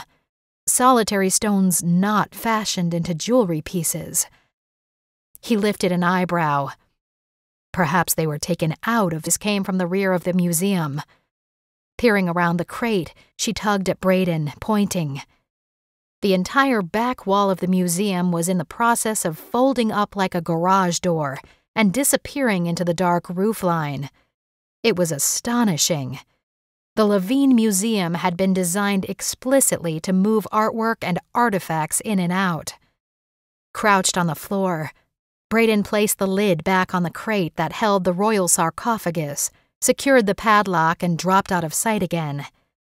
A split second later, 2 forklifts, their engines rumbling, moved in from the outside yard to lift the packed crates. The security guard came out of the office, raising a thumbs-up signal to the forklift operators. While the guard was distracted, Brayden grabbed Aaron's hand to make a fast move to the side wall of the dark museum. In 3 seconds, they crouched behind the long row of now empty display cases. They're moving it all out right now, Aaron hissed. We're too late. There's no time to inform Howell. While they watched, the forklifts placed the crates onto a truck, its double doors wide open. Because the artifacts displayed at the Levine estate were just a partial number of the entire King Tut collection from the London Museum, it only took about 10 minutes to load the 5 crates into the large moving truck. Some of the crates would have held multiple pieces, like the urns and vases, the royal crown, the king's chair, and death mask. We have to stop this, Brayden muttered, rising from their hiding spot. I'm going to tell the operators and truck driver that I'm authorized to stop the movement of the shipment. Flash your badge or something, as if you have authority from Mr. Levine. Unfortunately, you don't have any authority here at all, a deep male voice said behind them. But I do, with Levine's permission. Aaron's head jerked as she jumped to her feet. It was Holden Grayson, smiling pleasantly at them as if they were at a garden tea party.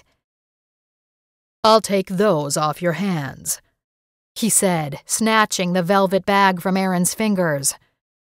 Behind Grayson, Luke opened the crate containing the death mask of Tut and removed the second bag of jewels. In moments, he resealed the container, then signaled to the forklift drivers to move the remaining crates into the waiting truck. Throwing a glance at Brayden, Aaron figured that any other jewels had already been moved out of the remaining Egyptian artifacts. "So you're a double agent for the Russians, Agent Bergeron," she said in a hard voice. The man jerked his chin up. "What makes you say that?" "A little bug told me." "You clever girl. Don't you know that I'm falling in love with you?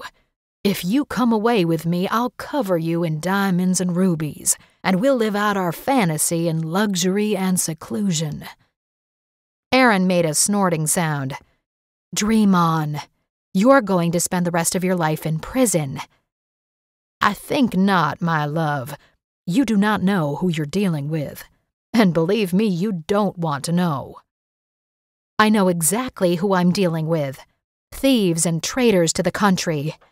Good luck trying to hide. I've figured out your plan. I also wonder if you were ever in the military. Nice cover story, but I'm not buying it. Falsified documents probably got you into the CIA." Luke Bergeron chuckled, reaching into his jacket to casually pull out a gun. Aaron froze as 2 men in black gear with knit face masks converged from the corners of the museum. They brandished weapons as the sound of an explosive device went off inside the museum. Flashes of light from the explosive immediately blinded Aaron. She staggered backward, stumbling over a stack of empty cardboard boxes. Before she lost her balance and hit the floor, Braden grabbed her arm from out of the darkness and pulled her to the left. "Down," he ordered in a crouched position. "What was that?" Erin asked, blinking her eyes rapidly in an attempt to get her sight working again. "They planted some explosives or firecrackers in case they had unexpected company, like us." The truck's doors closed, and then the vehicle ground its gears and lurched forward, heading for the cemetery road at the back of the Levine property. "Run," Braden said, taking her hand in a tight grip. Erin pumped her legs, running full out while she trusted Braden's sight. In seconds, they emerged from the warehouse and into the frigid night, running to the nearby cemetery for cover. The truck was still ahead of them, disappearing into the dark, cold night. But where had Grayson and Bergeron gone during the flash explosion? How close behind were the two men? Surely they weren't going to let her and Braden go so easily, but it also masked the ability to see anyone pursuing them. The 200-foot oak trees loomed black and menacing against a moonless night. Just as they reached the first set of headstones, gunshots reverberated through the air. "Drop!" Erin screamed at Braden, hitting the ground. Her ears were ringing, and her heart pumped like an out-of-control piston against her ribs. These people were serious. Grayson's team of shooters was somewhere close by, but it was hard to tell. Then came the sound of a groan off to her right. "Braden! Where are you?" Erin yelled, aiming her pistol from side to side as she lay on the ground, staring through the dark to make out the shadows of their attackers. "Here," he moaned. "Took a hit." "No," Erin groaned, crawling across the dirt and patchy grass. She finally found him behind a huge dormant azalea bush. Dried brown petals littered the ground. "Where are you bleeding?" "Shoulder." Briefly, Erin flashed her penlight at him. Blood moved in a slow trickle down his arm. His shirt ripped apart where the bullet had entered the fleshy part of his left arm. "Grazed me. Don't think the bullet's inside." Erin quickly did triage. "Missed your artery, thank goodness, but you're bleeding too much. Let me get something." Leaning back against a headstone, she tugged at her shirt. Pulling at the fabric with her teeth and fists, Erin tore a strip from the waistline. "Sorry I don't have a belt to make a tourniquet, but this will do for now." The whirring of a helicopter came into focus, the sound increasing quickly. More of Grayson's thugs, or somebody else?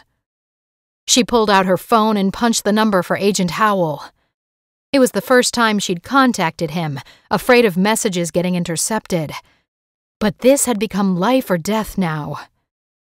He answered on the third ring. "Steele, where are you?" "We need backup. We're dodging bullets from Grayson's goons." "Where?" "Somewhere in a cemetery, behind the Levine estate that borders the shoreline of the river. Grayson's got an escape boat and buckets full of diamonds and other jewels ready for the black market. Probably worth $100 million.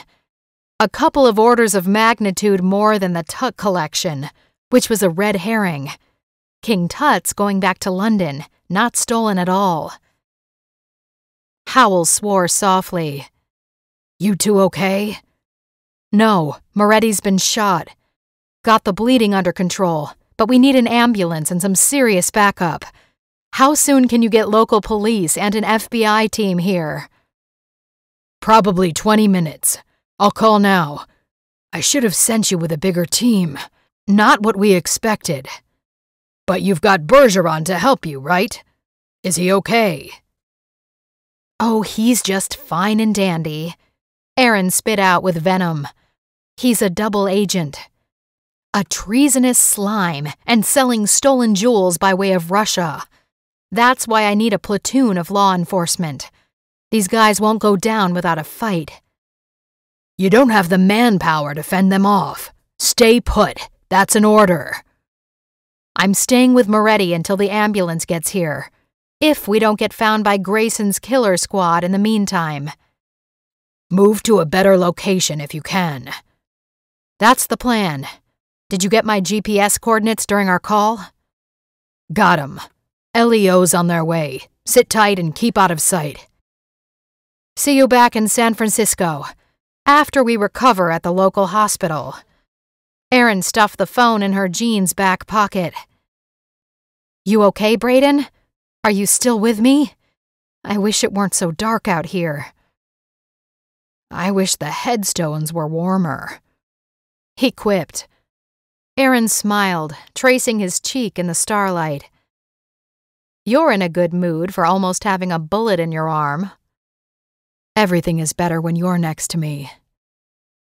But we need to get off our backsides and get to the river. You're not going anywhere in your condition. My legs still work just fine. And perhaps we can throw a diversion to stop the loading of the boat before law enforcement arrives and puts an end to this merry party. They're probably long gone by now. Nope. Look right over there. Between that cluster of headstones tilting precariously inside that rickety picket fence.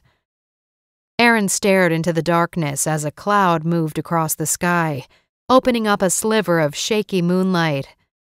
Grayson and Luke were driving a jeep over the rocky terrain and speeding straight toward the river, not once looking back over their shoulders. Erin grunted. They act like they know what they're doing. Wish we had a vehicle. We've still got legs, and it can't be more than 1/4 of a mile as the crow flies. Crawling behind the closest oak tree, Erin whispered, Couple of goons sitting 100 yards away, hiding behind a family burial monument. Brayden chuckled. Guess they're not completely inept. Good hiding place. We're going to stay low, crawl across the grass to that next headstone, then run, stopping behind each tree. Tears pricked at Erin's eyes. You're feeling quite brave. Nope. Ticked off, actually. I might lose the use of my arm, and it would feel pretty good to take out a couple of hitmen Grayson hired. Okay, you're on. But please be careful. I'll never get over it if something happens to you. The feeling is mutual, sweetheart. You know I love you. Erin nodded, unable to speak for a moment. I love you too, Agent Moretti. Okay. 1, 2, 3. They moved across the scraggly grass as one unit, stopping behind a headstone 6 feet away. So far, so good. Okay, next one, Erin whispered, gripping her gun and sweeping it from side to side. Moments later, they reached a huge oak tree with thick, heavy limbs sprawled across the grass for dozens of feet in each direction. Erin's heart was thrumming in her ears by now. A volley of shots rang out again. Brayden was ready, pointing his pistol toward the last place he'd spotted the men behind the headstone. A cry of pain sounded and then muffled cursing. I think you got one, Erin crowed in a low voice. Move now, Brayden growled. The two of them took off, heading for the 20-foot-high wall of shrubbery that surrounded the perimeter of the cemetery. In moments, they were pushing their way through brambles and greenery, arms and faces getting scratched. It took all of Erin's fortitude not to cry out or go back the way they had come. At last, they made it through the wall of shrubs and stared along the shoreline of the slow-moving river. Sirens began to wail in the distance, but Erin knew that even if the law enforcement vehicles could get over the curbs and landscaping and past the swimming pool of the Levine estate, they would never make it through the narrow paths of the cemetery or this wall of dense greenery. About 500 yards ahead, Erin spotted the outline of a vessel. Engines already running, plumes of gray rising from the smokestack. Jogging forward, Erin said, They're still moored at the dock with the gangway extended, loading stuff. Let's go for it." "That would be foolish. I'm sure there are weapons trained on us." Brayden gritted his teeth and, speaking through the pain, added, "We have to try. We can't let them escape. Stay down and close to the bushes, and we'll move slowly." Hesitantly agreeing, Aaron followed Brayden's advice as they crept along, pausing whenever they saw the shadowy figures on the boat's deck. Brayden pulled out a small pair of binoculars from his jacket and stared into them. "Here, you gotta see this. There are 2 vessels next to each other." Aaron took the binoculars and focused on the pair of vessels moored 200 yards ahead. Bergeron and Grayson were moving about the deck, shouting to one another, although she couldn't make out the words. A moment later, she cried out while her stomach rose into her throat. Her sister Amelia came up the stairs from the downstairs interior of the yacht. She was wearing the same evening gown Aaron had seen her in at the bar a few hours earlier. She clutched a full-length mink coat around her body, tugging the collar close to her face to stay warm. Diamond earrings flashed in the moonlight, her long hair lifting in the breeze. "You ready to board and make arrests?" "No, but I know we have to," Aaron admitted, afraid for her sister, afraid for them. Who knew if there were any other occupants on the 2 vessels? The moment they moved closer still, the large yacht began to pull away from the dock, skirting the second boat. Aaron frowned, wondering who was operating the second boat. Her heart sank with frustration. She and Brayden hadn't been able to get to the vessel before Holden Grayson boarded, to see the manifest and get a few clues as to where he and Luke Bergeron were taking the millions in diamonds. As if sensing he was being watched, Holden Grayson turned to look backward at the dock while Amelia, Anna, reached her husband and snuggled up close to him. Grayson spotted Aaron and Brayden, and his face pulled into an amused smile. He held out his arm and gave them a mock salute. Wrapping his arm around Amelia, the man turned his back on Aaron in a show of indifference and contempt. The yacht's lights were doused, and the vessel became a mere shadow moving on top of the water. The engine revved louder, and within seconds the boat pulled away to disappear down the river toward the open ocean. At that moment, the sound of a helicopter whirred in the night sky overhead. "Do you think it's the police or FBI?" Aaron said, clutching at Brayden's jacket. "Don't know. Just stay out of sight, so they don't accidentally see us and think we're the criminals they're looking for." Just as Brayden finished speaking, the second vessel following Grayson's yacht burst into a fireball of hot, angry flames. Aaron jerked backward in shock. What was that?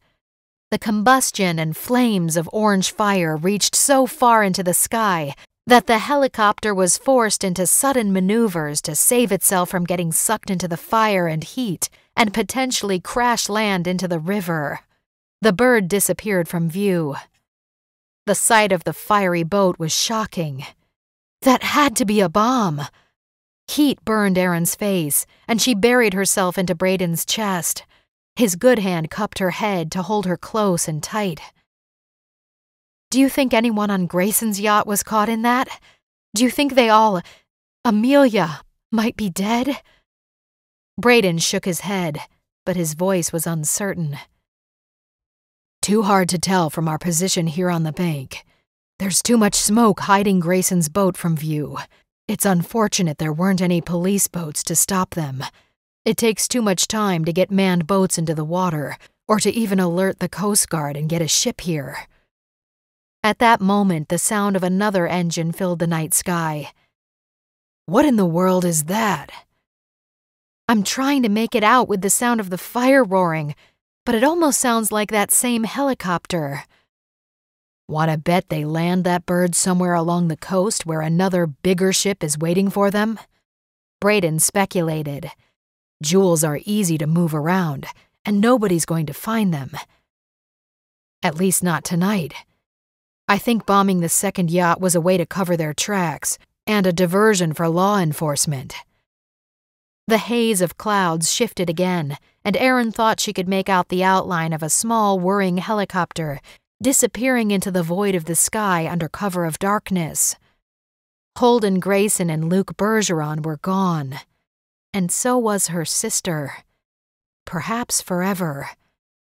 They had connections and money to disguise themselves and stay on the move, or disappear to their secret island in the southern Caribbean, if that's where they indeed were headed. The biggest question was, why was Amelia a part of this international ring of thieves? How had her sister gotten herself mixed up with a man like Holden Grayson? And could Erin ever find her again? After assuming Amelia had been dead for 2 years, Erin would have to wait longer to discover the answers, including the answers to so many questions that made absolutely no sense. Brayden's warm hand slipped into her own as he lifted her fingers to his lips to kiss them. "We'll find her," he whispered. "We'll find them all." The ache of losing Amelia all over again welled up in Erin's chest. Hot tears blinded her eyes when the helicopter disappeared over the horizon. If only she could hire a plane and organize an immediate search. But it was futile. They were long gone. She had no choice but to form a new plan using the FBI's database and her instincts to pursue the elusive truth of the biggest mystery of her life. Epilogue.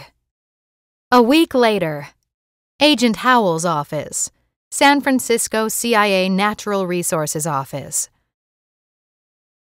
Once again, Erin wore her red wig, black tights, and miniskirt to attend the summons from her boss for a debriefing.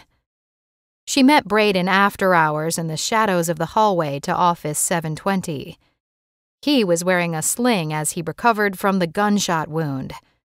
Erin gave him a soft smile and a kiss when she came out of the elevator. "Your cowboy hat is making me crazy, you perfect hunk of the male species." "That's a provocative statement, my girl," Brayden said with a laugh. "I thought you'd love the sling decorated with the horses at my ranch in Wyoming. Or my mustache." "The mustache might grow on me, but I'll have to experiment kissing you to really know for sure." Brayden grinned and brought her closer into his arms. "I can accommodate you on that idea. After we meet with Howell. Annoying as it is to get summoned again. Although somebody is missing from our little tea party.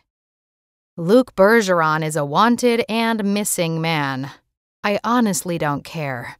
He can drown in the ocean and I wouldn't shed a tear. Better yet, get eaten by a big white shark with lots of teeth." "What a cold heart," Brayden teased.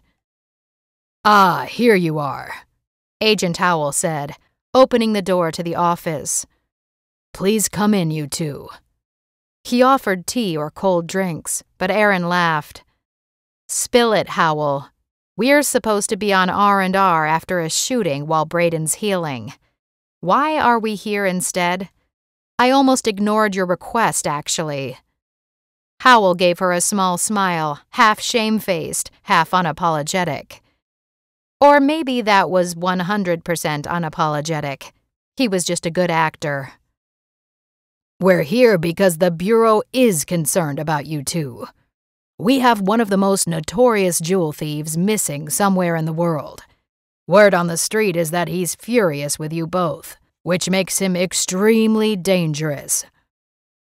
"The nerve of him!" Erin spit out. "Brayden's the one who got shot." "I guess you took out one of his men, and he's not happy." "I did?" Erin said, lifting an eyebrow. "Then good." "No, not good. Holden Grayson thinks you and Brayden stole from him. There are missing jewels, and he thinks you have them. Stolen from one of the Egyptian urns in a crate with a broken lock." "That's ridiculous. The lying despot." "You can search my house and car. We do not have them." I know that, but it's Grayson that's the worry. We're getting intel that he's sending a hit team to take you both out. A cold chill ran through every nerve in Aaron's body. That's unacceptable, Brayden said quietly. Of course it is, Howell agreed. That's why we're putting you into the Witness Protection Program. What? Aaron blinked and shook her head slowly. No. Just no. Leave my family, my job, my life? Brayden is going in too. CIA has confirmed this and wants it to happen by the weekend. But it's New Year's. What in the world will we tell our parents? Do you want to find your sister? Howell asked pointedly. Of course I do. This is probably the only way. To go underground and find some answers, while preserving your lives. Bergeron and Grayson are probably living it up on their private island in the middle of the Atlantic. Perhaps. But they are only one small part of this. The Russian mafia wants their jewels and has put out a hit. They mean business. Aaron's jaw dropped, and for the first time since returning home, she felt afraid. Her boss was deadly serious. She'd never seen him this grave. Brayden reached out to clasp her hands in his. We'll be okay, sweetheart. It's only until they're under arrest and the jewels recovered. That doesn't make me feel much better. If it's true about the Russian mafia, that means our families will be in danger as well. We'll be providing security around the clock. I'm sorry, you two. I really am. But we can be together? For now, but no guarantees. Can we think about this? Brayden asked. Assume the risk if we want to. You have 24 hours, and then we're moving you into a safe house. Then out of the country under new identities. Howell rose from his desk, shook Brayden's hand, then gave Aaron a fatherly smile and held her hands in his for a moment. Good luck to you both. If we need to get information to you, or move you, that's the only time you'll hear from us. Godspeed, and stay alive. I'm counting on it. 5 minutes later, Brayden was tightly holding Aaron's hand as they walked across the parking lot to their vehicles. She was shaking with fear, with outrage, dread, and anxiety. Tears began to roll down her face, and it was taking every bit of strength she had to hold herself together. I'm losing my entire family, Brayden. Disappearing, especially after Amelia, is going to kill my parents. My brother will think I've deserted them. I'll never get to hug my little niece again. Brayden stopped under a tree to keep them away from the streetlights. He brought her in close, holding her in his strong arms. He kissed her hair, and she clung to him for a few minutes. I know, but you're not losing me. You'll never lose me. Promise? She asked in a shaky voice. I've got something even better, my love, he murmured. Reaching into his pocket, he pulled out a small velvet case. I've been carrying this around for weeks. Now I can finally ask you the biggest question of my life. That concerns your life, too. What are you talking about? Aaron said, staring wildly into his brown eyes while a tickle of emotion rose up in her throat. Before she could say another word, Brayden got down on one knee. I wish this weren't in a parking lot at midnight, but it's got to be now if we're leaving the country soon. Isabel Windsor, Aaron Steele, I love you. I have for a long time, and I want to marry you and make you mine forever. Will you be my wife and make me the happiest man in the Witness Protection Program? Aaron burst into laughter. You do have a way with words, Mr. Dominic Marini. Or should I call you Marcus? She lowered her voice. I suppose we've already become used to using aliases. Our new names will be permanent. I wonder if we can choose this time around. For the moment, we'll call ourselves Mr. and Mrs. Smith, after that old movie. He grinned at her. But this Mr. Smith is luckier than that movie character, because I get you, the most beautiful woman in the world. The one I adore and will cherish for the rest of my life, wherever that might be. Oh, Brayden, I love you too. So very much. You've become my whole life. He held up a hand and pressed a finger to her lips to stop her chattering. Give me an answer before I go insane with waiting. Say yes, Agent Steele, say yes. Yes, yes, she cried, laughing while her eyes filled with emotion. Yes, 1,000 times yes. Brayden opened the velvet box and took out the diamond ring lying inside. I paid for these diamonds with my very own savings account. He joked quietly. You're such a good man, she whispered, laughing so hard she was practically giddy with happiness when he placed the ring on her finger. Oh, Brayden, it's my favorite. A marquise cut. With rubies, my birthstone. I love it. And I love you. I'd pick you up and twirl you around, he said gruffly. But this sling is getting in the way of showing you how much I love you. Aaron laughed softly, gazing into his eyes. We can't have that, Agent Moretti. I'll have to get you healed before we go on our honeymoon. While smiling at her with emotion shimmering in his eyes, Brayden gently traced her face with his palm. You entered my life in a whirlwind, Agent Steele, and our adventures haven't stopped since. Let's start this next one together, never to be separated. I'll protect you with all that I am. We'll find your sister and end all the questions. Grayson and Bergeron won't forget the day they crossed our paths. Aaron knew her heart would always belong to Brayden, and that he would be true to his words. Her heart filled to overflowing with the love and joy that encompassed them. Moving in even closer, Aaron's arm slid up his chest and then wrapped around his neck, while Brayden's soft, warm lips sealed every promise in the most tender and loveliest kiss they'd ever shared.